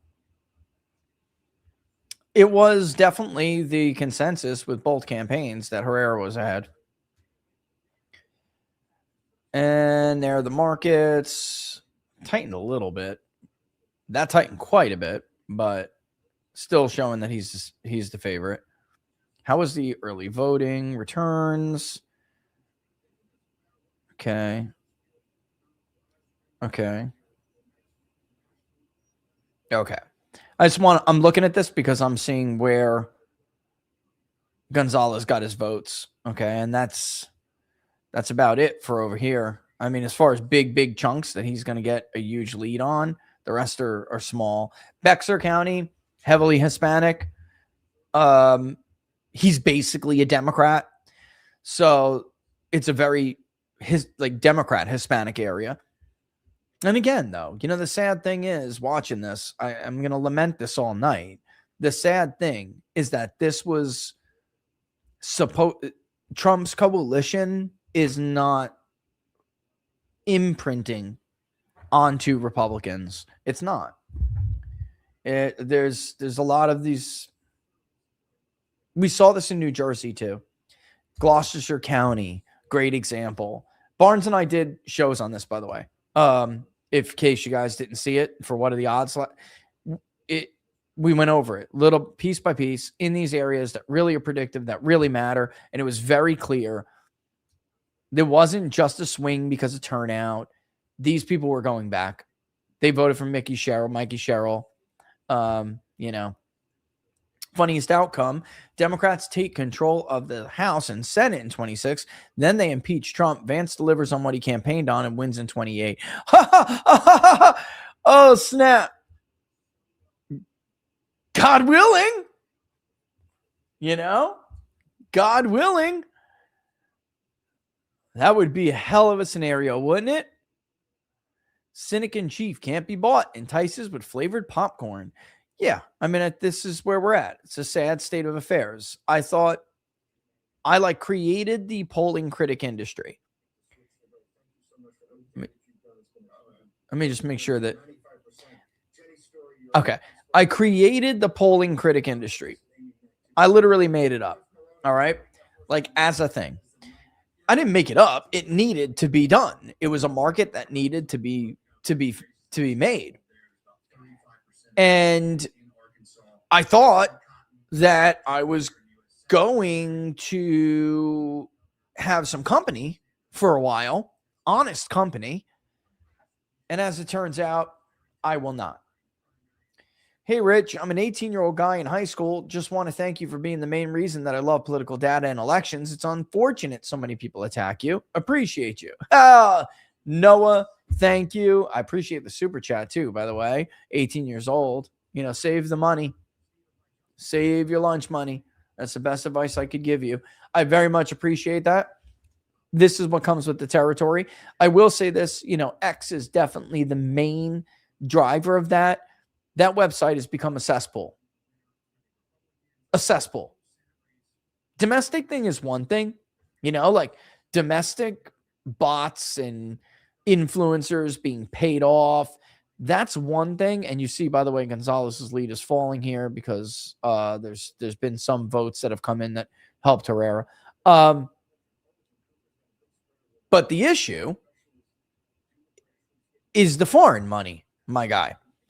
And I feel like really worried for your generation. You guys have got to, if we can't get it done, you have to get a FARA law for social media. You can't have all these unregistered, basically, they're unregistered foreign agents, you know, going, and look, Paxton still is not caught up here. These unregistered foreign agents that are coming in. I can hear Jack actually talking in the background. Like Jack and I were just talking about this. We were stunned by how many so-called MAGA influencers went to Israel, took that money, and then either that or met with BB while BB was here doing that influencer thing. I love Tim Pool, man. He's a nice guy, but Tim did. And I understand maybe he's probably like, look, I'm done. I can't, you know, I'm sick of this, blah, blah, blah. You know, I'm not getting, you know, it's not worth it for me. I'm not making money, or at least I'm not making enough to be able to deal with what I'm dealing with. And tragically, I think it's very obvious. You can see a very distinct difference in his reporting, in his commentary. 63.2% is in Lubbock, and actually Paxton looks like he fell behind a little bit more. This is not what I was looking for that, like, and again, why is this? Well, of course it's the money. It's $100 million, but it's more than that. It's the lack of the other part of Trump's coalition participating in these primaries. They're not doing it. And we saw evidence of it when Trump was running against Nikki Haley. First against DeSantis. Of course, he went out after Iowa. He was basically done. But then Nikki Haley, all the way in the Black Belt counties, down all right. Even when the voting was basically over, we still saw them come out in non-white, non-traditional Republican areas and vote at 5 to 15% higher in Republican primaries. So there was an indication that the polling was right and Trump would do better with non-whites. That isn't happening. And by the way, even whites without a college degree, they're not voting in the rates that Republicans need them to vote. They're just not. And why does this matter? This is what killed them in 22. It's not like they didn't get a good margin with whites that don't have a college degree. They got the same margin that Trump gets. The difference is that Trump drives them. Hold on. With this the Senate race. Yeah, right now. Okay. The difference is Trump drives them to a higher share of the electorate because more vote. Let's hear what he has to say. About 40%. So I think it's going to pretty much trend a little bit towards Paxton, but barring anything crazy, this thing's going to a runoff. And like you said, Steve, most expensive Republican primary in history, and we're just getting started. Ben Burke, want to jump in here? Yep, that's about right. Yep. 50% plus one vote. He would have to have a spread of win like 48-40. Yes. To show people that, hey, no matter what you do here, yes. But you stay at these numbers, you stay at roughly these numbers, you can have $100 million. Yeah. So what Bannon is saying is, you know, that Caroline Wren, and I think Caroline's right. You know, she said if Paxton won 48-40, that would be the only way that the Rhinos would stay out of this. We wouldn't see another $100 million. I think she's right. Now, I think we're probably going to wind up with something along the lines of a tied race here. Something maybe it's going to trend towards Paxton a little bit. We're at 55% right now. If we get to 60, and I don't really see signs of that, then we're not going to see really that much. But they're going to fight. They're going to fight over Wesley Hunt's 13%. And this is going to be crazy. And we have seen polls over and over again that show that Paxton would win that. But what Cornyn and the Rhinos are going to try to do is what they did here tonight. Attack, attack, attack, attack, attack, attack, attack, attack, attack, attack, attack, attack, attack, attack, attack. And what does that do? When no one's running on a positive message and it's all just negative, you depress people. You depress people.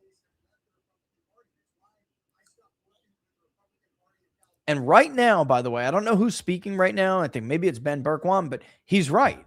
Parts of the Republican Party's base has left. They've left. All right, let's just check the raw vote total. 54% in. We got just under 1.2 million. I want to see what we got for Democrats here. Oh, my God. Democrats they're going to probably outvote Republicans here. We're getting a better idea. Oh, there's Jim Hagen. Tallarico won it. 20 points. Brooks, he won it. 20 points. I really, really want to see these other counties down here. I expected Tallarico to win that. This tells me he's going to hold. He's going to hold. He's going to hold. He's going to win it outright. I'm just, again, want to stress to you, and there you go, Paxton, catching up a little bit. I just want to stress to you that, hold on. Okay. Yeah, I just want to stress to you guys that these aren't votes that came out of nowhere. We know how many people are registered in these counties. They're not big counties. We know what the total population is. We know who usually turns out. This is a vote switch. This is 1,500, 2,000 Hispanics in each of these counties have voted for Trump, now voting in a Democratic primary. It's a total disaster. It just is, guys. I mean, there's no putting lipstick on this. All right, Gonzalez still up by 6 with 65% in. I can't believe they haven't called this race yet for Toth. I don't know what they're waiting for. There's 50% in left in Montgomery. Is that election day? Let me see. Okay, so swing the right. Yes. Oh, it's definitely. Yeah, David, oh my God, if he does that, David says, I guarantee Trump endorses Cornyn in the runoff. Wow, he does that, you'll get. So once you get through these guys, just give me 10 seconds, I'll go through those numbers. So I'm going to do Jack to announce it, bring in Stinch to give us some color. Okay. I'll come to you for the analysis. Okay. Yeah, let me just ask them.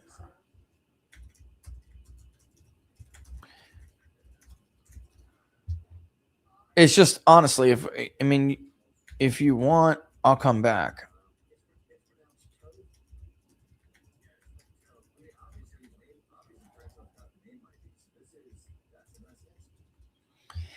Yeah, I'm going to lower it dramatically. If they want me, they're going to have to text me. It's just, guys, it's becoming a lot. So I don't know what they're doing over there. So I would rather honestly just kind of do our thing until I get, the legit heads up.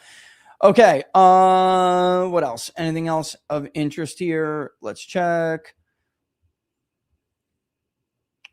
Nah, nothing. Okay. So we're waiting. We're stuck here at like 63.5. Yeah. Let me just. I do know how Steve is. I do indeed. I just muted it. All right. I'm telling him I'm just muting it for now. Or even just not even. Yeah. Let me just mute it. Hold on. Boop. There we go. All right. Drop this off. Drop this down. You guys don't see that, right? That's not in your way, right? No. Okay. Let's keep going. Poly market odds on when Trump family ascends to Tel Aviv, by the way.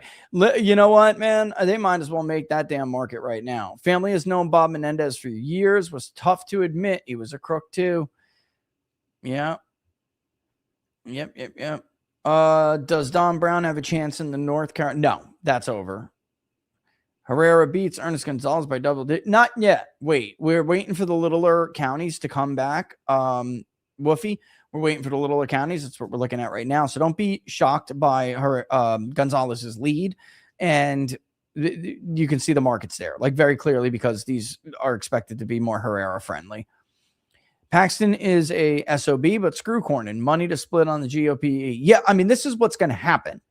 If Cornyn throws $100 million at Paxton to fight in this race, I got to be honest with you guys. I think North Carolina and Texas are both gone right now. Unless I see something change dramatically, I think they're gone. I think Republicans are going to lose both seats in November. Barnes and I tried to tell everybody, man, we tried to warn everyone. No, but as a matter of fact, let me just tell Vice President,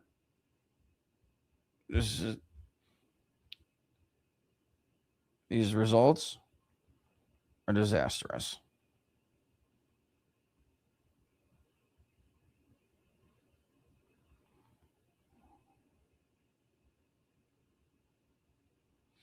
Is 2 with all the negative.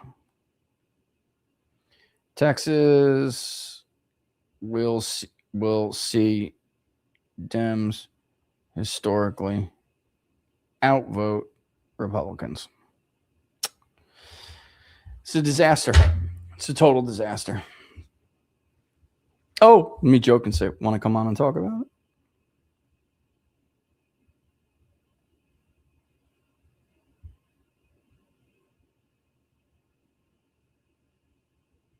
Wink? Wink, wink? Wouldn't that be funny? Oh, man, they'd shit. Everybody would shit. Let's see. I don't know. He may. We'll see. All right. Hey, Barry, the Boomer Cunningham blocked me from his streams for quoting your polls. Barry, the Boomer Cunningham. Don't know if you saw his interview with Mark Mitchell, but it was embarrassment. I don't know who the hell that is. Barry, the Boomer Cunningham. I don't even know who that is. Let me see. I'll be honest with you guys. I don't know who he is. I don't know who he is. He follows me. He follows me. He says he's live right now on X. Yeah, this is a total disaster. Oh my God, the cost of war tracker. Wow. Oh shit. They know. Well, it would be, politicians can't just come out and say we're in deep shit. You know what I mean? Like, they can't just come out and say it, but like, this is like humiliating. You know what I'm saying? Like, this is like humiliating. And they know they're in trouble. Put the message as support the calls. Oh, you mean on the poll? I know. I got to do something. It just says Kentucky House District 4. That's all it says. It doesn't look like it raised the damn dollar yet either. I'm going to wind up having to do it. Oh, let's check. And I don't know. I can't check. This is raw data, so I can't show you guys totally just yet. But also, let me tell my daughter I need my laptop back.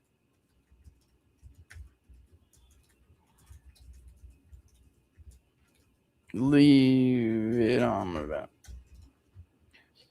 Okay. Let's see how much you got out. How many invites you sent, honey? Let's see. Let's check. Bear with me, guys. Come on. Fingerprint. Come on. Fingerprint security. Let's go. Fingerprint insure. Oh, no. You'll have to go in and get it for me, baby bird. She did it all? No, she didn't. She couldn't have done it all. Maybe she did it all until we got to the time where it's blocked. Because if she did it all, she spent all that money. I hope she didn't spend all that money. I didn't tell her that. That's totally my fault. If she blew through that budget, then she...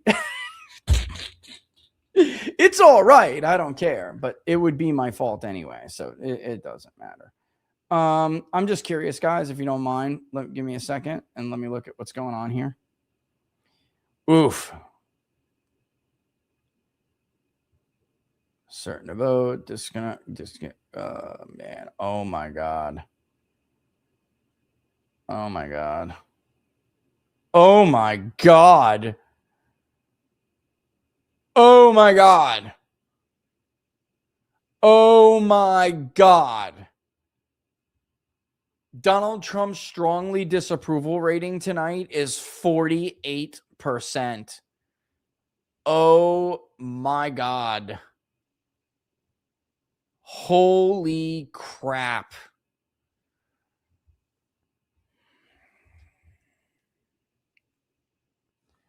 Oh man. Barnes was right. Which party do you trust more to keep the U.S. out of foreign wars and military conflicts? If you guys remember, it was Democrat plus 6, right? Yeah, David, his strong disapproval in tonight's tracking was 48%, bro. MAGA! Important to keep the United States out of war is up from 70% to 76%. Trust to keep the U.S. out of foreign wars and military conflict is Democrat plus 10. Too focused on foreign affairs and not enough on domestic affairs is a little bit higher. It's 58%. Bro.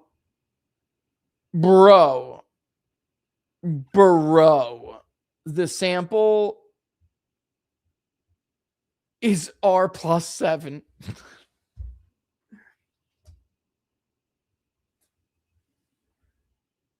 Oh my God. I don't want to look anymore. I'm done. I'm done looking. I'm out. I literally just done. Don't even want to look. I'm not looking at the rest of the questions. Oh, wait. I need to look at the rest of the questions. I need to. Hold on. Jeez, Democrats are socialists, man. They're socialists. They're straight up socialists. Although I will say America First increased a little bit, David. And guys, I'll tell you why it has increased, because of the bombing, and that's it, you know. Where's the rest of the... Why am I missing the rest of... In this report, where's the rest of the questions? Okay. I know here was most important. Okay. It missed... Trust it. Oh, because it copied the other one. How important it is for it to stay out. Okay, I'll have to put it in here then. Question chart. Where is it? Which do you trust more? Okay, so do you think Israel has too much control? Would you say the administration and then did they explain their shit? Okay. No.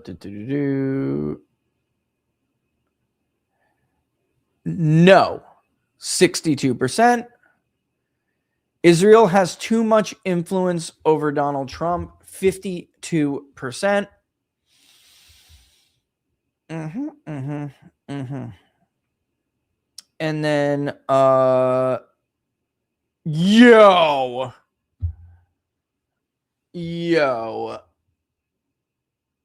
Okay, so support came up a little bit to it looks like it's good. Well, it's only tonight, but support came up a little bit to like 30%. Strongly oppose is 47%. This war.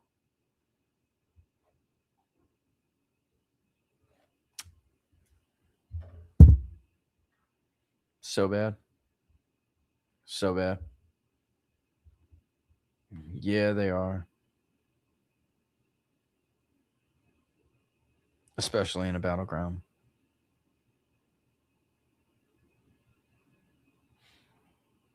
North Carolina's gone. It's gone. And I don't mean to say that to like, you know, like slow anybody down. By the way, they'd love you.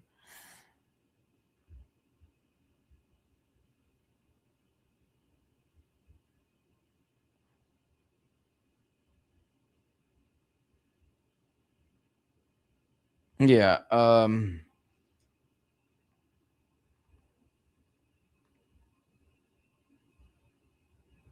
Hold on. I just want to say you know, this is, I'm sorry. I'm texting somebody right now. Give me a second.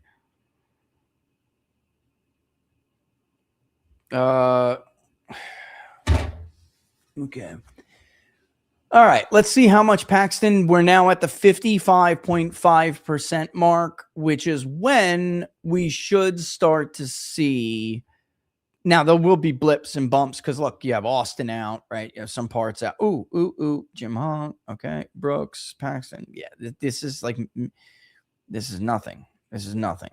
These votes are nothing. Cornyn won Cameron, or he is winning Cameron. Ugh. 1.2 million Democrats are going to outvote Republicans, unfortunately. Usually we've seen this happen before, and then because it's a lot of more oops, I hit house 2. Are they waiting to correct this or something? Because Crenshaw is like in deep trouble here. So like, I don't know what they're waiting on, but this is like Crenshaw is in deep trouble. This is over. This race is over. I know Tyler's like waiting on something. Maybe there's some crazy areas of Montgomery that they're waiting to come in, but Harris is in and it's Toth. So Toth's actually winning Montgomery by a larger margin. So I just don't know where anyone expects Crenshaw to make up 7,000 votes out of a total 41,000 casts. Like, I just don't, guys, that's not going to happen. Crenshaw's done. He's done. All right. That's a wrap. That is a beep. That's a wrap, folks. Like that's a wrap. Oh shit. They're bringing me in. Okay. Hold on. And all we have to do is finish the race. Everything go good? Yo, yeah. Can you hear me now? Yep, we got you. All right, brother. But it's up to MAGA. It's up to the base. From now, every single day going forward, it is up to you whether we save this republic. Tommy Robinson also talked about London. We had McElvany come over here. All right, guys, let me listen here. Let's listen to Steve, see what he's doing. And Tommy understands Texas is everything. You got to save it. Jack Posobiec, there's some news. Matt Ball just texted me. There's some big news in the state of Texas, sir. The big news, Cook Political Report calling this, still a ways to go, but it's Cook off. Political Report calling Tough. It's over. Steve Toth. Yeah, it's over. Projected to defeat Dan Crenshaw. He's done. Crenshaw's done. District 2 primary. Yes, Dan Crenshaw is done. I reached out to Turning Point Action here and I said, why endorse against Crenshaw? What was the thinking? And the answer was that Toth is going to be a Freedom Caucus member. Now we do expect these numbers to tighten. It's currently about 20 points up, almost 18 to 20 points up for Toth. We do expect that to tighten a little bit. Yeah, but not 7,000 votes. The card. So this is the scorecard for Turning Point Action for Representative Congressman Crenshaw, and it says that he's at a lifetime score of 79 and a 2026 live session score of 77, which indicates, as Tyler sends me, he is becoming erratic in terms of his scoring from Turning Point Action. So becoming erratic. And and then as you see, if Toth is able to win with over 50%, there will not be a runoff there. Huge news. That's an incumbent sitting in Congress. Yes, sir. Jump in. Hey, Steve, so, look, in Texas, one thing that I've seen over the years. All right, I'll be able to hear. I'm just going to lower it a little bit. We'll just talk a little lower. Day of voting that comes in. So if I was on a prediction desk, I would call this race for Steve Toth. It's over. Some groups have already. He is a tremendous conservative fighter. It will come down as Montgomery comes in, which is doing right now. But, dude, 7,000 votes? Not unless you're printing them off right now, dude. I don't see it. I just don't see it. All right, let's go to some others while they're talking about those. Let's go to rest of the House incumbents in trouble. Let's see. Ooh, she's holding on. Valerie's holding on in North Carolina 4. Though she's running out of votes. That's gonna be close. It will be close, but I think it's going to hold on. Now, the question is there 50% rule? No. 40, I believe. All right, Rich, I know Paxton lied. Your dude has been pure MAGA for at least, need him. What happened to great AG Bailey? We had in Missouri. Was hoping Trump would make him AG or FBI head. That's a good question. And I hear you. I do. He's infinitely better than John Cornyn. All right, but look at the power of money, guys. Look at the power of money. So when we say that money matters, yeah, absolutely, it matters. Steve's asking me, yep. All right. Okay, I just wanted to text him and tell him. But yeah. Wow, guys, there's a lot of comments, and I very much appreciate them. Yep, Crenshaw Gonzalez is in a better position, but we're waiting for the reason why. Whoops, here we go. The reason why is because. Let's see what he says about Hunt real quick. Confusion about. My understanding is people reached out to Wesley Hunt to get him in the race. I'm not so sure he was volunteering to jump in here, given that Paxton's that's true of the MAGA base, and Cornyn's sitting on $100 million he can spend. My understanding he was told to jump in here, but we'll find that out over the next couple of days. Is Richard Barris up with us now? Do we have Richard Barris? Yeah, I'm here, brother. If you can hear me. If not, I'll go to Cliff Moyes. Do I have? Can you hear me? I hear him. Richard Barris, give me your assessment right now of the Senate race. Right now we're crossing that 60% threshold where there's going to be spots of like high population centers that still haven't reported early vote. That'll pop Cornyn up a little bit. But once we reach that 60% statewide threshold, it will get better for Paxton. It'll trend towards Paxton, but it's going to a runoff, Steve, without a doubt. And we'll have to see how much. I'm looking for the Rio Grande, some areas of the Rio Grande that haven't come in yet, but we'll see how well Paxton does in those areas. You know, we spoke the other day. What I really want to say about the Senate race and all over Texas, there's like this missing Hispanic MAGA voter that would have helped Paxton a little bit more. I would have liked to see a bigger turnout. They came out and it was like, was somewhat saving face. But as of right now, there still is a possibility Democrats could get their real PR win, that they outvoted Republicans. There is this part of this MAGA base that, Paxton needed, and that would have put him up a little bit more. I don't think we're getting a Caroline Wren 48-40. That's just not going to happen at this point. We're going in. It's going to be roughly kind of tied, maybe Paxton by a little bit. And it's going to be a fight and a waste of money because an incumbent You agree with Caroline. If Paxton had been at 48-40, the establishment would have a very tough time putting $100 million against him? Yeah, I do. Absolutely. Now look, they're going to make the case now. This is even if he popped up a little bit because we just saw some of that Austin vote come in. That's what I was talking about, but he will close more. He's going to make the case that, look, all I need to do is get another 8% of Wesley Hunt. Wesley Hunt's going to come in around 13 and a half, almost 14%. And he's going to say, if I can get 8% of that, I'm the winner here. So it's going to be a fight. This is like, honestly, it's, not what you want to see. You wanted to see this thing go to bed. Go ahead and jump in here. Yeah, sure. Jump in. This is really important because, and Rich, I think you'll agree with me on this. This goes to a runoff. You don't even have the turnout of a primary election. Yeah. Right? You're going to have only the most impassioned advocates, and that's going to be the MAGA base that's going to show up there. Look, I will tell you, I live in Texas. This Republican primary, yes, we want Paxton, but it didn't have a lot of motion behind it. There wasn't a lot of momentum behind it. There wasn't really any reason for the average MAGA voter to get out there and vote. This was a grassroots election where we wanted to take down Cornyn, but the average everyday Texan who's a Republican likes Trump. I don't think that they saw this as, hey, we're going to crawl over coals to go show up at the polls. When it gets to a runoff, who's going to crawl over coals to go vote against Cornyn and vote for Paxton? The most passionate voters we have, the MAGA base. Cornyn's going to have a hard time turning out his base. Oh, I think. I'd be curious to see what Rich. Yeah. I mean, I still think Paxton's would be the favorite here. You know what really does concern me is looking at North Carolina, for instance, where Republicans got outvoted. It does not look good. That money that Cornyn's going to want to spend in Texas and go to the donors for, like Michael Whatley badly needs that money, right? We're dealing with a finite amount of money. We're not dealing with like endless supplies of cash. And by the way, I think in Carolina it's not money. I think Michael Whatley has to generate enthusiasm. He is vanilla. He is vanilla, brother. Yeah.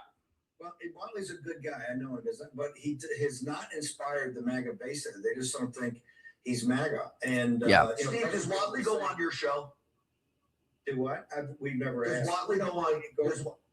We don't really ask a lot of these guys to come on. So, but I'm sure he would. But we would never. I mean, it's just not something we do. But I know from the people in Carolina that are some hardcore MAGA base people around, like Michelle Morrow and people like that, Dan Brown. They just don't see. There's no enthusiasm. Whatley, look at the numbers tonight. I mean, and Cooper's tough. You know, Cooper is, I think, a radical leftist that comes across as tries to come across as a Southern gentleman. Yeah. Right. And that plays. And so he's tough to beat, but I don't think Whatley's got the heat. Let me ask you, Barris, before we go to break here. How much can you back up? Because the single most compelling thing I've heard in this race so far is you coming on War in Texas yesterday and say, hey, I've got analysis that shows that 30% of the grassroots MAGA base in Texas will not vote for Cornyn under any circumstances in a general election. They're turned off by him. They're turned off by his record. They're turned off by his relationship with Mitch McConnell's leadership. They're particularly turned off by all the money that went to Field Strip, Wesley Hunt, and Ken Paxton, and they hate it, and they're just not going to turn out. Is that number of yours defensible? Because to me, that's the key. They say electable, and you can actually make the argument he's the least electable. No, I'm making that argument, and I can back that up with the data. And I put it on X yesterday that it is that money, Steve. I mean, you can't. Paxton is beloved by the part of the MAGA base that you need to come out. And you can't bludgeon the guy the way that they have and then tell voters in this environment, because I know a lot of people don't understand it yet, but I'm telling you, and I'm begging everybody to listen, people are very upset. We're not getting outvoted for no reason. People are very upset at actions of this Republican government. This is not what they expected out of them. So you can't bludgeon Ken Paxton with $100 million. And then when you win it in a runoff because you spent another $100 million, expect his voters, all of them, to come out and vote for. They're not going to hold their nose and vote for that because they know how he snuck through, how he snuck by.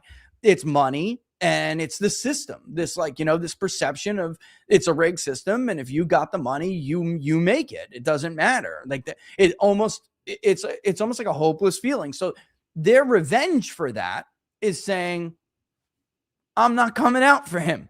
And I'm telling you, it's going to happen. And by the way, this is not just limited to Cornyn. We're seeing this with other incumbents like Graham. Yeah. Stitch Hanger said we're going to break by. I want to read a headline that's just coming across the wire, and boy, the Democrats deserve this. Headline: after voting extended, Texas Supreme Court says late Dallas votes must be separated. Comment. This is Jasmine Crockett going in and asking a favor of a judge. Okay, we're going to take a short commercial break. The entire team is here. We're in the 10 o'clock hour back east. In a big old throwdown in the state of Texas. We're going to be back in just a moment.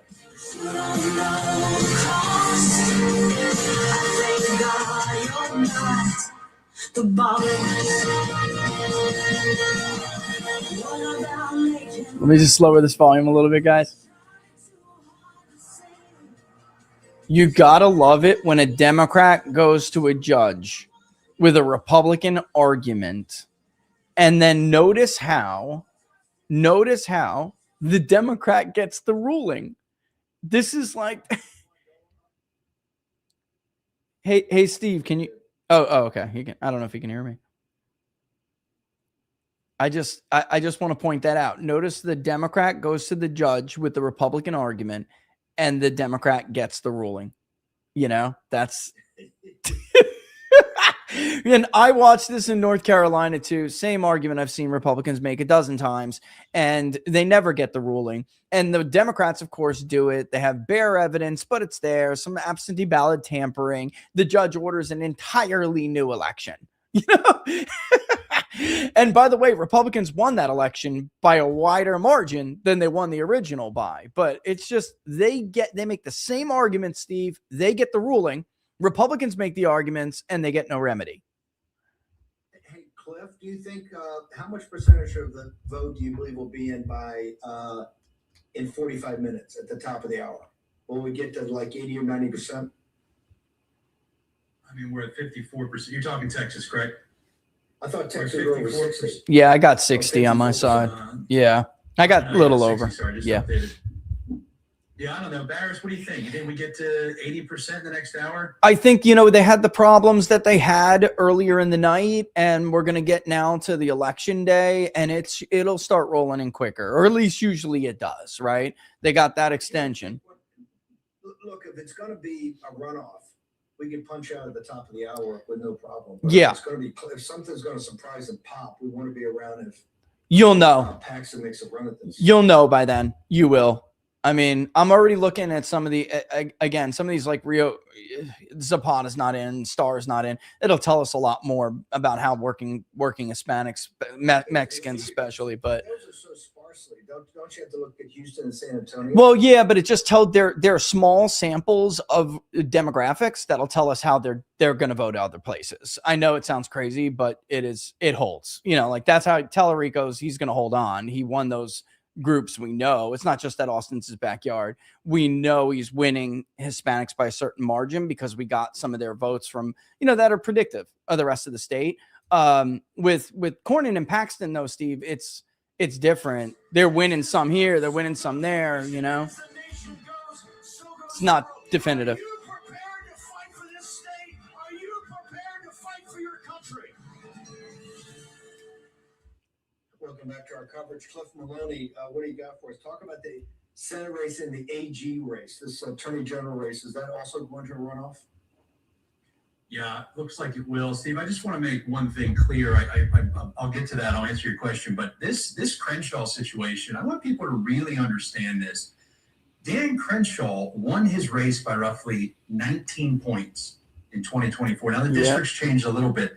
He's currently losing by 19 points. So I don't think people are grasping. It's a 38% swing in just 2 years from a guy that was supposed to be some superstar of the Republican Party. You know, as we know, sold us out on pretty much every key battle. But down goes Crenshaw. I think that is such a big win with a 38-point shift from 2 years ago. If we look right now, we're about above 60% in. I'm pulling up the Attorney General's race. Barris, you might disagree with me, but I think this, I mean, Mays is down to about somewhere in the low 40s. Yeah, this is definitely going to a runoff unless we see something drastic. And like we said, Don Huffines locked in as our next comptroller in Texas. That is huge. Beau French sitting at 36% in first place. So we're seeing a lot of Patriots with some big wins tonight. Yeah. It looks like the ag department, was it Heath, the new candidate that kind of came out and surprised everybody, beats Sid Miller. So it's still 60-40. He's going to win no runoff. Sid Miller loses. Hey, Steve, that's Nate Sheets. Nate Sheets is at 55%, what I'm showing. Sid Miller, 45%. Sid coming back. Sid's been a long-time political figure in Dallas. He had some problems with the MAGA base, specifically surrounding the Maha movement. He's kind of an older guy, Sid Miller. He's like a caricature almost, but a decent guy. This Nate Sheets is a decent guy too, but he really captivated the grassroots in Texas. So when I look at all of today in Texas, MAGA is taking over this state where this used to be a Bush state. You could say an Abbott state, and don't forget, Abbott was very aligned with the Bush family early on, right? He was George Bush's lieutenant governor, and so you look at everything. Excuse me, that's not right, but he was the attorney general in Texas. You look at this, what's happening now with Toth. You look at it with Huffines and Comptroller. You look at all of these races, even the Attorney General's race. I think it's a victory that Ken Paxton gets into a runoff. I do not look at this as a loss. I look at it as a victory, and I think Paxton will win in the runoff. I really do, Steve. Is that tightening it up at all? Are both of those guys close to 41-42% right now, Cliff? Yeah, it's been about the same. They just called, by the way. 40. It's just been called, like, finally. It took forever, but it's just been called. So they just finally called it, as if we didn't know that those two were going to go to the runoff. It did tighten a little bit, but I just watched it as Cliff was talking. I didn't mean to interrupt you, Cliff, but Paxton and What do you mean it was called? so Paxton and Cornyn will advance. They just never officially called it. They're being a little bit late tonight, honestly. But yeah, see, there it is. It is tightening. I think it will tighten. I think it will move to Paxton. At some point, just going to run out of big city votes, right? There are a couple of things, though, Steve, that I did look at. Like, look at Lubbock, for instance. It dumped the early vote. We got a little bit of election day vote. I was waiting to see if Paxton would start to gain there in Lubbock, Texas. That kind of flatlined, and we didn't get anything else from. Though that has the potential to. There are some areas that we're waiting on that really do have the potential to move it. Now, it's not going to move it to the point, which is why this has finally been called. It's not going to move it to the point where somebody gets 250, but don't be surprised if you wake up and it's swapped, right? Which would be a huge victory for Paxton going in. Like, look, I'm ahead. Period. And the closer you get to 50, the better it is. I agree with what was said earlier about, Paxton's base is not going away, right? Then that will be the strategy of Cornyn. They'll try to put so much money in with negative. They have no choice but to try to depress Paxton's base. And that's tough. That's really tough. You had a lot of normies come out and vote in a regular primary. In a runoff, it's different. We've seen this before. Cliff, the AG race is Chip Roy is going to be in the runoff of the MAGA Mays, Middleton, and Chip Roy. Yeah, going to be Middleton versus Chip Roy. Roughly 30% for Chip Roy, just about 41% for Mays currently. Like I said, unless Barris has some numbers that shows that there's going to be some huge surge, that's definitely going to be a runoff between those two. Jack Posobiec, Crenshaw. Is this because he embraced the Munich Security Conference? I mean, he was kind of Tom Cotton and Lindsey Graham Jr., was he not? The thing with these congressional races is you got to, in these districts, is you got to stay in with your district. And just talking with the other guys over at Turning Point right now, we've got a robust conversation going on in the group chat, shall we say the least. And it just comes down to this idea that you have to be in line with your district. You have to be in step with your district. You have to be in step with the primary voters of your district. And the feeling was there that he was out of step, was becoming erratic. You look at the past year, there's been a lot of dust-ups. He's picked a lot of feuds. He's picked a lot of fights. And that's something that his district didn't want. His district didn't want to look at. And where Toth really came in was on this question of loyalty to President Trump, the backing of President Trump. And I think writ large, what you're going to see coming out of this is a Texas primary where people are sick of anyone who's going after Trump, who doesn't stay on side with MAGA. You're going to see that with Paxton as well. You're going to see that like people like Beau French, who's currently leading as the Texas Railroad Commission in the primary right there. A guy who was Tarrant County GOP chairman, hadn't been elected to office before. He's now the lead candidate in the primary. And so because how do you do that? By being the most MAGA in the race. So MAGA's voice is absolutely being heard tonight.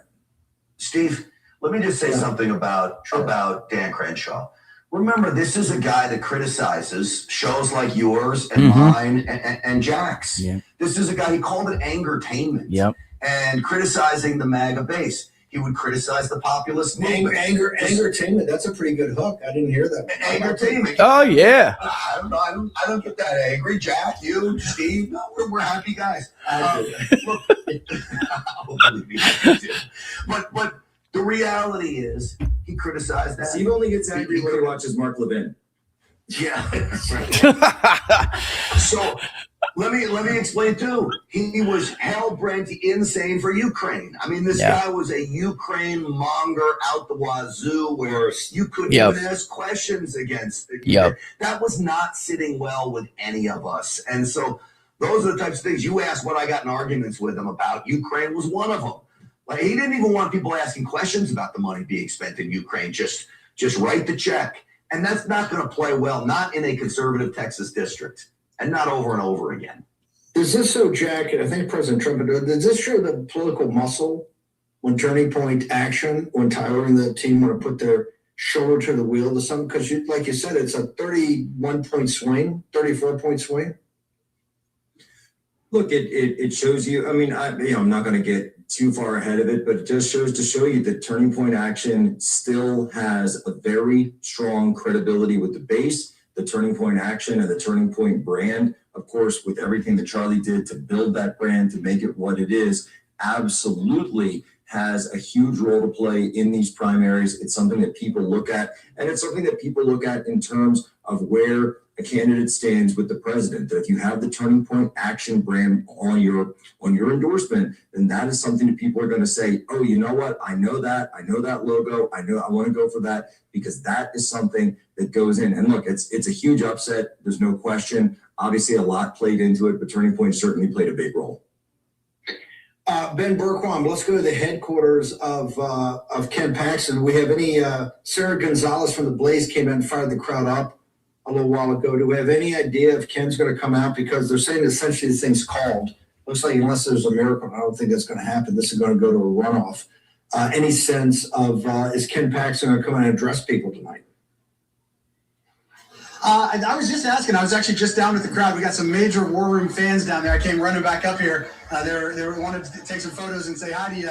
But I was wondering the same thing. There's no word from it yet. I've been messaging his people. No word on it yet. I would assume he has to come out. I mean, it's his watch party. It would be kind of disrespectful not to come out. But I mean, no word yet. Clearly, it's a runoff. I don't know. I mean, it's not like it's a loss. You come out and you say we're going on to the fight, and so I would assume he'll be out in the next few minutes. But just nothing official from any of his team yet. So we're going to stage at the top of the hour, and I believe, hopefully, Ken's going to come out. Before then. Is Barris up? Richard Barris, when you say it's called, did Cook call this as we're going to a runoff, or who actually technically called it? Oh yeah, we work with the decision desk. The decision desk called it because you have to wait, and you said before, barring a miracle, you have to wait to make sure that something's not going to break last minute, or a county that's why I brought up Lubbock before. Something's not going to break so hard that it does leapfrog, because we're looking at 30,000 votes here roughly. That's what's been going back and forth, and it's a big state. So if somebody has a really dominant lead in a part of the state, in a region of the state where they can squeeze that out, you wait, you're careful. But at this point, it is done. Nobody's going to hit 50. This goes to the runoff. The only question is when we wait, it won't even be when we wake up. Probably by the top of the hour, we'll have an idea of who's going to have a little bit of an edge. We should see that by then. But yeah, I mean, look, it's not. We'll see if he comes out, but it's definitely not a loss for Paxton. This is a titan of. Let's not forget, John Cornyn is a powerful guy. He's got a lot of money. He's got a lot of friends. So. Oh, it's a titan in the Senate. Let's get real. It's not easy to take out a titan. And he's just been there a little bit too long. And I think that's what Texans said tonight. You don't stay in the Senate as long as John Cornyn stays in the Senate, and then have somebody like Ken Paxton and you throw $100 million at the guy and you still can't get 250. That should tell you what time it is, Steve. Go home. Spend time with your grandkids, John. I didn't realize Decision Dex has kind of got a great reputation. I didn't realize you worked with him, Barris. I'm very impressed.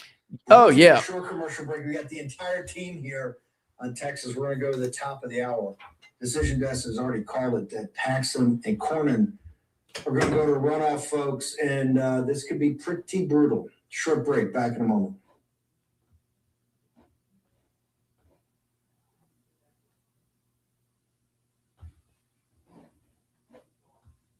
All right, it sounds like okay. To take a victory lap on the Prop 10. Is Prop 10 still 95%, Cliff? Let me pull it. And I did text one of Ken's friends to see if he's coming out. See if he does.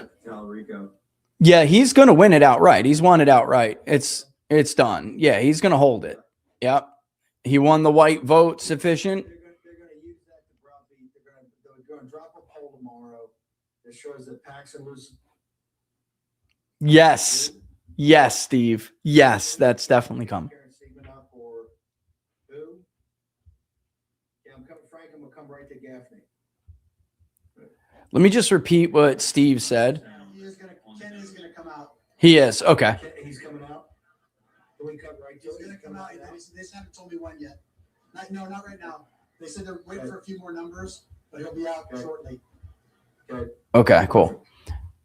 Let me just, Steve, what you just said is definitely happening. That is definitely happening. They will come out and show Paxton down to Tallarico and Cornyn up, that they're going to do that.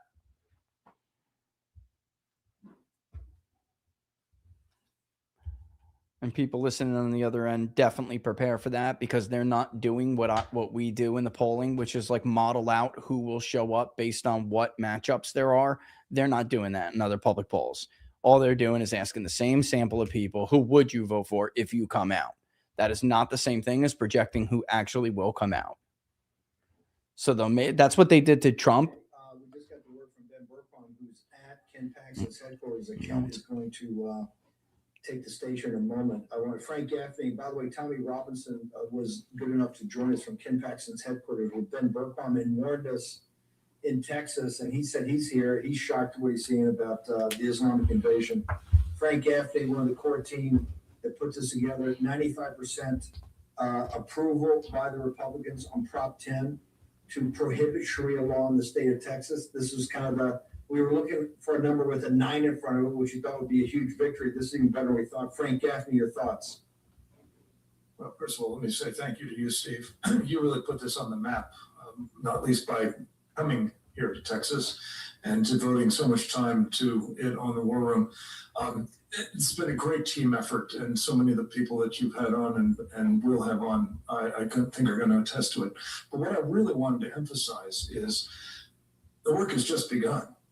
What has been done tonight, as we hoped it would, is to create a voting issue out of this idea of banning Sharia. It's desperately needed, yes, in the state of Texas, but it's desperately needed across America as well. And I think, as we had hoped, we would get the ballot measure Prop 10 with its 5 words, Texas should prohibit Sharia law, widely, indeed overwhelmingly, crushingly approved by the electorate.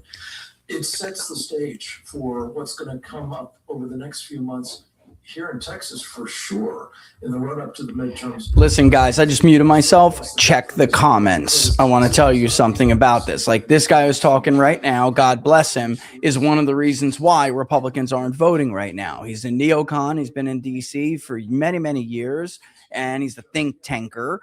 And he wanted war, and he wanted the strikes last year, and God bless him. But like, this is a massive disconnect with the actual Republican base. This is not, it's not compatible. You have to pick the domestic or the foreign. They went with the foreign. This isn't what people wanted. It doesn't help their lives. This is why, I'm looking at the numbers all over this map. Like, honestly, Ken should have ran away with this tonight, guys. All right. He should have. But he didn't, because he's missing a huge part. Like, when you look at the state from 24 and you're like, wow, Trump won by 14 points, 13 and a half points. He did it on the backs of a group of voters that they needed to keep with them. And they didn't. They didn't do it on the backs of white voters alone. And these should have been Paxton people. It's just they're like gone. They're just gone. I don't know what else to say. Like, they're not here. Some of them are in the blue map. I can see them clear as day. They're not here. And that damn county hasn't reported yet, so I could tell you what I'm trying to tell you. But I muted myself so I could talk here while he's talking. And I'm not attacking the guy by any right. I'm simply pointing out that this is an issue. All right, Paxton here actually won Hidalgo. He no doubt did. winning the white older Republicans. And I wonder how many Hispanics even vote in Hidalgo in the Republican primary compared. Watch that. 11,000 votes or so. Watch this. Look at that.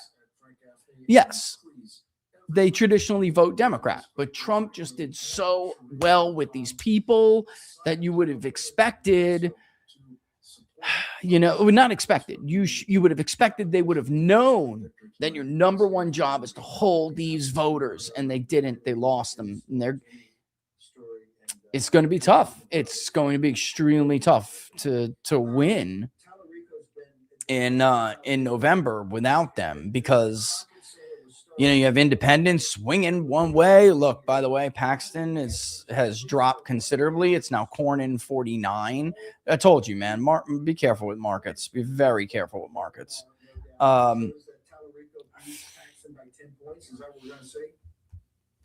already talking about that in Texas. Everybody that I've talked to said, "Oh, we wanted Crockett. We wanted her real bad because we knew that Mickey Mouse could beat Jasmine Crockett in Texas." I disagree with this. Republican. I totally disagree with this. That's what's going to come out tomorrow. That'll be basically John Cornyn campaigning for the Democrats, saying that he's the only one that can beat them, and Ken Paxton can't. Yeah, I totally disagree with this, though. Everybody here is right. That this is going to be a bloodbath, and it's not going to be good for Republicans. I'm still sticking by my belief that that Ken Paxton wins in the runoff because only the most impassioned voters are going to show up to vote in that runoff. But remember, Steve, I think that's probably true. He did this before against Bush for Attorney General. It was 78% for Ken Paxton. Do you know right now it's 50-50? Yep. And remember, that stays open as it goes to a runoff. Yes, it stays open. 50-50 between Paxton and Cornyn. So, we'll see where this thing goes. Cliff Maloney, Paxton spent $4.5 million. Yeah. From all the outside groups. Listen to this. $100 million. Like $5 million to $100 million. It was insane. Is it possible for a grassroots candidate with basically very limited resources to win in a runoff when it's going to be the 26th? We're going to have 2 months. It is, but it's going to be tough. Actually mount a grassroots effort with almost no cash to beat what they already said, Cornyn, because there's no spread here tonight with Paxton. There's just not. Caroline Red came on and said, hey, if it's 48-40, the Senate Leadership Fund and others may say, hey, we're not going to get there. But when you're this tight, yeah, they're coming. Victory if you come in and just bury. Oh, they're coming. They're coming. Yeah, well, look, your prediction's right. I got to agree. They're definitely going to say that, Cornyn's more viable in the general election. That's how they're going to get all the donors. They're going to line them all up. Steve, it's going to be a bloodbath. Every single vote is going to matter. No one's going to lay down here. We need to activate all the grassroots. The War Room posse has to step up. It's going to be a mix of paid doors. It's going to be a mix of volunteers. We need precinct captains. This is going to become the battle. Now, I will say this. The reason I'm optimistic is what Grant said earlier. Who are the people that are going to show up in a lower turnout runoff election? The hardcore patriots. But it's our job to make sure that they show up. It's our job to do the work to actually make them realize how important this election is. Yeah. John Cornyn losing this race will be one of the biggest political upgrades that we've had probably in the last 20 years. But it's going to take effort. And if any of us sit back, I think Ben said this earlier, we have to triple down. And for folks that think this is going to be a cakewalk and that, somebody's going to show up, make a plan to vote, get out there and encourage every one of your friends. This is the battle. If you want to advance the Trump agenda, you want to advance America first, we need real fighters like Ken Paxton, not John Cornyn. We're going to go live to the stage as soon as Ken Paxton comes out. We've gotten the heads up that it may be here at any moment. Jack Postovic, your thoughts about this entire thing, particularly this bloodbath that's going to occur. Also, there was a hint by Rubio and others tonight might be the big push, the big wave we would see in an attack in Persia. Anything happening? Well, I can certainly take a look. We're not seeing too much out of there right now. Of course, it's starting to be now morning over in that part of the world, the Middle East region, the Gulf region. We did actually see, interestingly enough, Southcom announce a joint U.S. Ecuadorian operation against what they call designated terrorist organizations inside Ecuador. So President Trump launching this Southcom operation against what I can only assess to be one of these cartels, these foreign terrorist organizations operating out of Ecuador earlier tonight. And we're seeing some footage that came out of helicopter insertion teams. We're looking at potential boots on the ground, special forces. So it remains to be seen exactly what is going on in Ecuador. Your thoughts about this runoff, because we're going to go to a runoff in the most important of all the MAGA states with the MAGA champion, Ken Paxton, but he has very little cash. He's only spent $4.5 million in this primary against $100 million from all the outside groups and leadership PACs and Senate Leadership Fund of Cornyn. And as you heard by Carolyn Wren, they're going to double down. They're going to put another $100 million, and they've had very few. The only positive ad I heard them to see was an ad about Sharia law, which all of a sudden, John Cornyn, who hadn't done anything in 24 years, came in after 9/11, all of a sudden was the champion of banning Sharia law. So, Poso, your thoughts about this? Let me just say, though, guys, what he just said, that works on some of these primary voters that do come out. They may not show up for a runoff. I mean, we've seen, so the money does help. There is a look, but if you don't have a ground game, it's a problem, because you could end up, hold on, let me mute him a little bit. You could end up like, I'm thinking of a situation like Cassidy versus Guest.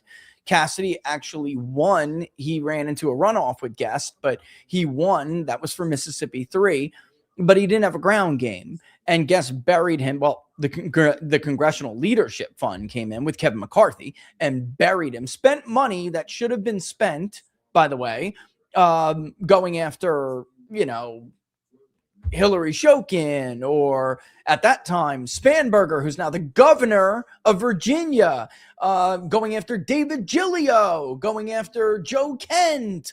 They spent this money doing that instead of going to save rhinos, instead of spending them against Democrats. So, that money, it's like, I'm not trying to insult anybody here, but I think we all know who I'm talking about, that kind of Republican primary voter who's just watching Fox News, and then Cornyn's ads come up and just boom, boom, boom, boom. If you were in Texas at all in the last month, you know what I'm talking about. It was incessant. It wasn't just his campaign. It was pack after pack after pack, just slamming Paxton. Those people may not show up. All right, they may not. I mean, a lot of them are just kind of like low information. Oh, I saw this bad ad against Ken Paxton. I'm not going to vote. Paxton will need to get out the people that are so dedicated to him.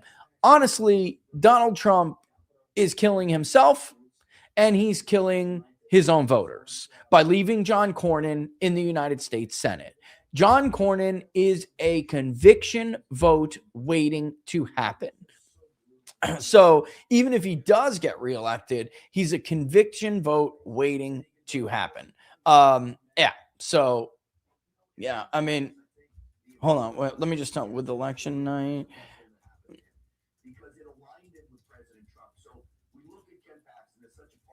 I'll be done at the end of the hour. Let me just tell somebody something. I think we'll probably wrap it up. By the end of the hour, we'll have an idea here, guys, on what's going on. We'll probably, Steve will wrap, and then I don't know if he's coming back to me or not. I'm trying to figure that out now. They'll wrap, and then I'll wrap after them. We'll have a couple of words. I'll give you what I think is like, the bottom line here tonight. While they're talking, let's just check those counties that I care so much about. They're still not there. Still not there. Let me just check. Tellerico, they're being very careful here, but I mean, this thing is cooked. Oh my God, look at Zapata. Okay, so we got Zapata, and Tellerico has 1,171 votes. Oh my God. I just want to check something before I tell you this.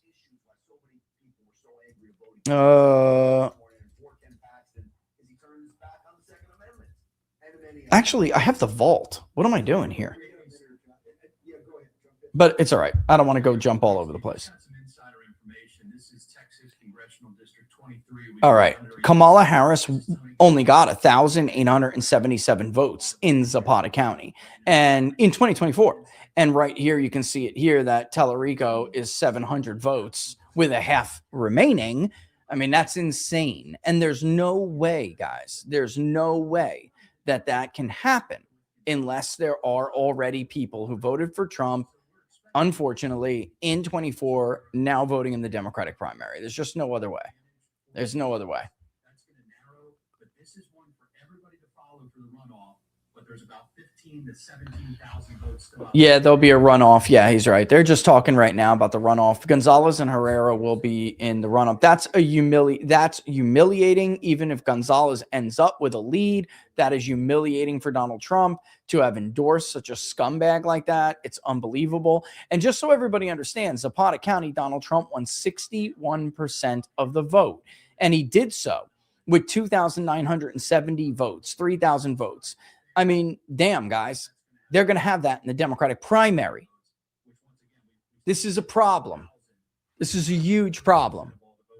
They've lost these voters. Okay, guys, hang on.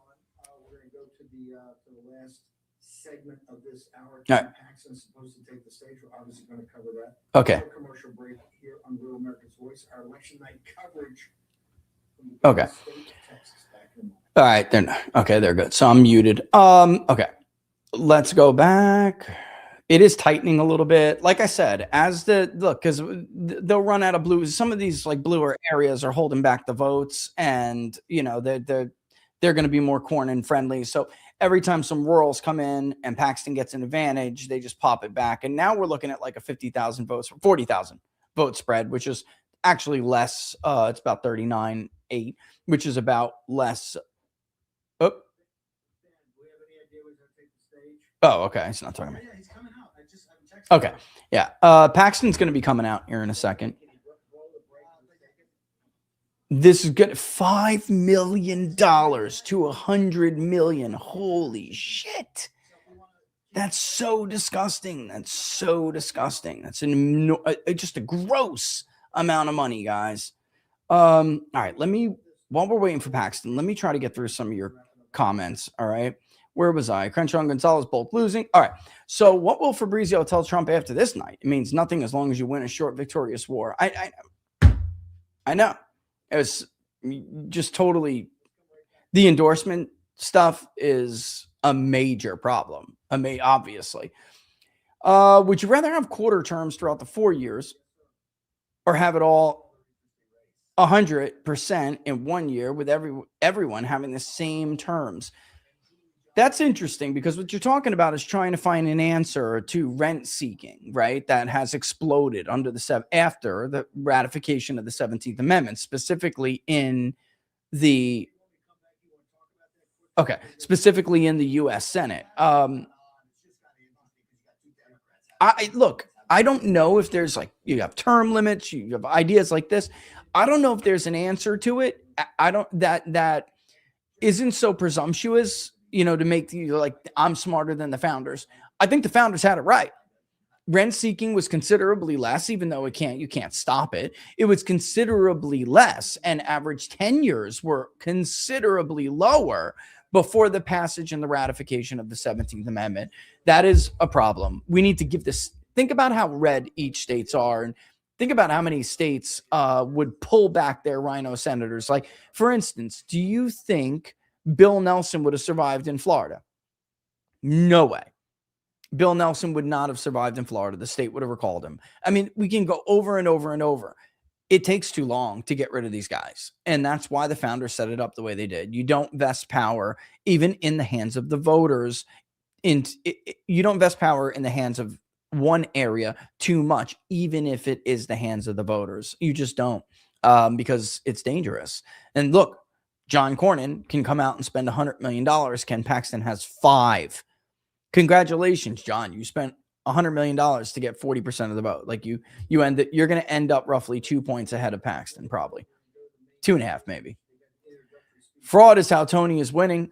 Maybe, this is you ever notice that Republicans don't want to actually pass the SAVE Act or, You know, there's way better reforms than the SAVE Act.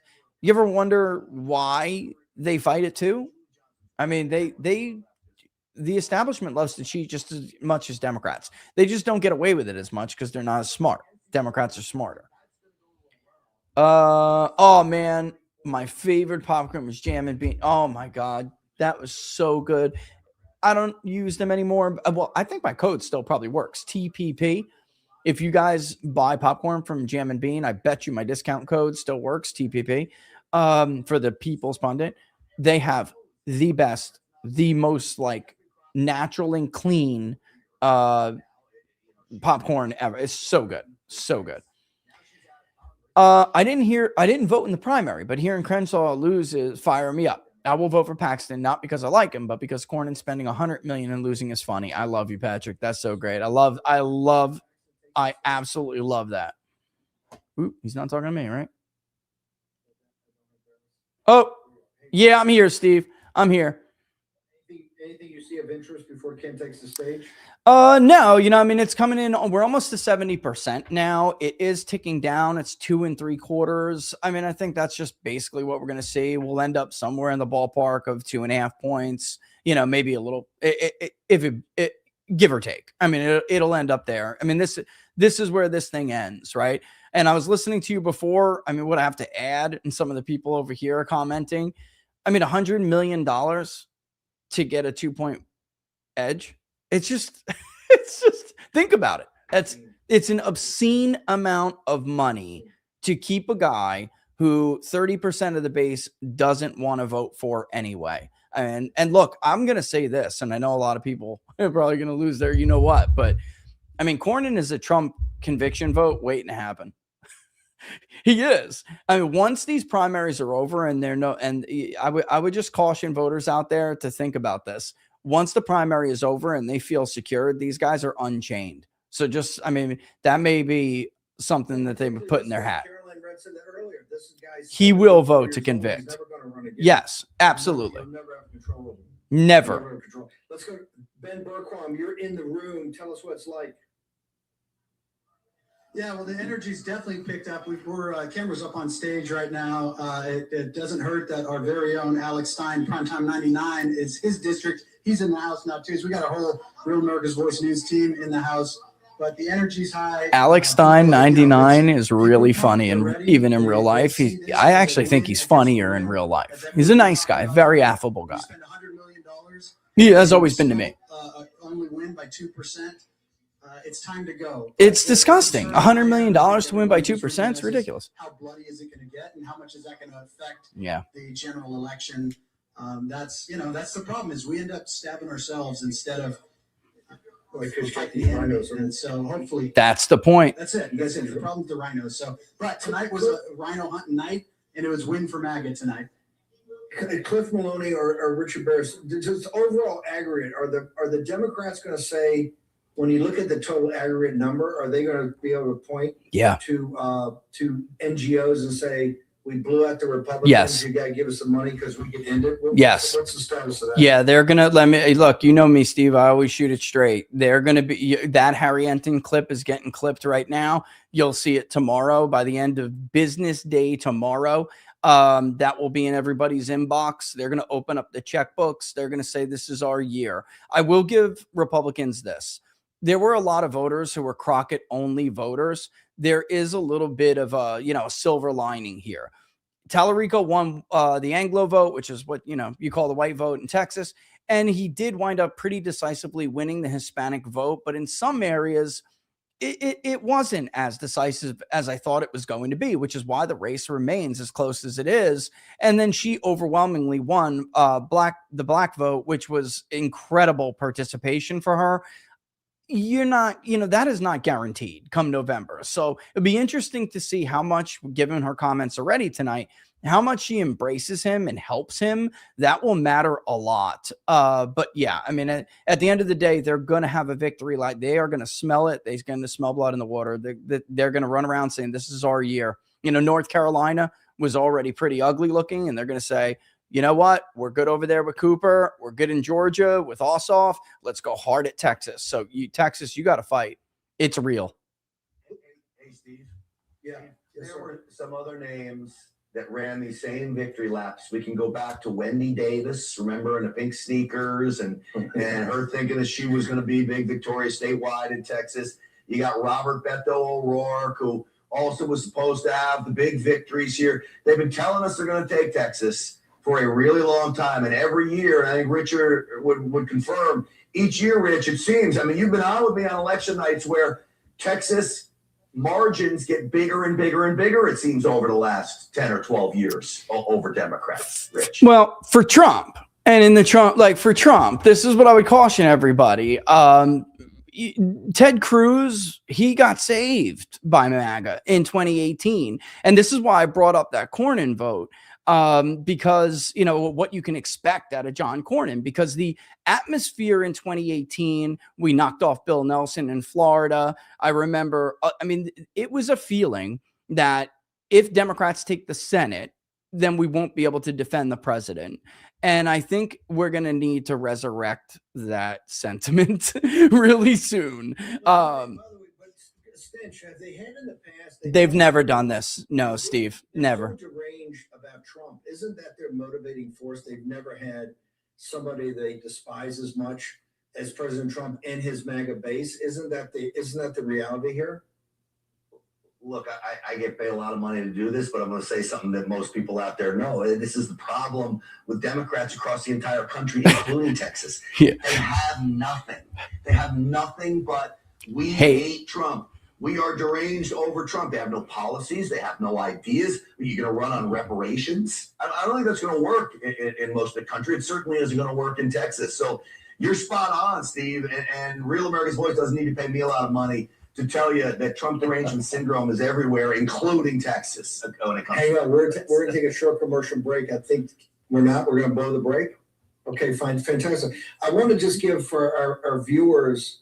Reuters is breaking. Jack Pasova, why don't you jump in here? Brandon Weichert's been talking about our stocks being drawn down on weapon systems and ammunition.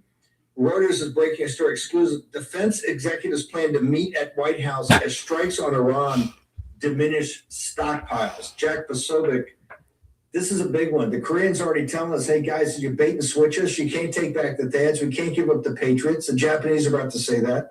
It looks like we may be drawing down everything in defense of Taiwan to funnel into Iran. Now Reuters is reporting that a meeting of defense executives is going to be there about how you got to ramp up, what we have to do to salvage what we got, and how you're going to ramp up, as Natalie Winter said, how you're going to ramp up production immediately, sir. Well, Stephen, this is the issue, right? This is what preparations for a long war would entail, and a long war would. For those of you who watch the show, you know this has been a big concern of ours. We've deindustrialized, and we cannot. Yes, Jack's right.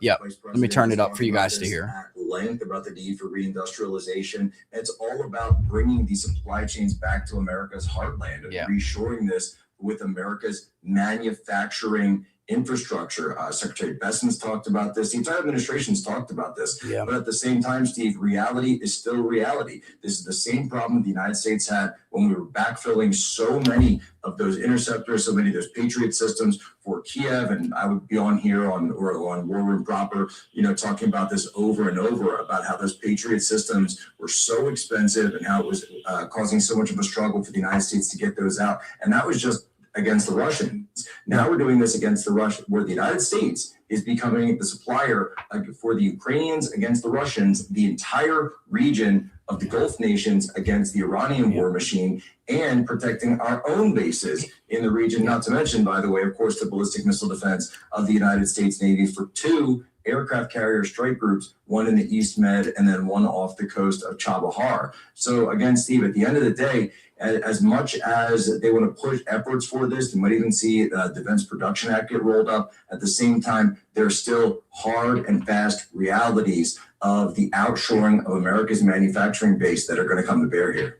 Hey, Steve, can I just push back just a little bit? Yes. So sure. I believe watching what Trump has done over the last year to set up the coalition in the Middle East and everything he's done with China to get China basically out of the way for this, Trump knew what he was going to do. I think he's already been building up the stockpiles. You know, he trooped out. I wish I was as confident as Grant over here. This is Reuters. Reuters would want to put this story out that, oh, the defense contractors are running to the White House. We're going to be out of ammunition. This is going to be a terrible war. I don't believe Reuters. I believe Trump may be meeting with executives, but I don't believe this nonsense that we're out of munitions. I think Trump has spent the last year building up a stockpile. I'm just going to quote it. The Trump administration plans to meet with executives from the biggest U.S. defense contractors at the White House on Friday to discuss accelerating weapons production as the Pentagon works to replenish supplies after strikes in Iran and several other recent military efforts. 5 people familiar with the plan told Reuters. Look, don't get me wrong. He's been doing what he can, but as Natalie walked through today, and Poso just did, the defense industrial base hasn't caught up with that. I mean, it's in the beginning stages of his turnaround of our defense industrial base to meet demand. But we have, I mean, if you look at what we've done over the last year as far as these wars go, I mean, you've got this massive war in Ukraine, you've had a massive war in Gaza, and now you've got a massive campaign in Iran. That's just going to do some progress. I agree with you. Go ahead. Just be careful, because the media is going to want you to believe that the American military is now somehow running out of its oomph and we're going to be in trouble and no munitions. I agree with you, stretched thin. I do. But Stinch, this was it's an open secret in the Pentagon. Yeah. That Raising Cane and others were about this whole effort. We're saying, hey, hang over a second. What do we actually have here, and what are we doing? I mean, they did. 5 people familiar with this have put this out. I'm not saying this was ill planned, but the fact are you're using a lot of ammunition to do this, and we've already given. Look at this is why Posobiec and I were so down on this Ukraine situation. Well, and because the simple fact that go ahead. And just one factor, if I could add, is that I think one of the pieces that has been added to this is that Iran is the one that expanded the chessboard into not just U.S. bases, but into our Gulf partners as well. The 5 fingers. It's not just the U.S. bases that they need to support the defense for. It's also going to be all those bases around. You're looking at Qatar. You're looking at Jebel Ali down in the UAE. You're looking at Dubai. You're looking at Bahrain as well, writ large, as well as Riyadh. And they're taking hits as well. The U.S. Embassy in Riyadh, one of the CIA stations, just got hit there. So they're using everything they can to really pound these air defense systems that may have been. Look, they just need to be backfilled. There's no question. Stench, what is your happen? Oh, it takes. I think you got to ramp. I mean, I think it takes a while to ramp this stuff up. They've been trying to go as much full production 24/7, Jack, haven't they? Since we knew we had these problems with Ukraine. I mean, the Ukraine war in Biden's last 2 years, I mean, we just fed into the Ukraine nonstop, Jack. Isn't that the thing that really got us behind the 8 ball here? Well, that was the initial precursor for it, yes. And that, of course, started under Biden, not under President Trump. That war probably wouldn't have even started if President Trump had been there in office. But yes, that's what really got the ball rolling. And that was the last time that they were talking about potentially moving some of these THAAD systems, these high altitude air defense systems from the South Korean peninsula over to the Middle East, or excuse me, the European theater, and now potentially down to the Middle East theater. Can I just add something here, Steve, real quick?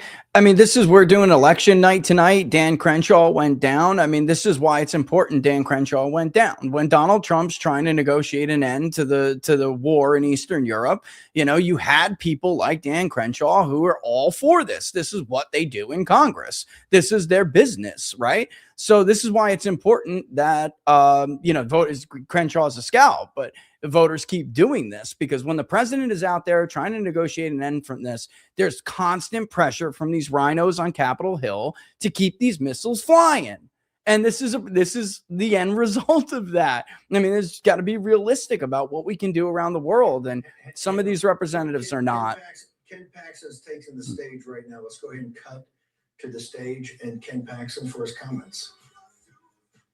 Ladies and gentlemen, please welcome your Attorney General and the next United States Senator for Texas. You guys want to hear Paxton? I muted it, but I imagine you want to hear Paxton. All right. They'll take it out after this anyway, but let's hear what Ken has to say.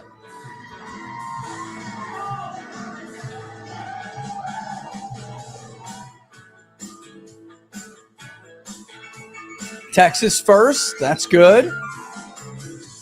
I mean, he's just got, you know, he spent 5% of what Cornyn spent. That's insane. That's crazy. And I just want to look at the results here as we're coming in. It's actually getting less. Let's re-up it. Come on. Get your votes. Let's go. It's 2.38 now. Paxton is starting to chip away.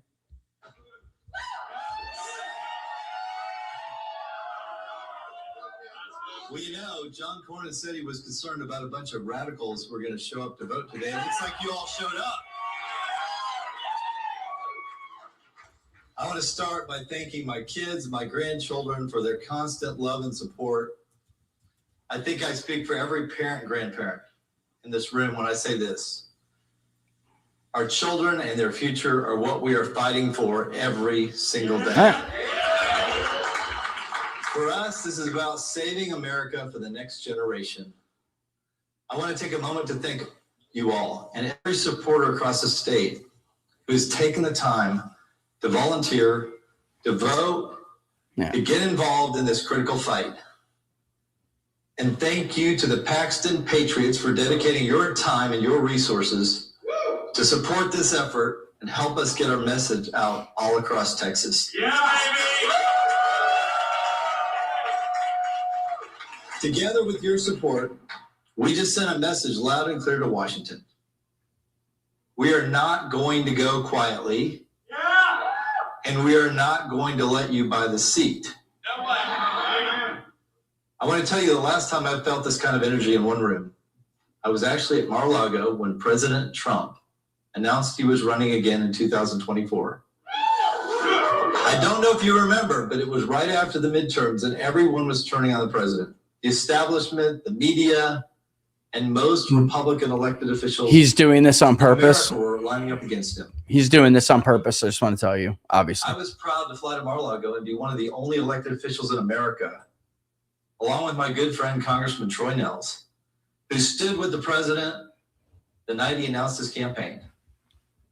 Troy and I, along with everyone else there, knew something special was happening that night. And we were right. Not that I want to interrupt, Ken. I just want to answer Pink's thing here because it is getting kind of late.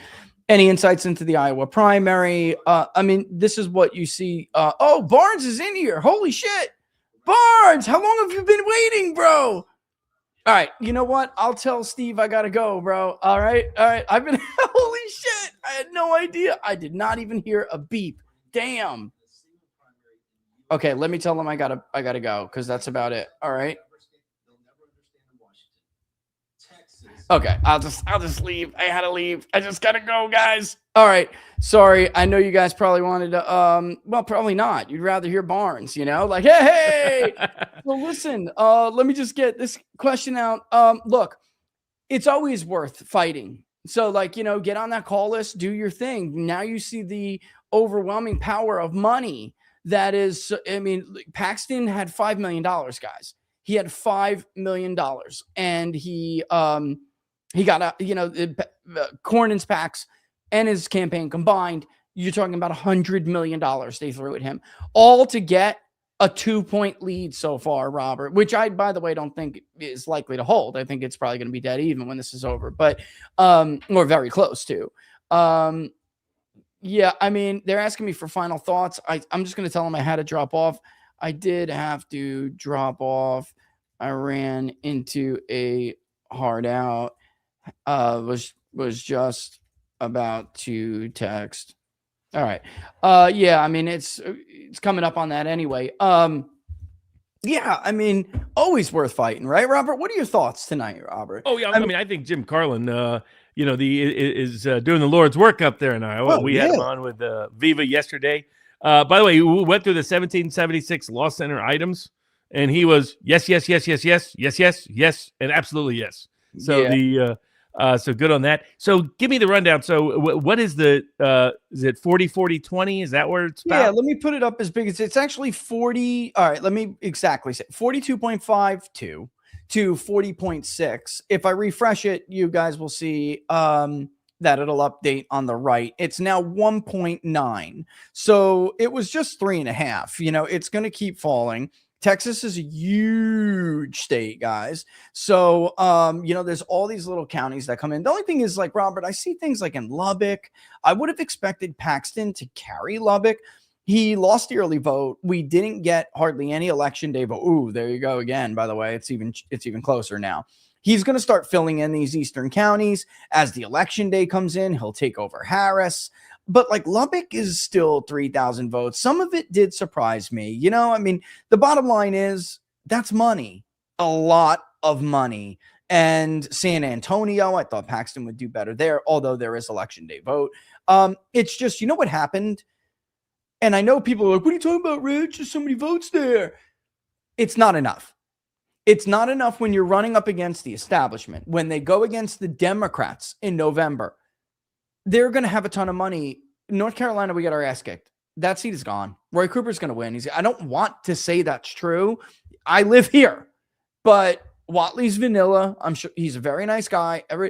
I loved him for RNC chair. I don't love him for my Senate candidate.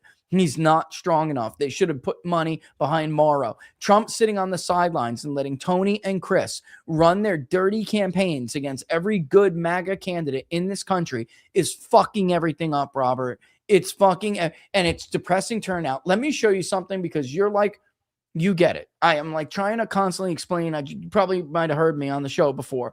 I'm trying to explain to them about Zapata County. Look at how many votes there are in Zapata County for Republicans. There's exactly 36 votes. Okay. This is a county that Donald Trump won, and he won it with 61% of the vote with 2,970 votes. If we go to the Democrats, here's Zapata. They already have as many votes. And by the way, there's still more out. They have as many as Kamala Harris won the entire 2024 election. Those oh wait, though, let me just show you one more. Here's Star. Finally, Tallarico has 3,400 votes in Star. Crockett has 1,500. Hassan has 440. In 2024, guys, Donald Trump won Star County by 16 points after losing it by 5 in 2020, and he won it with 2,970 votes. Kamala Harris only got 9,487 votes. Kamala Harris only got less than 7,000. She got 6,860 or something. Look at Star County. My point, and by the way, it's only 45% reported. My point is they're putting up numbers that only make sense if you realize Trump's Hispanic coalition is voting back Democrat again. That's what's going on. In fact, I was going to ask you whether that might explain Tallarico's surge. It is. In the Hispanic vote. That it's the Trump voter rejoining, which I'm disappointed about because I lost my bet on Crockett. But say la vie, golly gee, you can never mind. I was going to say something that'd be politically correct. yeah, I think I get it. Yeah, in the boxing ring, I always bet on the black guy, but not always in elections. Just saying. That's right. Yeah, but I was like, for him. Because it looks like the white vote he didn't get by 50. He might have got, Austin he got by 50, but like others more like 30, 35. 20, the black 20, vote, 30, she won by 70, 80, 85. Held the Dallas base, which is coming, but it was the Hispanic vote, losing that by 20, 25. And that the best explanation for it is it's a surge of voters who voted for Trump in 2024 because Tallarico's the more moderate, populist type guy that would appeal to that kind of Hispanic voter, rather than you're just locked in, always dead to right Democratic Hispanic voter. Man, if Tallarico Corbin, despite who was that guy saying the dumb stuff? The guy saying, we're secretly, we got all the weapons up and going. Texas, all they got is TDS. Democrats. That's Grant, bro. He's a nice guy. I love him, but he's way too optimistic. It reminds me of Larry Schweiker.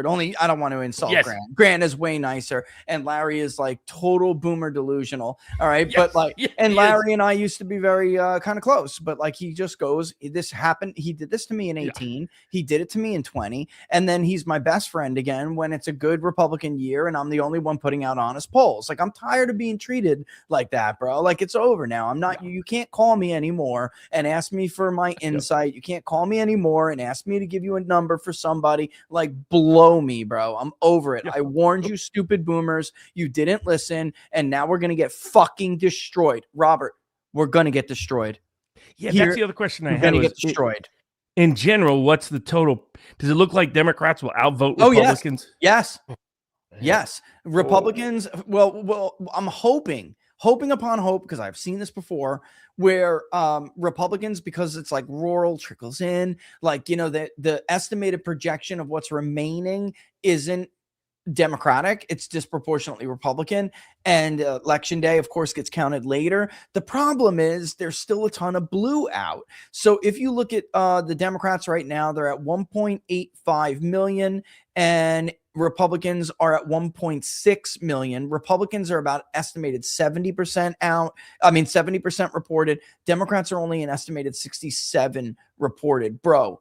And by the way, Cornyn's lead is now only 1.7. I told you that's going to happen. We're fucking done. Harry Enton's clipping the clip right now. It'll be live tomorrow on CNN. Historic. Democrats outvoted Republicans. And look at, golly gee, Mr. Beaver. You know, Harry does that. Harry does that shit. Look at North Carolina, where Cooper put up 180,000 more votes. Let me just tell you real quick. Golly gee, boy. Holy schmoly, Batman. All right. This is the shit you're going to hear. And the Democrats are going to get their fucking checkbooks out.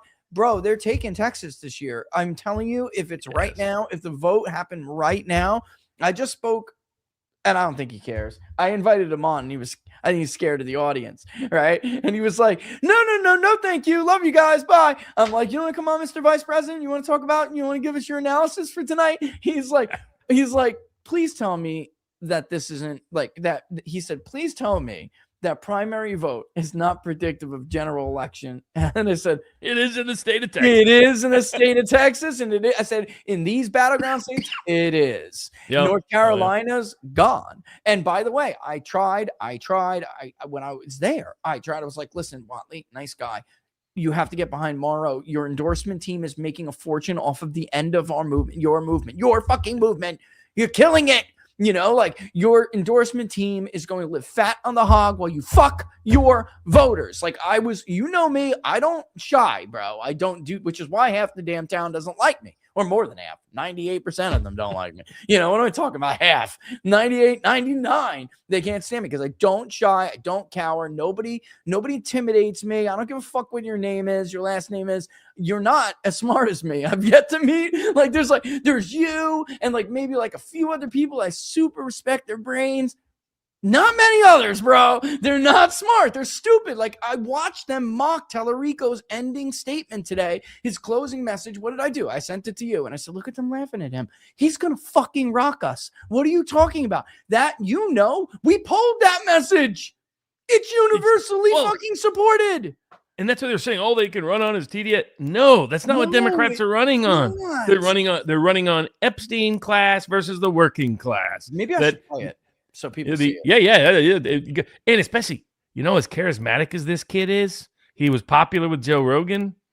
I wouldn't rule this kid out for a quick presidential run. If he wins in Texas, he's going to be an overnight star. If he wins, he will be the hero of the Democratic Party. Texas has been their white whale forever. And what I love Grant, but what he's not understanding, he's like, I've heard this, but remember, what's her name? Wendy Davis. They didn't outvote you, bro. This has never happened, okay? It's never happened. Never. And not when it's an open versus open, like competitive versus competitive, guys. Like, sometimes they did outvote because, of course, we were just renominating somebody, right? Like, that's different. But when it's this kind of situation, this is highly, highly, highly predictive of general election outcome. We're in deep trouble. We are in significant trouble. Like, when, bro, like, let me just play this clip and then I'll bring it back. I mean, I didn't think like people would listen to it and make fun of it, and they did. All right, guys, I'm going to just share it. So, like, screen share it so we can sit here and watch it. There is something broken in America. That's because the most powerful people in the world want it that way. Billionaires who want us fighting each other instead of fighting them. They spend so much time and energy keeping us angry and divided by party, by race, by gender, by religion, to keep us from realizing that there is far more that unites us than divides us. Because our unity is a threat to their wealth and their power. All right, I'm just going to stop right there. You get the gist? That's the People's Pundits message. Yeah. That is the People's Pundits right-wing populist message. They literally stole it out of the People's Pundit playbook. That is Donald Trump's message. Don't you guys hear it? Don't you see it? They co-opted it. We're screwed. We're seeing the Epstein class and the warmongers. And people forget, Texas is a long Democratic populist streak. You go way back. Yes. Remember old Jim Hightower? Oh, he said yes. he said, you know, learning. He goes, I learned how power operates, and it's kind of like watching a monkey climb a tree. It doesn't get any prettier. He had all these old school lines. The one Hightower that LBJ wanted to get whacked because he wanted him to be sitting up there with the in the open car seat. But there's a deep. East Texas used to be as populist Democrat as you get. It is massively flipped to Trump in the MAGA era. But the thing that concerns me is we're seeing suburban return to the Democratic Party. Yes. Hispanic return to the Democratic Party. Black vote return to the Democratic Party. 50 black, excuse me. And we're seeing depressed Republican turnout in places like West Texas and East Texas. And that's exactly the recipe for a disaster. And people forget Texas they thought was trending Democrat. Well, because Beto almost won. He only lost by 3 in a +8, +7 national electoral environment. And if you look at where things are going, it may be a +10. And if you just look at it, because MAGA wanted to come out and save Trump. They didn't want conviction votes. Trump is burned with his base right now. Nobody wants to hear it, but it's true. Maybe he would have given himself some credibility back if he had the to come out and endorse Paxton, who's been by him every step of the way. Paxton almost went to jail. Paxton almost got impeached, and he sat by because he was doing the easy thing and counting his friggin' votes in the states, in the Senate for a conviction. Let me tell you something right now, Mr. President. John Cornyn's going to vote to convict you. He is going, and Steve Bannon. He's an old Bushite. The Bushites still despise Trump. Even when the more he does their bidding, the more they can't wait to both demand more and then stab him in the back. By the way, I watched that show that you said. What did you say? You said the name of the show. You knew the name of the show Laura was talking about. We're like, guy. It's so true. She was like, look, here it is. I'm like, show it to me. Let me see. Oh my God, that's me. Like that's oh my God, that's my life. All right. Yeah. I equated it the other day, like a couple weeks ago, to locals. And Alex, I love Alex Alon. He's he free solos, right? It's like you feel like you're watching Alex climb El Capitan, but you know the future, and then he slips on pitch 27, and you're like, Alex, stop climbing, please stop climbing, Alex, don't go to pitch 27, because you already know what's gonna happen, and God forbid anything happens. I love him. I'm not saying, but that's the way I feel. Like your palms are sweaty. You're like, God, you idiots, listen, and they don't, and now we're here. We're here now. This is horrible. No doubt. What is fun is Crockett is accusing the Democratic Party of rigging the election. Robert, they go into the court, bro. They make the same arguments you've made, others have made, and they get remedy. They get relief. It's because the Democrats are making the argument, and Republicans go in there, ask for the same damn thing, and they don't get it, bro. I'm taking this tie off. It's after show hours. The hell with this tie. I'm choking for hours here. Oh, I did also love it's astounding to me, but I have no doubt that Trump really believed this. Everybody in the geopolitical space, you could talk about Daniel Davis, you could talk about Colonel McGregor, you could talk about Judge Napolitano, you could talk about Glenn Deason, you could talk about the Duran.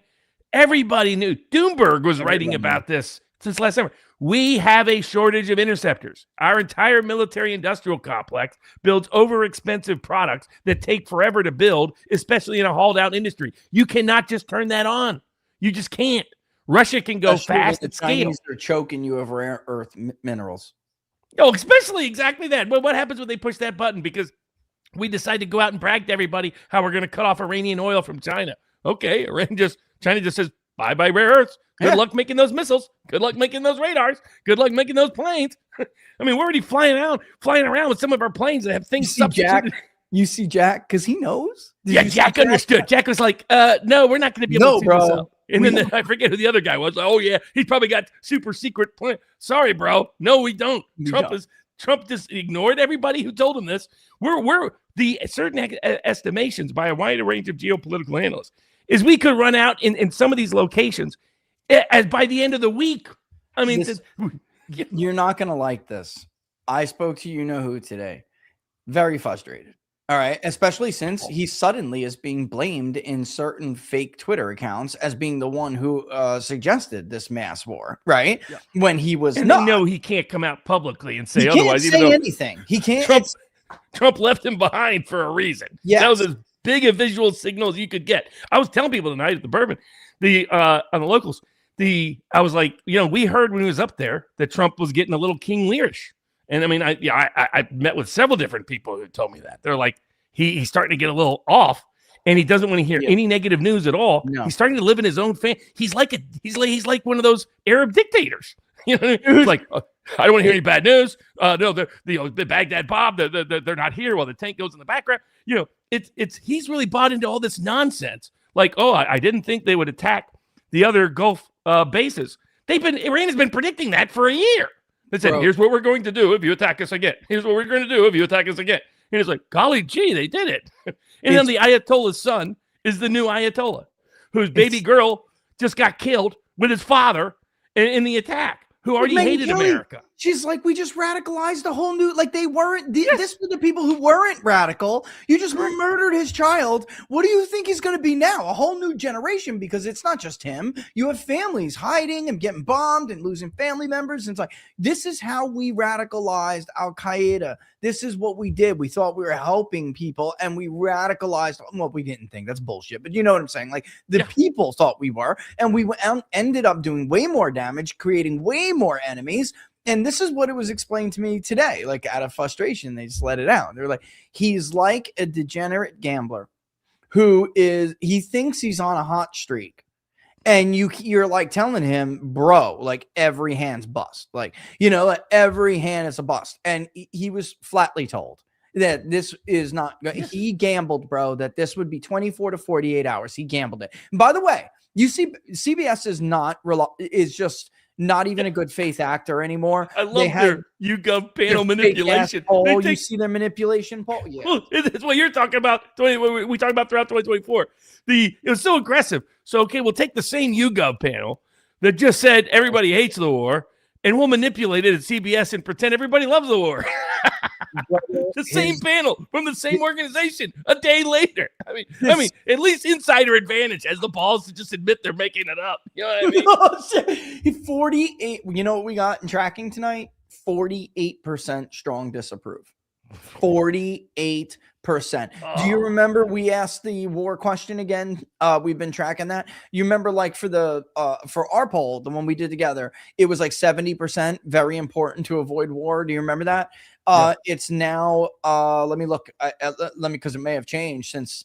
How important do you believe it is for the U.S. to stay out of war? Very important is 42%. That's up from 30. Yes. And somewhat important is 44. So it's 76 because it's like 86. It's 30, 32, 44. But with I got 32. Okay. Yeah, but with the other decimals, it'll be 77. So it'll be up to 77. Who do you trust more to keep the U.S. out of wars? What do we get? Democrat plus 6, right? Yeah, it's not Democrat plus 10. Wow. And it's only going to keep going up. Yeah. This is going to be worse than 06. These numbers are worse than 06. At this rate, it will be. Yes, it'll be worse. All those Hispanic House seats are gone. Can you imagine all that idiotic redistricting that Texas did? Oh, yeah, the Hispanics, they'll stay with us. Yeah, they only changed in the last 4 years, but they're going to just come back when we decide to betray Hispanic working class populism. There'll be no problem. All the Hispanics, how many Hispanics are going to start coming back in body bags from this crap? I mean, unbelievable. Man, do you think that Israel has too much control over Donald Trump? We just asked it. Do you think Israel has too much influence over U.S. foreign policy under Donald Trump? just enough influence or none at all. It's actually now up to 58. Oh my God. When I looked before, it was 52 and now it's 58. The Bro, whole world knows he's BB's bitch. The Yeah, whole world knows it. Bad. Do you think that Donald Trump, would you say the Trump administration has clearly explained the reasons and goals for the U.S. taking military action against Iran? 62% no. And then do you support or oppose the rally effect? Got support barely to 30%, bro. This is so bad. They're just faking shit. Let me say this out loud because I'm done with this. I can't be spending 10 years just attacking left-wing pollsters. They're faking shit. They are faking it. Everyone is faking it, from the left, from the right. What is the one thing they agree on? It's the same thing with COVID. The one thing they agreed on, right? And they all fake the polls to help and make it look like it. Meanwhile, they bumped his approval rating. CBS was one of the worst approvals for Trump. And now all of a sudden it's at 44 again. They're so full of shit. They're so full of shit. It's not even funny, bro. But I think, Trump is like that Arab dictator type that only wants to hear good news. Shuts out bad news. Wasn't it either the chairman or one of the key people, the Joint Chief of Staff, who said no, and so he fired him? Yes. I mean, well, thank God. What these Vance's got going for him, he can't be fired. I mean, Trump can absolutely ruin everything around him and burn the whole building down. But at least he'll still be there, JD.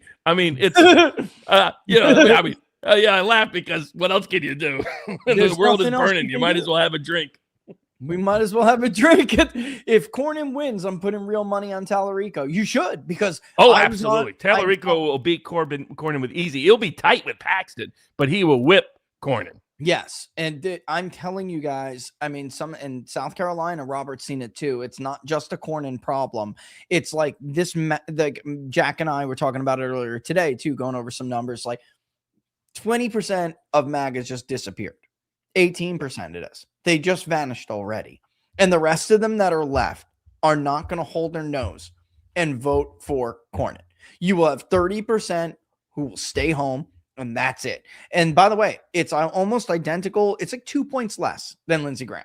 Like, that's it. And this is what we do, bro, that other pollsters don't do well. It's not just, who are you going to vote for? The entire point of Big Data Poll, and I don't want to give away too much here, what we really do is not decide. We figure out who really is going to vote, and that changes based on candidate matchups. It was the same thing we were, during the 24 nomination. If Nikki Haley is the nominee, this is what the electorate will look like. If Ron DeSantis is the nominee, this is what the electorate will look like. If Donald Trump is the nominee, this is what the electorate will look like, and this is why only Donald Trump can win. And back in 2016, guys, to give you an idea, do you remember when they were putting out polls showing like Bush is the only one who could beat Clinton and Trump was getting like railed by 8? It's because those pollsters aren't doing that. They're asking the same group of people that they talk to, who are you going to vote for? It changes based on who is the candidate. And that is something I'm just not willing to say anymore, because screw them. I'm not giving them my, but that's what matters. And I'm telling you, we will get annihilated if John Cornyn is the nominee. Paxton's got issues, but like Cornyn has like Perot fracture times 30. Like, you know what I'm saying? Or more, times 33%. 33% more Perot fracture is what we're seeing with these candidates. And I think,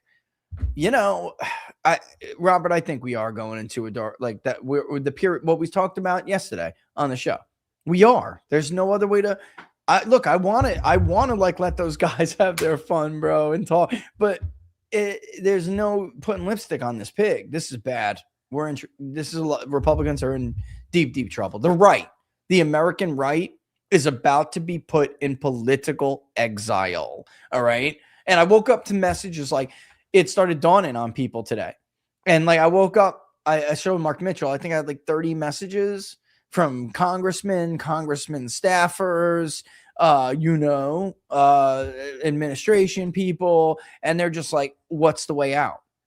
There is no way out now. There's only thing you could do is shorten the darkness. Well, yes. I told you the way out 6 months ago. You didn't listen. Now you know, and now you want a way out?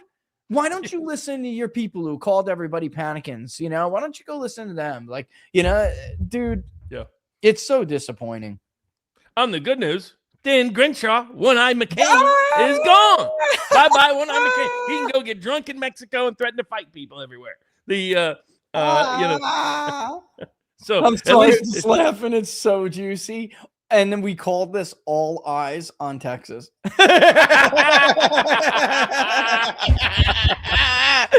Oh God. Woo. So at least as good as. Yeah. I mean, and look, that was one part. It's like the one thing about the missile debate that on that segment.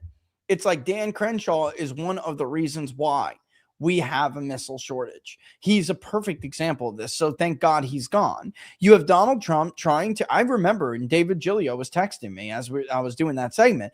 I remember, David remembers going back to like Lindsey Graham and Dan Crenshaw and Tom Cotton and all them. Trump's trying to end the damn war and they're undermining him. They're making public calls for more funding for Ukraine. They're undermining him while he is trying to put leverage on Zelensky.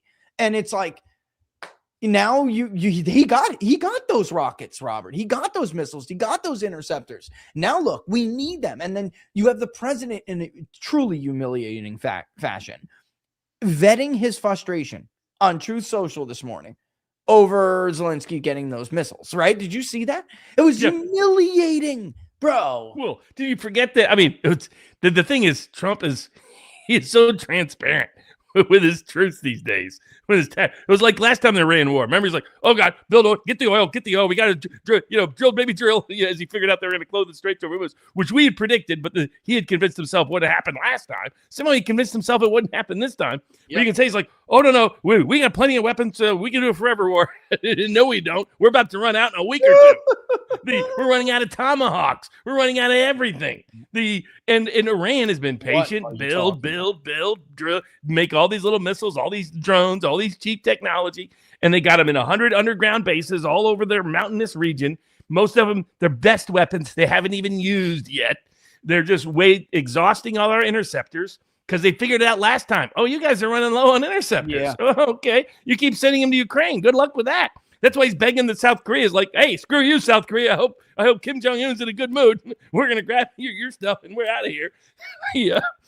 Hey, China, hope you don't take Taiwan. Pretty please. Well, we're out of here. Pretty please. Poor Albert Colby. He had to be in front of the Senate today. And they're like, doesn't this, your national security strategy that Trump himself signed off on said you're not going to do Middle Eastern regime change interventions. And he's like, well, this isn't technically that. And it's like, aren't you intervening on behalf of Israel? He's like, well, yeah, I guess. Bro, poor guy. Bro, Trump comes out, tries to back that up earlier. It's ridiculous, bro. Like the New York Times reported it, the Washington Post reported it. It's like, of course, I don't give any credence to these papers, but I know the truth. And then Rubio comes out, they try to paint it as a misstep, and Mike Johnson comes out 30 minutes later and says the same thing. Like everybody knows. And look at the polling. The majority of Americans think Donald Trump is BB's bitch. You just said it. It's not a nice way to put it. It's the only way to put it. It's like they were talking everyone's, because X is just another planet now. And they're like mocking Megyn Kelly, in case you didn't hear what she said, guys. She basically said, I don't support this. Those, it's sad. I feel for the family. She gave a heartfelt thing, but she also said they died for Israel. They didn't die for the United States. And by the way, Plattner, who's running in Maine, he said it. And we talked about this yesterday. Ted Cruz tried to attack him for saying he didn't, no, Plattner really is honoring them by saying it's the truth. And Megyn Kelly is honoring them by saying the truth. And if you think Americans are going to what they're really going to be offended by? The fake outrage over what Megyn said. They agree with what Megyn said. The fake outrage pretending that they died for the red, white, and blue here is what's going to really offend them. It's like, they don't even see it coming. I wish Ted Cruz was up this year. I don't like John Cornyn. He is a world-class piece of shit. We have had words, John Cornyn and I, over his by the way, it was over foreign policy. Like, I humiliated the guy. He's never read basic security studies, and he's serving as a ranking member of foreign relations committees. He doesn't know basic terminology. He didn't know what bandwagoning meant. He didn't know what free riding was. I'm like, bro, this is basic international relations. Have you? And so I eventually just started like insult. I'm like, have you ever read Man, the State War by Ken Waltz? Have you ever read The Tragedy of Great Power Politics? Like, even my book club has read that on Locals. We've read that together. Like, do you know what a myth is? A myth of empire? Like, he doesn't know. And this is the problem. That we have a lot of smart international relations people, and it's like the one issue. I've said this over and over again. It's the one issue where academia is right and that the world is not. And the world only takes the losers who can't defend their thesis. Mark Levin, Bill Kristol, these are jokes in the halls of academia. John Mearsheimer is a god in academia and foreign policy academia. Ken Waltz is a god. By the way, Max Blumenthal, he said it today. You had Tim Warner, or Senator Warner, Mark Warner from Virginia, come out and make a statement about our foreign policy Israel's interests are not aligned with ours. That is what got John Mearsheimer labeled as anti-Semitic, the way he phrased it. And it's just a foreign policy argument. It's called a thesis, bro. You have to defend them. This is not throwing around insults or making stupid or just flat out lies. In the case of Mark Levin, where they have intercontinental ballistic missiles with nukes tipped on them. You have to defend your case. You have to make an argument and defend it. And it has to be true. Otherwise, you won't defend it correctly. This is like the one world where that we don't use them. And all those failures, like Bruce Russett, this is the left-wing Democratic peace theorist, folks. He got laughed out of academia. That is like their Bible. And it's a failed thesis, meaning he couldn't defend it. It's unbelievable. So if you can't make it in there, you go to the State Department. Yeah, and you become like a foreign service officer. This is just nuts. I won't say who, but an old buddy of mine that is one of the key spokespersons for, let's just say, a high-ranking ambassador. The guy is so stupid. The ambassador he works for, he's like, this is the nightmare. He goes, I always wanted this kind of game. He goes, this is so hard every day to just, it's like the Veep, living that, the Veep TV show. He goes, it's like living that every day. It's a bad satire. And I got to get out and explain what stupid crap he said today. I'm thinking they should lock up Trump in the movie room theater or something and let him pretend he's president. And just keep him locked up and let JD take over. It would be more sanity than what we got. Somebody said before, I think it was Cynic in Chief, who's also on the thing right now, Barnes. He said, wouldn't this be a crazy outcome that, Trump, he's just going off the rails anyway. He gets impeached. Right, JD takes over. Democrats go nuts in the interim. So then JD gets to actually deliver on quite a lot of what Trump didn't, because and then he wins in 28 anyway. It's Gerald Ford, 1976. Ford almost came all the way back. He did. from Nixon's disaster over Watergate and got that close to knocking off a very good Democratic candidate, Jimmy Carter. From Georgia, talk good old boy. I grew up in the pasture. I love Jesus. Sometimes I lust after him, but I don't do nothing. Jimmy Carter. Be honest with you, that would be the best for the country in Vance. Is if Trump, clearly he's having stress. I don't even see that whole he's getting these rashes now, and that's usually the sign of intense stress. I think at a certain level, he knows he's the one that's lost his mind. He's the one that's the traitor rather than Marjorie Taylor Greene to the MAGA cause. I think he thinks this about himself down deep, but he's having to further and further divide himself from reality to not look at that part of himself in the mirror.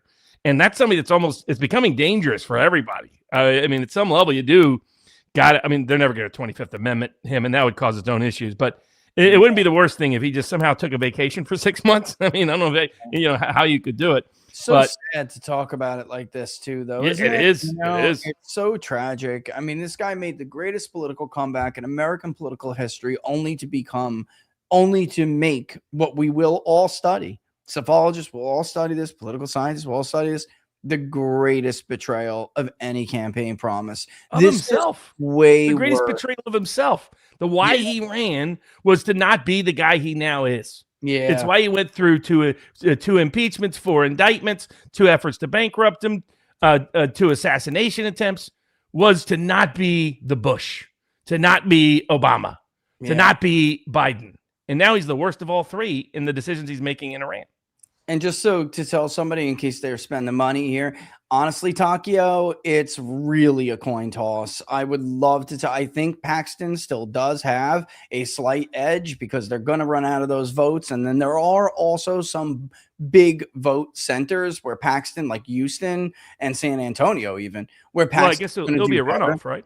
Yeah, it'll be a runoff. And I mean, turnout will be the key. You know, I mean, so far TPUSA has done good work backing Paxton. This would be a great opportunity for them to show off their muscles. $1 million. I'm saying 5. It's really like 4.5 million. And Cornyn and his allied PACs spent $100 million. You know, my advice, TPUSA, make this in the Graham race the defining race. If they really want to go for it, back Massey too. But if you could get Paxton over the top against all that money, you could take Graham out with all that money. You could back Massey with all of a sudden people are going to have a whole different kind of respect for Turning Point. I'm telling you, man, because that's flexing real political muscle. President's kind of humiliated tonight.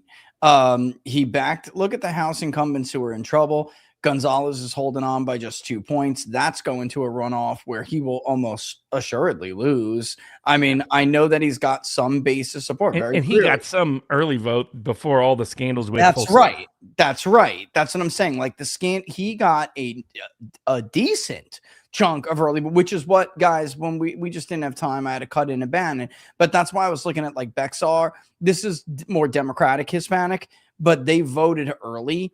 They probably will just not vote for him. Now, like, there's probably a lot of people, and I know because there's polling on it, who said, oh, shit, I voted for that son of a bitch. You know, I mean, if it was up to me, if I was running the political ads, I would just this is the last person that became deeply loyal to this incumbent. Boom, and just show a woman lighting up on fire. Yes, absolutely. Because I would be brutal. I'd go right for it. Visual, visceral, hammer. Yeah. If anybody doesn't know, this is a man who told his married staffer that he was in love with her, basically, had an affair with her. She was so humiliated, that because he basically did the dirtiest thing, because he's married too. Like, oh no, I just made you, get on your, I was totally full of shit. She was disgraced and lit herself on fire. All right. So this is the dirtiest piece of shit kind of guy. Like, ladies, I don't know how you could, I don't give a shit what your ideology is.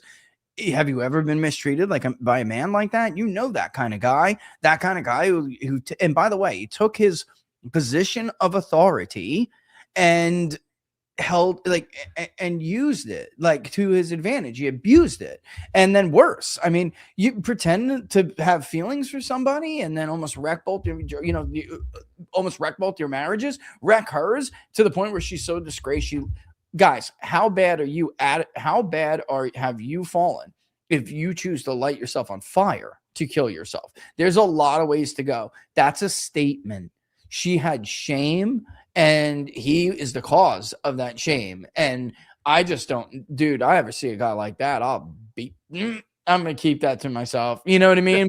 Well, if Trump had, how is it Trump keeps endorsing the perverts? You know what I mean? It's like you're in the middle of the Epstein scandal and you endorse a huge pervert. Keep it up, Chris. Keep it up. Make your boss look like he's like the protector of pedophiles. Like Trump had memes where he was a crusader his first term in office, by the way, which is without Chris, who called for him to be removed from office and thrown in jail over January 6th. All right, now we have him, and this is where he steered Trump. It's just, and by the way, I just had somebody lose their shit over Chris, and I'm talking about Chris Lacivito, guys. I've been very, very respectful up until now, but like these guys are doing generational damage to you and me and my family and our children and the future of our country.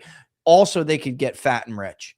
That's it. That's all that's going on here. They're not MAGA. They don't give a flying fuck about the president. They don't care. And yes, it's on the president for allowing this to go on.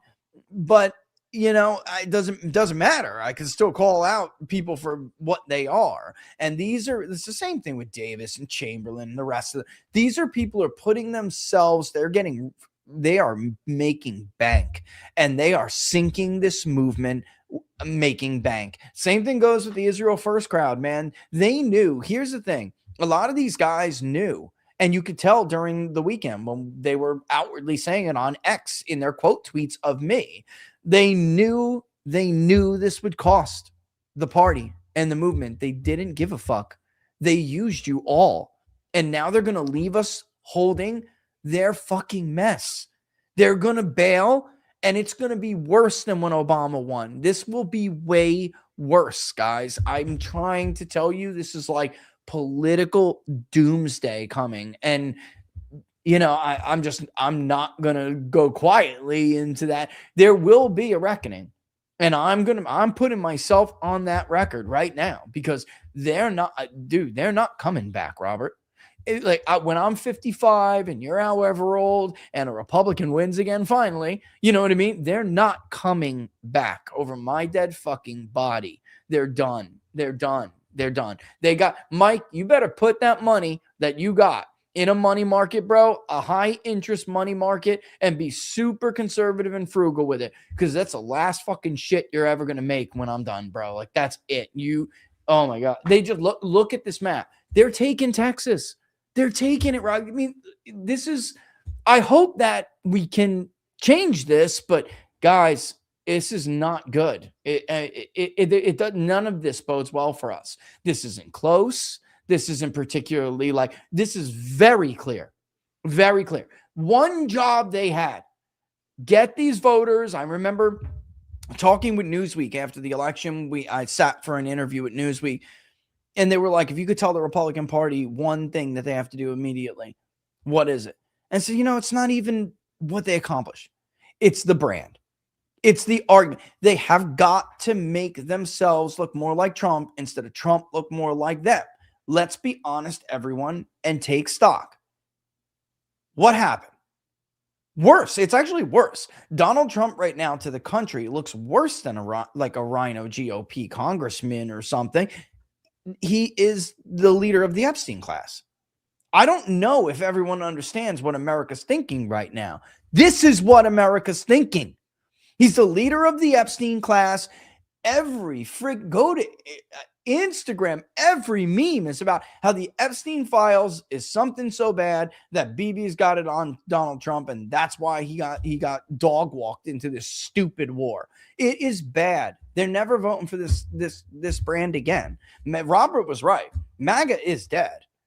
America First will have to carry on, but Trump and MAGA, Trump's MAGA, he comes out today and lashes out at Megyn Kelly and Tucker Carlson. Bro, they're not the ones whose legacies are going down in flames right now. Yours is. That's no doubt about it. Truth, bro. And it's because it's only going to get worse, Robert. The losses are coming. Oh, yes. No doubt about that. The Lindsey Graham is out there talking about he wants us to join attacking Hezbollah on the ground in Lebanon.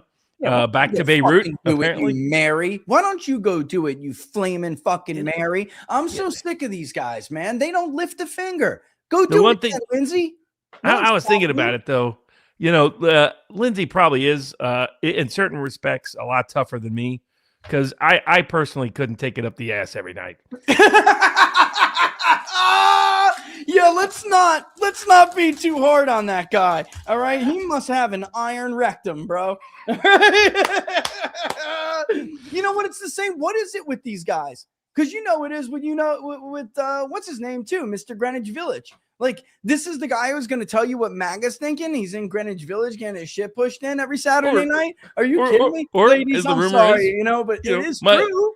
Apparently, little Mike Davis liked to play a little grab ass. And not with girls' name, not with girls or women. The foolish rabbit doesn't know boys are for girls.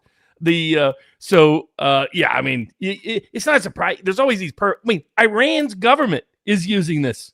They're saying we're defending ourselves against the pedophile class. I mean, can you imagine in the middle of a war, a major media narrative for a country is, and then we were mad at the Taliban for banning sodomy. They're doing that to ban all of the boy toy abuse of young boys that happens throughout Afghanistan. That's what Taliban is doing, which we, the U.S. military, were forced to protect.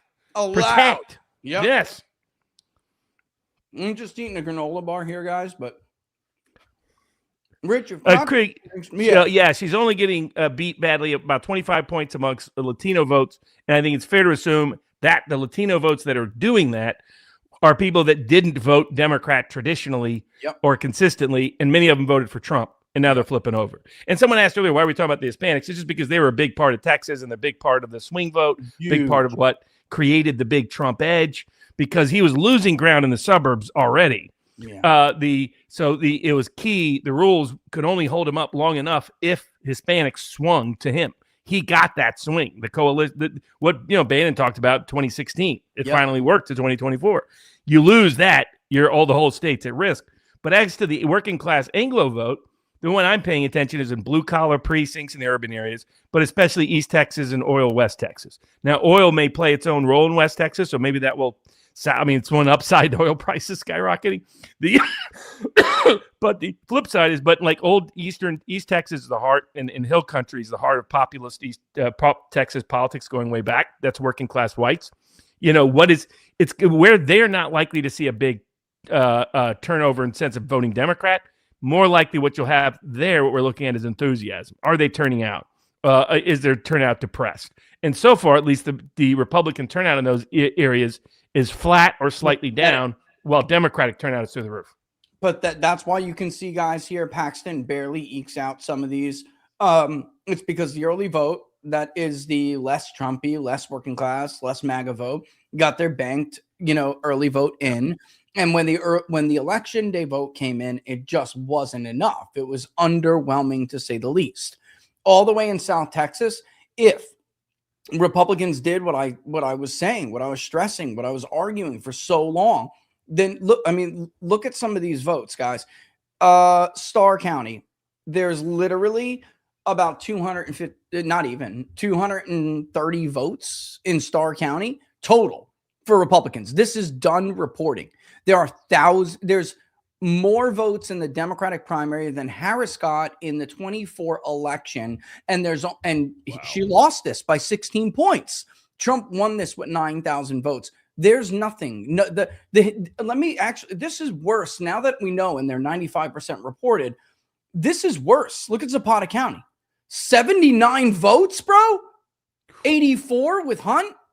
That's back to the nadir of Republican support. And people should remember, it's called Zapata. Level. It's called Zapata County for a reason. It's named after the Mexican revolutionary Emiliano Zapata.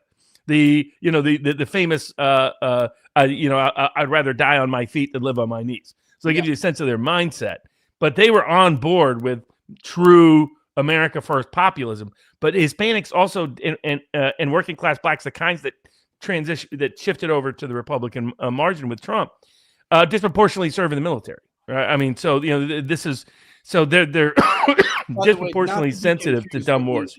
Not to be confused with Lindsey Graham saying, which is I'd rather live on my knees than stand on my feet. Right? don't be confused with the two. I'm just gonna trash these people. They're just the worst among us. I can't stand them. That, like you said, guys, that's back to Mitt Romney.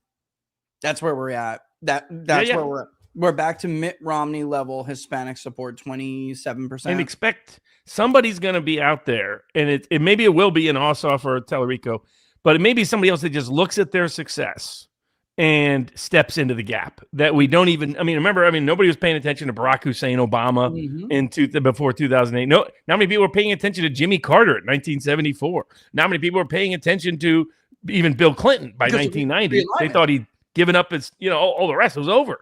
Realignments. Completely. Realignments. That's when this dark horse just comes out of nowhere and they hear it They know it. They're smarter. They are, Tel Aviv Ted is laughing like an idiot while these people are listening. And they're like, oh, guess I'm coming right in here. Carter did that. Carter snuck right in. And it was like, no, it's not it's your version of the Democratic Party. You're a nice Southern, Christian like me. I'm going to win this thing. And he did. You got Bill Clinton. He came out of nowhere. Nobody thought Bill Clinton was anything. He was a governor of Arkansas. It was a joke back then. And then he became the comeback kid. What happened that year, guys? The Ross Perot fracture happened that year. It's always this time. Barack Obama that was the last time Republicans did betray like badly, and they obliterated their coalition again. By the way, you never see Democrats do this. Emulate the way that Republicans do. They never light themselves on fire. Do they lose? Sure. Do they overextend? Sure. But they overextend going after their own agenda. They never betray. Right. Like, when was the last time you saw that? Well, 1966. LBJ. That's the last time. LBJ. Did it for Vietnam. And what did it do? It gave the Republicans the White House for the next 24 years. Yeah. I mean, that's what that did. So or Woodrow Wilson in 1917, and what did that do? That gave Republican dominance for 12 years. It took a Great Depression to take them out. Otherwise, that Republican dominance would have continued unabated. Now, what do you think if clearly Paxton's speech tonight was targeted with one audience? It really wasn't Texas voters. Nope. It was right to Donald Trump. It was Donald Trump. I stood by you here. I stood by you here. I stood by you here. Does Trump have enough political IQ left in his brain to realize the best way to salvage and save Texas is now endorse Ken Paxton? What do you think? Is it, I think it's political instincts, which he used to have. So the best, not that he had good, and he was the best.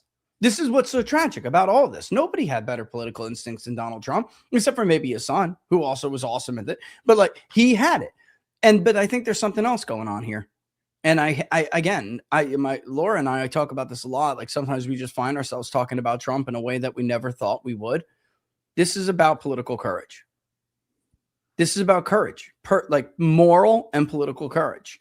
Ken Paxton had your back, not only when you were popular, when you were not, when everyone was coming for you. He went to Mar-a-Lago and put a target on his back to make sure that he stood with you. He stood side by side. And you're going to let him go down like this? All for a guy who's going to vote to convict you anyway, Mr. President. John Cornyn, along with Lindsey Graham, will vote to convict you. All right? And even Bannon was like, 100%. I mean, he seems to be the only one who doesn't know this. They think Graham is going to be the Democrat whisperer to save him from the conviction vote. He's going to be side by side with them, dragging you to your political grave. You would be a fool to think otherwise. Paxton, this is it. This is make or break. And by the way, this could cost him, because Cornyn's not, I don't know how else to say this. Cornyn's not going to win. Not at this rate. Too many Republicans will not vote for him. You need Trump with people like Ken Paxton to resurrect, the corpse that is MAGA right now. You need that. I don't think he understands how bad it is out here. He needs to get out more. All he does is go from the White House to Mar-a-Lago. He doesn't stop to say shit to anybody along the way. The guy who was slaying fries at McDonald's, bro, has been long gone for a year. I mean, this is I'm sorry to be so rough, guys, but to a degree, it's like in trouble bad. To a degree, it's kind of like Nixon 74, but at least Nixon didn't go nuts on policy. Nixon got us out of Vietnam, not stayed in or extended or continued or expanded it. Yeah. He even got a nuclear arms treaty for the first time with control of the Soviet Union. Yeah. You broke the Sino-Soviet connection with China.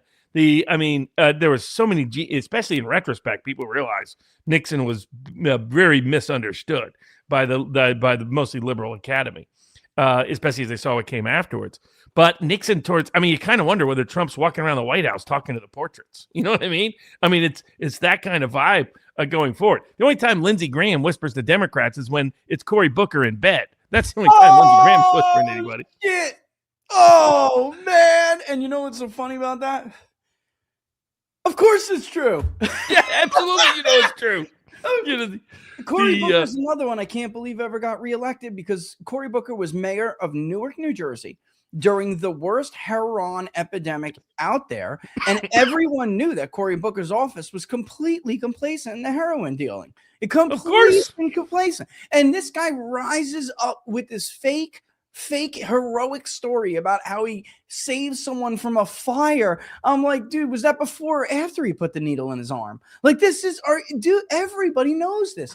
And brother, this is who's going to run the show very soon. You know, that's this is why I'm being so hard on it. I tried for what now? It's March. It's actually been about 12 months since I started shooting up the flares. The stuff with Elon started to concern me. I knew that the Gaza ceasefire was ending. I saw all these lobbyists coming in and out of the door, not domestic lobbyists, guys. They were lobbying Trump starting now of last year. The Gaza ceasefire is coming to an end, Mr. President. We're going to need your help. And it was like, I could see it. They were completely redirecting him away from what was a rock star domestic agenda that had ridiculous support with under 40. It was beautiful. He was still I thought he was going to get 40% approval with black voters at one point. I really did. I was so hopeful, you know? And then I just watched it. George Bush all over again. I knew it. I could see it. George Bush, once upon a time, guys, he nominated Colin Powell and it pissed off the blob. Right, because he had Donald Rumsfeld and he ran as the guy who didn't want to be the world's police anymore. He was a national populist, compassionate conservatism. He buried neoconservatism. He ran against his own father's legacy, for Christ's sake. He did. And he gets in, made some people like, the rhinos and the blobs and the neocons happy, picking Donald Rumsfeld, George Tenet, not so much. They didn't know what to think of Tenet because Tenet didn't like conventional war. And then he picked Colin Powell, which I thought was brilliant because I'm like, oh, he wants, because he had said it during the campaign, the State Department has lost too much power to the Defense Department, you know, and we can't have like these overwhelming personalities at the Pentagon squishing the State Department, because they're squishing negotiations, they're squishing diplomatic relations, and they're running the diplomatic show, which keeps leading to war and conflict. So, and then it was beautiful.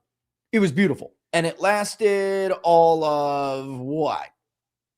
Not long, 6 months, you know, and that was it. It was over after 9/11, and Bush just became a totally different guy. George Tenet tried bringing him back. Colin Powell tried bringing him back. He went off the rails, started seeing himself as maybe some biblical figure who was going to kill every Muslim in the world and then bring back.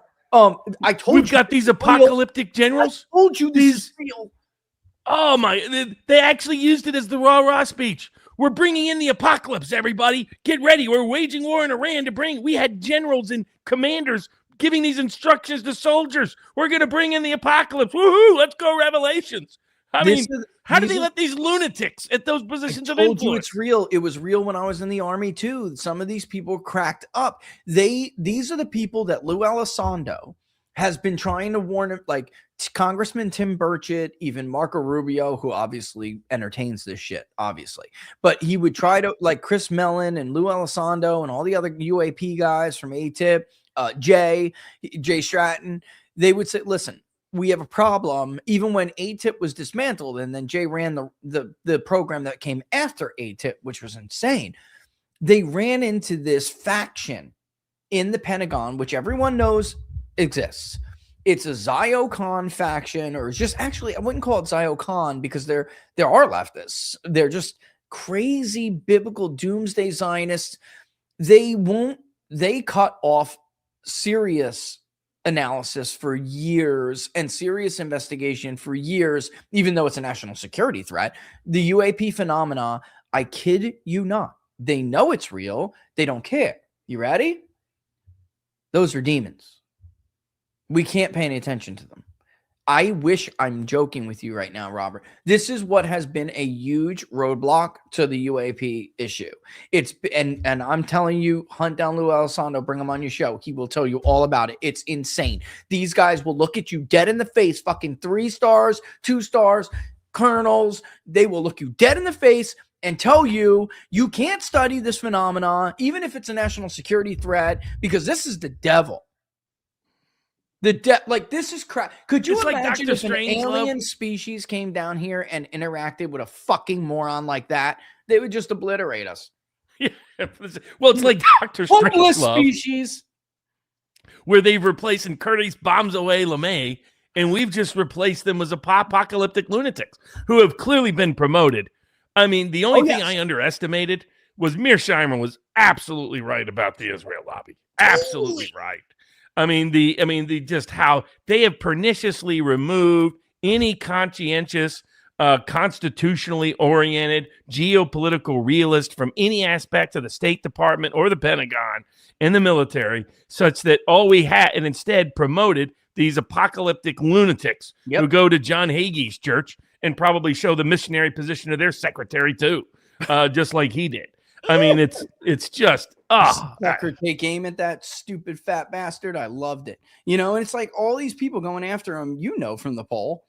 Thank God the American public has not lost their minds.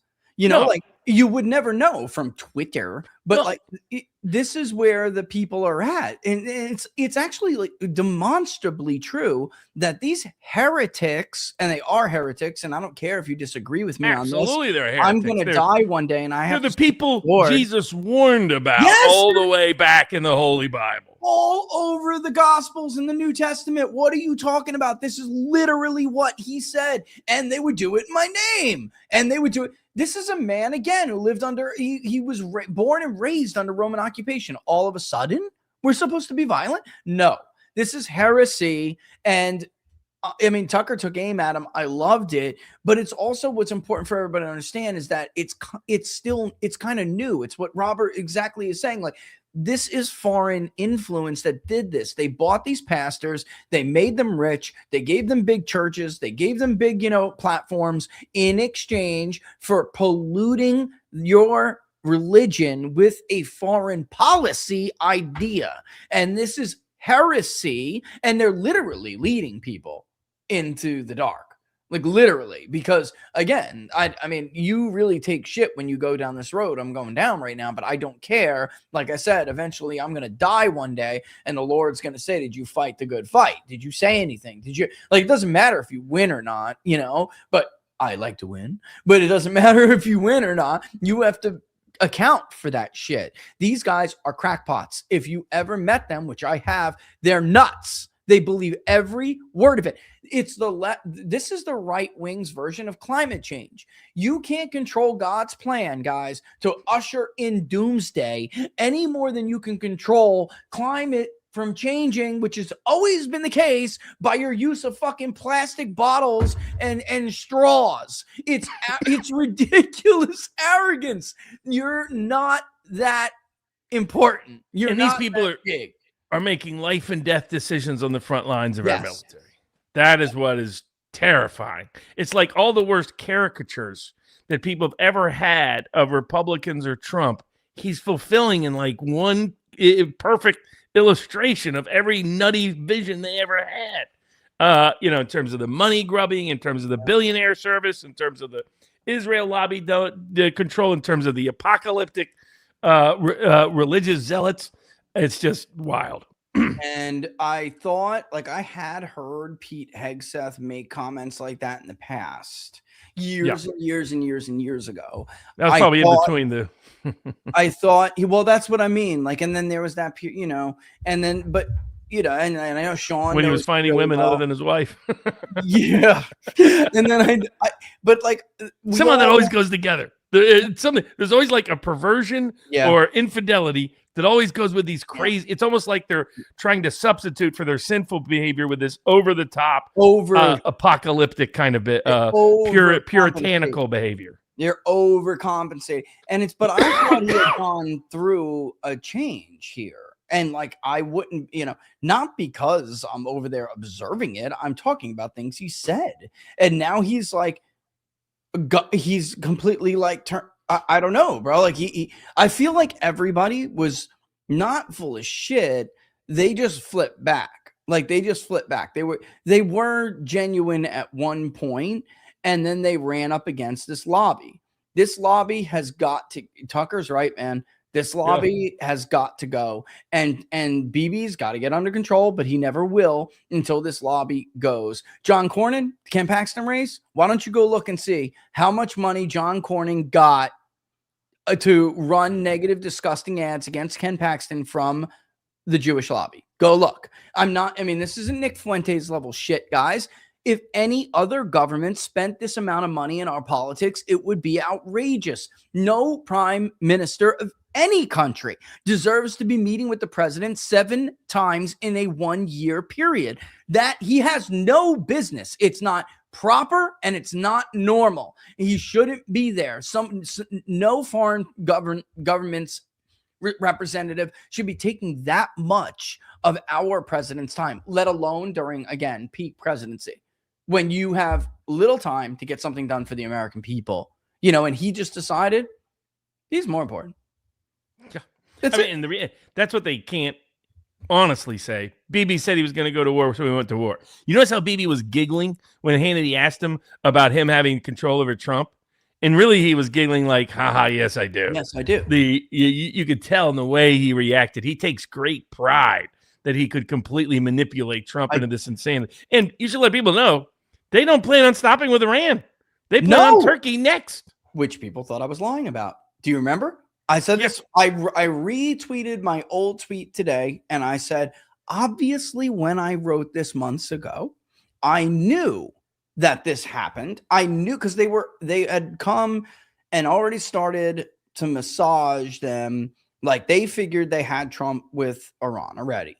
And even though, unbeknownst to us, the American public, and they started massaging certain administration members about Turkey, which when they got to who, it was like, are they fucking crazy? That's a NATO ally. So I found out by event session. I'm like, do you believe these crazy fucking megalomaniacs? Like, that's the way it was. Like they're talking about Turkey. Erdogan's a NATO ally. Turkey's been an ally since 1952. And when I tweeted that, you can go and look at the reply, guys. They're all calling me panicking. They all say I'm lying. I'm all making it up. Obviously, I knew. I wasn't coming out with this. Like, have you known me to pull something like that out of my ass? No, I know already. And I was waiting for this moment to grab that tweet again and show everybody they are deadly serious. Dude, the Greater Israel Project's a real thing. They want regional hegemony, period. Right. And what does that mean for us, Robert? They would love for the Gulf countries to fail. That's why I have no doubt Tucker's story is right, even if Saudi Arabia and Qatar has got to pretend otherwise. They want those countries to go down because they want no rivals. This is like, what do you think Trump meant when he's like, oh, we had some people lined up, but then we killed him? No, it wasn't a we. It was Israel killed him because they don't want a new regime in Iran. They want chaos and no power that could ever rival them in Iran. They want to complete. They want them to look like Libya, like Syria, like Iraq, like Lebanon, like Gaza. Who is it that helped start Hamas? Bibi Netanyahu. And I increasingly think that it wasn't Iran that funded him. There's Israeli journalists that have found documented that they had instructed Qatar to release certain funds to Hamas. And you combine that with what looks like a stand down order on October 7th, and given the conversations about, Bibi doesn't give a rat's rear end about the Israeli people. No, he cares about the Greater Israel Project, period. And if that requires a few 100,000 Israelis die, well, so what? He has a complex like a man I've never seen before. Like, he thinks he's a biblical figure, or he will be. Like, they're going to write a new book about him or something to put in the Torah. Like, he is, and he never was even a particularly religious guy. He's like, the whole Zionist project was meant to replace Judaism, not to celebrate it. This is like the funny thing. Like, they have, it's just true. They have managed to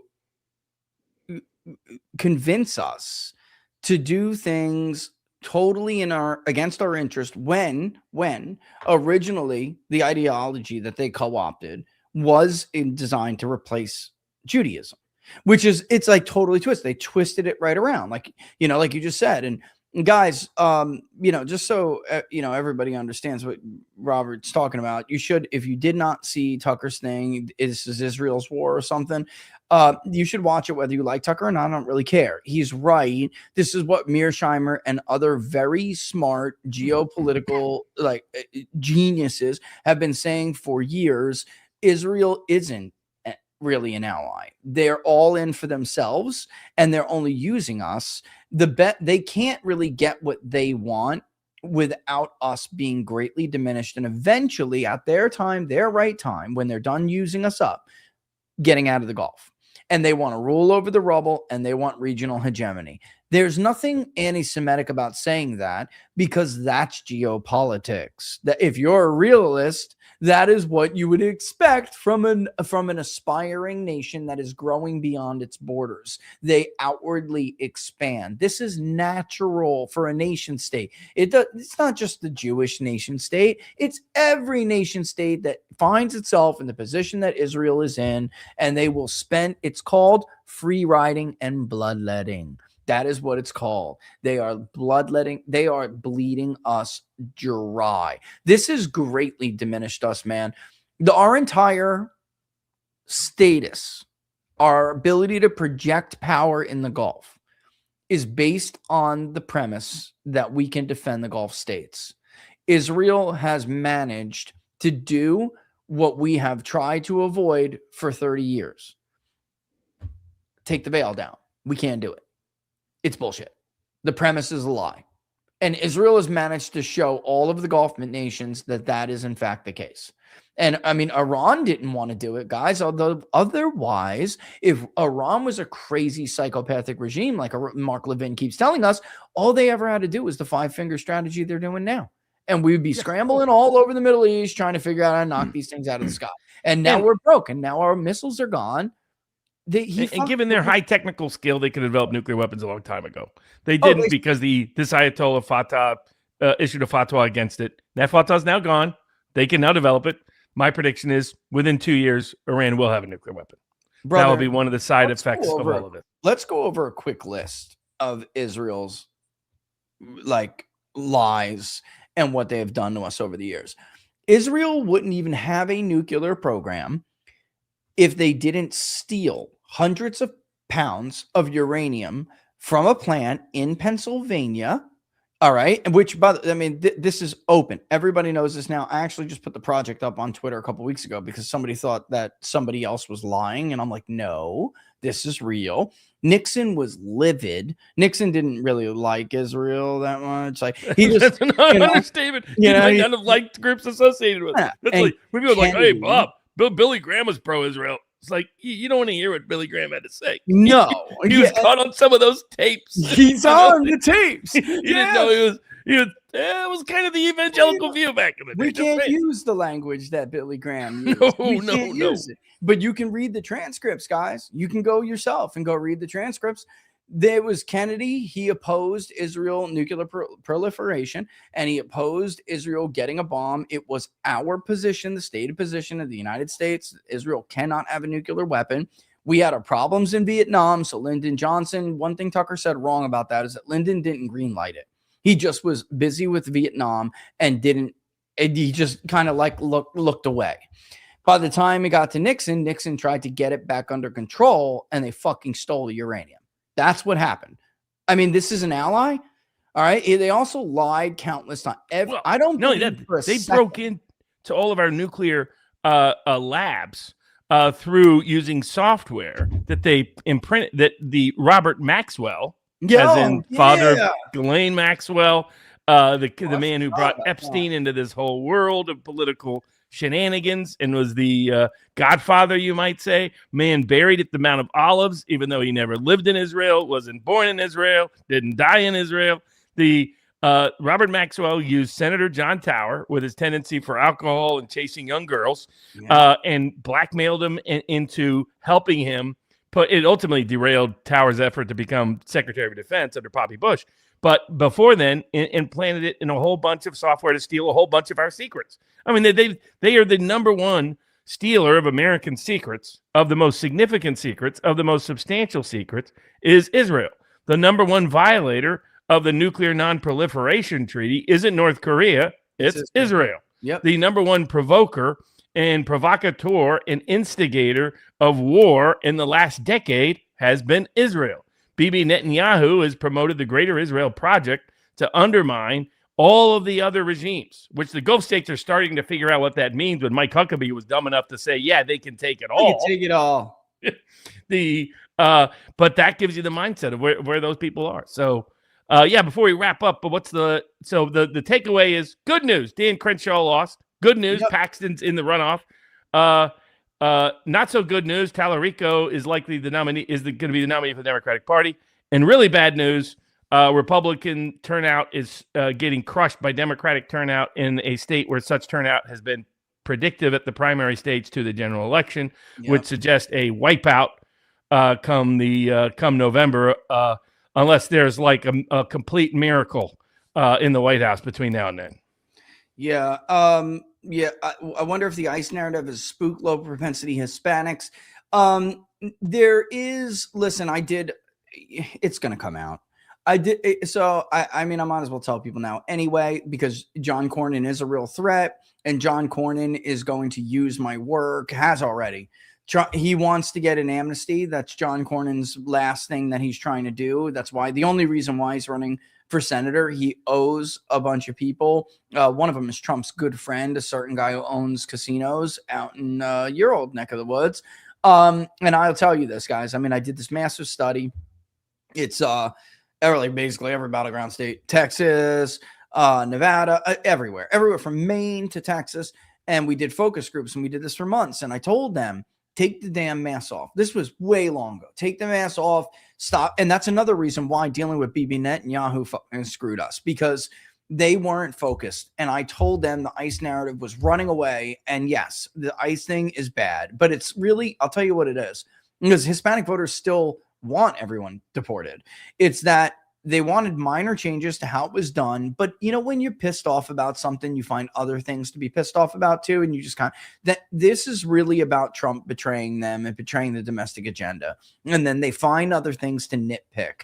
There was a simple fix with ICE. They didn't listen. They were too busy running around Mar-a-Lago with Bibi. And yes, so now, yes, there will be people who say that, which is the donors' pitch for why Trump needs to do an amnesty. It's the only way to make these voters happy. Don't you see the grift? They caused the problem. Then they come in saying they have the solution, which is always something that screws you. Like, this is what big government does. You know, they break something, they make a problem, and then they say, well, oh, don't worry, government's got the solution. They're no different. GOP donors are no different. Which was worse, Rubio blaming Israel for making the attack, or Trump coming out and saying it was his choice to kill everyone negotiating? I know. He's got such a bad habit. You know, Elbridge made that point right before the Senate. Oh, no, that was Israel who did all of that. Everybody knows that, but Trump can't. Oh, I want to take credit. It's not the kind of thing you really want to take credit for if you want to say that you are responsible for killing the religious leader of hundreds of millions of Shia Muslims around the world. Just saying. I wouldn't take credit for it myself. But someone also asked about Herrera Gonzalez, that it's going to a runoff. So hopefully AK guy wins in the runoff. And yes, I know Bexer is pronounced bear. I'm never going to get that right. All right. A couple of things I do over and over and over again. I'm not the only one who does that in this industry, by the way. I can't fix it. I'm never gonna. I'll try better. I promise. All right. Did you listen to Tommy's response to America with Ruby? I did, actually. I watched that, actually. And he did that in spite of Rubin. Was he right? I think that take an entire segment for me to analyze that entire interview, because I know what you're saying, but the problem is he's saying it for the wrong reasons. All right. Yeah. And I don't want to say that he is, because if you clip something and, so that's all the context of the argument, then I see what you're saying, but he's wrong on both. He's right on that for the wrong reason. And that would take an entire, I know you've been all over this message, so maybe I will do like a road rage over that segment. Okay. Yeah, man, this is right. Povang is right. This is a problem. This is the new guys. This will be the new majority. Let me just outwardly say this right now. And it will be a big majority, bigger than MAGA. bigger than MAGA. We're in trouble here. Bad. Maybe back populist Dems to stop the country's bleeding. And you're MAGA. I know you are, Povang. So and you're thinking that. I have been told by many MAGA people, maybe I will just vote for Roy Cooper because I don't like Michael Whatley. I have neighbors who tell me this. He was our governor and he didn't drive everything into the ground. They probably will vote for Roy Cooper. They're mad. They're angry. Well, to our Democratic friends, I'll try to, share the 1776 Law Center polls. They don't have to be corporate whores. There's a lot of other things. And my other thing is, please be better than you were last time. And if you're not going to be, will you tip me off in advance so I can get out of Dodge in advance at the time? Just give me put me on the tip list, not the hit list. It's funny, man. We love you too. And how does it move forward? Well, as we said, honestly, I don't think the president's going to course correct. We've given him an entire roadmap on how to do so. His best advisors he's ignoring, and he's off in his own world. I wish there was a better, guys, if you want that pat you on the head kind of, analysis that people are selling out there, it's not true. We're telling you what's happened. So we already laid out how to do it. They're not doing it. So now we have to decide what can we do without him, and we have to start looking look beyond him and build the revolution from ground up. Create the platform and give people the keys to how to campaign and organize and support that platform around the country at every level of governance. And it'll probably take a couple of election cycles before we can get back into power due to how much damage, unfortunately, Trump is causing to it.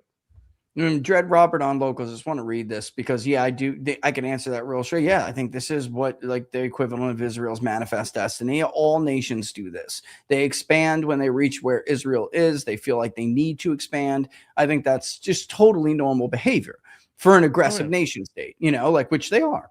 But Dread Roberts said, awfully sudden onset, several months into the administration. Lascivious did take out Bob Good. It's all about establishment paydays. It's to respect anyone who is it's to respect anyone who is an analyst who is missing these people or is taking money to not see it. Will this destroy Con Inc.? Well, ultimately, I think they will destroy themselves at the end of the day. They just don't have a base. They don't have a constituency, This is what actually, did he really just tweet this? I got to show this. David sent me this. This is what Lascivita wrote.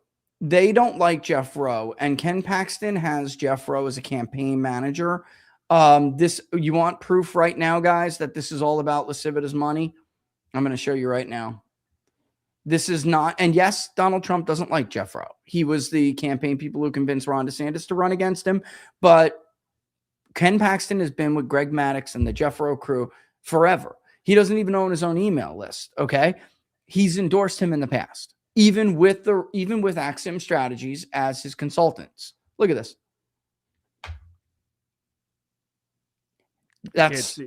It says, hey, Ken Paxton and Jeff Rowe, the second wave is going to be a bitch. I mean, this guy is single-handedly going to burn down the entire MAGA so he gets fabulously rich. Just like Mike Davis, just like Will Chamberlain, just like Bibi Netanyahu getting all of his dreams while burning MAGA to the ground for it. David, you got that text about January 6th? You got that message about January 6th? This is a guy that Donald Trump is letting this guy do this. This is a guy who called for Donald Trump to be removed from office and thrown in prison over January 6th. He's not MAGA. Someone who is just called from the White House earlier today and was railing like he fucked us. We're fucked because they saw the handwriting on the wall before the results came in. And then going on and on about why is Trump letting him do this? Why are they there's people, dude, some of Trump's most loyal people are just over it. Mike Cernovich is right. All of the OG MAGA are done. All of the never Trumpers are the only ones who support him. And they don't really. It's a fake to get what they want. Completely. They will betray him and sabotage him in a second. When Iran goes south and doesn't work, they'll blame Trump on it. When when Russia ultimately wins on Ukraine, we could have got a peace deal, they'll blame Trump for it. That's all these people are. They're the ultimate traitorous class. This is the Epstein class. This is who these people are. It's who they represent. And the idea that you can get into bed with them and not get a disease is wishful thinking. It's just so easy to put. Well put. Last thing I just asked real quick, Robert, because it's late. We're gonna sign off, guys. Yeah. But should you start running MAGA as Democrats? Why not? I mean, I'd run everywhere. Run as independents. Look at taking over the Libertarian Party. Look at taking over other parties. Just get the ideas in as many places, in as many circles, in as many settings as possible to have the maximum impact and effect. I think the Libertarian Party, honestly, would be not that hard to take over. You know what I mean? Remember, different people took over the Reform Party in 2000. Yep. But there's a lot of ways you could really do that. They took the MAGA message anyway. That's what I'm saying. Like Tallarico has got it. Ossoff has got it. Yep. That is MAGA. Now, I'm not saying they're being honest. Oh, yeah. I have very little trust in most of these guys. But there might be a few in there that are honest. I think Ro Khanna is honest. I think Ro Khanna really believes, and is adapting to more and more of these ideas. He's going out talking to farmers about farm freedom issues. He signed on to the War Powers Challenge. He signed on to the Epstein Transparency Act. He's quoted you several times while in national media interviews. So I've talked to him offline, and he seems very honest and sincere. So I think there's some out there, but we just got to get as many ideas out there as much as possible and try to mitigate the worst as much as possible, just build a big, broad, populist platform. Give people the turnkey tools to be able to campaign for office, run for office, support people running for office. How to do it in the modern age. Personality. Because you see the damage they can do. He's just letting that guy do that to someone who's been such a good friend to him. It's disgusting. It's just disgusting, bro. Well, don't talk about loyalty. How fucking dare you? Revolutions don't work from the top down. They only work from the bottom up. So Trump is just forcing us to do it that way. I wish we didn't have to necessarily do it that way. Tragic. But it's clear that that's what the case is. Ultimately, you can turn the obstacle into an opportunity and make the revolution happen in ways that last. Yeah. Oh, brother, thanks for coming on. I'm sorry if I made you wait a while. I didn't even, Hey, no problem. It was interesting watching in the back. All right, guys. Don't forget, follow Robert. We're in 1776 Law Center. And, 1776lawcenter.com. We'll have more election predictions up at sportspicks.locals.com and all the geopolitics and hush-hush alternatives at vivabarneslaw.locals.com. Thanks, brother. I'll see you tomorrow or see you soon. All right, guys, I'm going to sign off. Thanks for coming on. Thank everybody, of course, and everybody who, gave Rumble rants, super chats, tips, all that. I wish I know I probably did miss quite a bit, but it's I tried to burn through as many as I could right now. Let's see, it's the 25th already. Yeah, we went over that, but I will say this, Travis, the 985, I'm going to take it out with this, your comment, your tip on locals, which is like, will the GOP have another chance at a realignment, and what would it look like? I don't know anymore. I think that their window to complete the MAGA realignment has closed. It's very clear to me they've lost 18% of Trump's 2024 coalition. I'm being generous. I could easily just round up consistently. Sometimes it's 17, sometimes it's 22. I think it's more consistently the frequency mean is 18%. And then, now that was before the war. And now he's got, the polling is so bad. I don't even want to look. It's too depressing to look. It's his strongly disapprove is the highest we've ever seen it. I don't think I've ever measured a president this high. So the Republican Party was already hated, and that was really the challenge of the realignment, was to convert the Republican Party into Trump's brand. But now Trump has abandoned that brand. So the realignment's done. It's not going to happen. And obviously now it doesn't, it's so funny that all these people online have their cute little ideas. Now we have votes. It's not happening. Those Hispanics, it breaks my heart. I'm watching it. It breaks my heart. Those Hispanics, so many of us work so hard, to reach out to and, advocate for and try to welcome. They're gone. They're gone. We're going back to pre-Trump era Hispanic support, not Bush level. So that will leave those people, if they don't go somewhere else to a third party. That's why we wanted to pull the Massey as an independent thing, that will leave them, going to like a Perot kind of candidate, because that's where we're going to be headed. I think if that doesn't happen, I think Robert's right. Many of these people you'll just see vanish again. And we are seeing that. And I know they're just primaries, but it doesn't matter. We know what should be expected of them to come out, and they either didn't or some voted Democrat. We saw this in 25 as well. So it tells us that 25 is not just a one-off. So it will morph. The anti-war populist right, many of them, that's what the left is trying to do right now. They're trying to catch them as they're leaving Trump's coalition. And they are. They're catching quite a few of them. The white working class will be the hardest for them to get, and they'll be the last ones to leave to abandon the realignment. But it's going to happen, and you'll just see tons of them not vote for a long time again. And then there be another option? I don't know, because the Republican Party was dead before Donald Trump came along. They don't have a constituency. So I don't know where the Republican Party goes if Trump isn't Trump anymore. So this is what makes it so difficult for JD. And again, history tells us there'll be a fracture, and that will result in somebody who, if somebody's like willing to do it and has the means, like Perot had the means, and others have done this in the past. William Jennings Bryan started one himself until obviously becoming more a part of the party. But, they fracture off. Teddy Roosevelt did it with the bull moose. This is what we see usually in times like this. And it doesn't happen often, but it does happen. Two major parties can't live forever. They're not eternal like God. So eventually someone's gonna go. Elon Musk threatened to start the American Party. He could do it. He's got the money to do it. Let's say he changed his mind tomorrow.